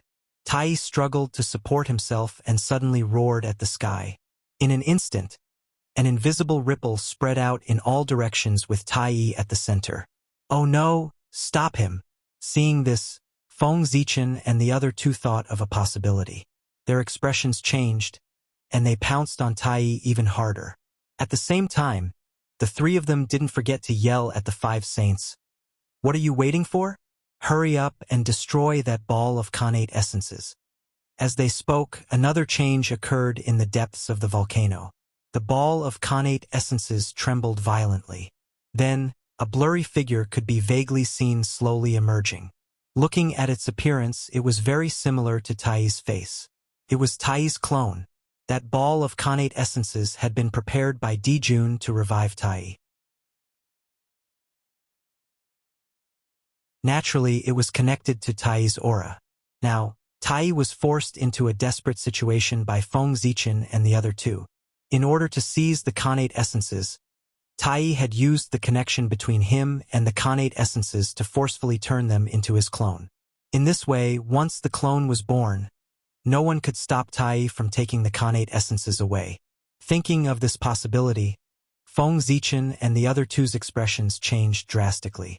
Damn it! At this time, the saints also noticed the change in the Khanate essences, and their expressions turned ugly. Kill! Almost without any hesitation, the five saints joined forces and used their magical powers again, blasting toward the Khanate essences. At this moment, only the sages dared to make a move. The great mediums did not dare to make a move at this moment. Tai's ferocious name was deeply imprinted in their hearts. In ancient times, Tai had killed the most great divine ability masters. Where do you think those Khanate essences came from? More than 80% of them were killed by Tai. How could they not be afraid of such a ferocious person? Rumble! The five saints' magical powers blasted over, but the phantom of the Tao ancestor waved his hand lightly and destroyed those magical powers. The five saints' attack missed once again. However, they weren't discouraged. With a shout, the five saints mobilized their magical powers again and used their magical powers to attack again. Although the magic treasures left behind by the Tao ancestor were powerful, they weren't the Tao ancestor himself. There was a limit to how powerful they were. It was fine if they could block 1 or 2 attacks, but could they block 3 or 4 more? Boom! Boom! Boom! Magical powers blasted over, and the phantom of the Tao ancestor became fainter and fainter until it finally disappeared. At this time, without the phantom of the Tao ancestor blocking, the saints' magical powers hit the Khanate essences. Rumble! With a loud explosion, the innate source shattered and turned into fragments that filled the sky, about to merge with the world. However, at this moment, huge roots suddenly stretched out of the void and swept toward the broken Khanate essences. It was the world tree. It was the world tree. With so many Khanate essences, wouldn't it be a waste if they were allowed to merge into the world? It was better to be swallowed by the world tree and become a resource for its advancement. When the world tree advanced in the future, it could better replenish the world. That was the true definition of sustainable development. Thinking of this while fighting with Donghuang Tai, Feng Zichen didn't forget to secretly communicate with the world tree and inform it to devour these Khanate essences. Seeing the roots that had suddenly rushed out and were wantonly devouring the Xiantian origin fragments, everyone's first reaction was to destroy them. However, the moment they attacked, everyone suddenly recognized the origin of the world tree. Oh no, it's the world tree. Stop quickly. Don't hurt it. Otherwise, we'll be in big trouble. Amidst the exclamations, everyone quickly stopped, but they didn't dare to attack the roots of the world tree. As everyone knew, the world tree was the only chaos spiritual root in the untainted land and was also the foundation of the untainted land. It was also an object of great importance to the heavenly Tao. If they hurt it, they would have to face the wrath of the heavenly Tao. In an instant, even if they were killed, they would lose a layer of skin. Even if they attacked a saint, they couldn't attack the world tree. Its identity was that important. In the eyes of the heavenly Tao, the world tree was much more precious than a saint. After all, with the world tree, the eldritch world wouldn't be completely destroyed no matter what. As the world tree grew, the eldritch world would also be qualified to advance. How could the heavenly Tao allow such a treasure to be destroyed? Damn it! Seeing the Khanate essences being shattered by the saints, Dong Huang Tai was furious. He placed the Bell of Chaos in front of him and pushed fiercely. Instantly, with a clang, the Bell of Chaos collided with the Human Tao Imperial Seal, the Zhouxing diagram, and the Taiji diagram. Rumble. Destructive fluctuations spread out. In an instant, everything melted, and everything ceased to exist. Everything turned into nothingness. After a fierce collision, the 4 Khanate cardinal treasures were sent flying back. Poof, poof, poof, poof. The 4 treasures flew back, and the terrifying recoil came. The 4 immediately spat out mouthfuls of blood, each of them injured. Among the 4, Dong Huang Tai's injuries were the most serious. His body almost collapsed like a broken porcelain, and his entire body was covered in cracks. After all, Feng Zichen and the other 2 each suffered a portion of the recoil, but he suffered 3 portions. After the 4, the ones injured were the great gods. To prevent the 4's battle from affecting the eldritch world, everyone had been trying their best to seal off the battlefield. But this time, the 4 of them had used their full strength, and the aftermath of the divine ability had far exceeded the limits of what they could bear. As soon as they came into contact, they were heavily injured and broke through the defense they had set up. If the other saints hadn't helped at the critical moment and spread the aftermath of the divine powers, the eldritch world would have been destroyed. Come! Using the opportunity of being sent flying, Dong Huang Tai finally came to the depths of the train. He waved his sleeve and began to compete with the Tree of World for the fragments of the Khanate origin. At this time, every time he collected a fragment of the Khanate origin, it would take less time for him to resurrect Dijun in the future. Seeing this, Feng Zichen and the other 2 didn't care about besieging Tai. They also joined the battle for the Khanate origin. Dijun had left behind too many Khanate origins. Its value wasn't much lower than that of Khanate treasures. If not, how could he resurrect Tai in his peak state? Such a supreme treasure, not to mention others, even a sage would be tempted. After Feng Zichen and the other 2, the other saints also joined the fight. For a moment, the scene became even more chaotic. As time passed, for some reason, the crowd started fighting as they fought over the items. Chaotic battle broke out. Clang! Tai suddenly shook the Bell of Chaos and charged toward Saint Juan-Ti. At the same time, Heavenly Lord of Primordial Beginning waved the Pangu banner and charged toward Feng Zichen. On the other side, seeing Heavenly Lord of Primordial Beginning charging toward Feng Zichen, Great Emperor Ziwei was about to save him. However, beside him, Saint Taiching suddenly charged over with the Taiji painting. Helpless, Great Emperor Ziwei could only activate the Heavenly Cycle Star Map and fight with Saint Taiching. On the other side, Lady of Earth was about to stand up and help when she saw this. However, before she could move, Grandmaster of Heaven had already charged over with the 4 immortal slaying swords. Sighing, Lady of Earth took out the shadow of the 6 paths of reincarnation and faced the 4 immortal slaying swords. As for Saint Jiayin, the moment Dong Huang Tai attacked Saint Juan-Ti, he had already run over to help.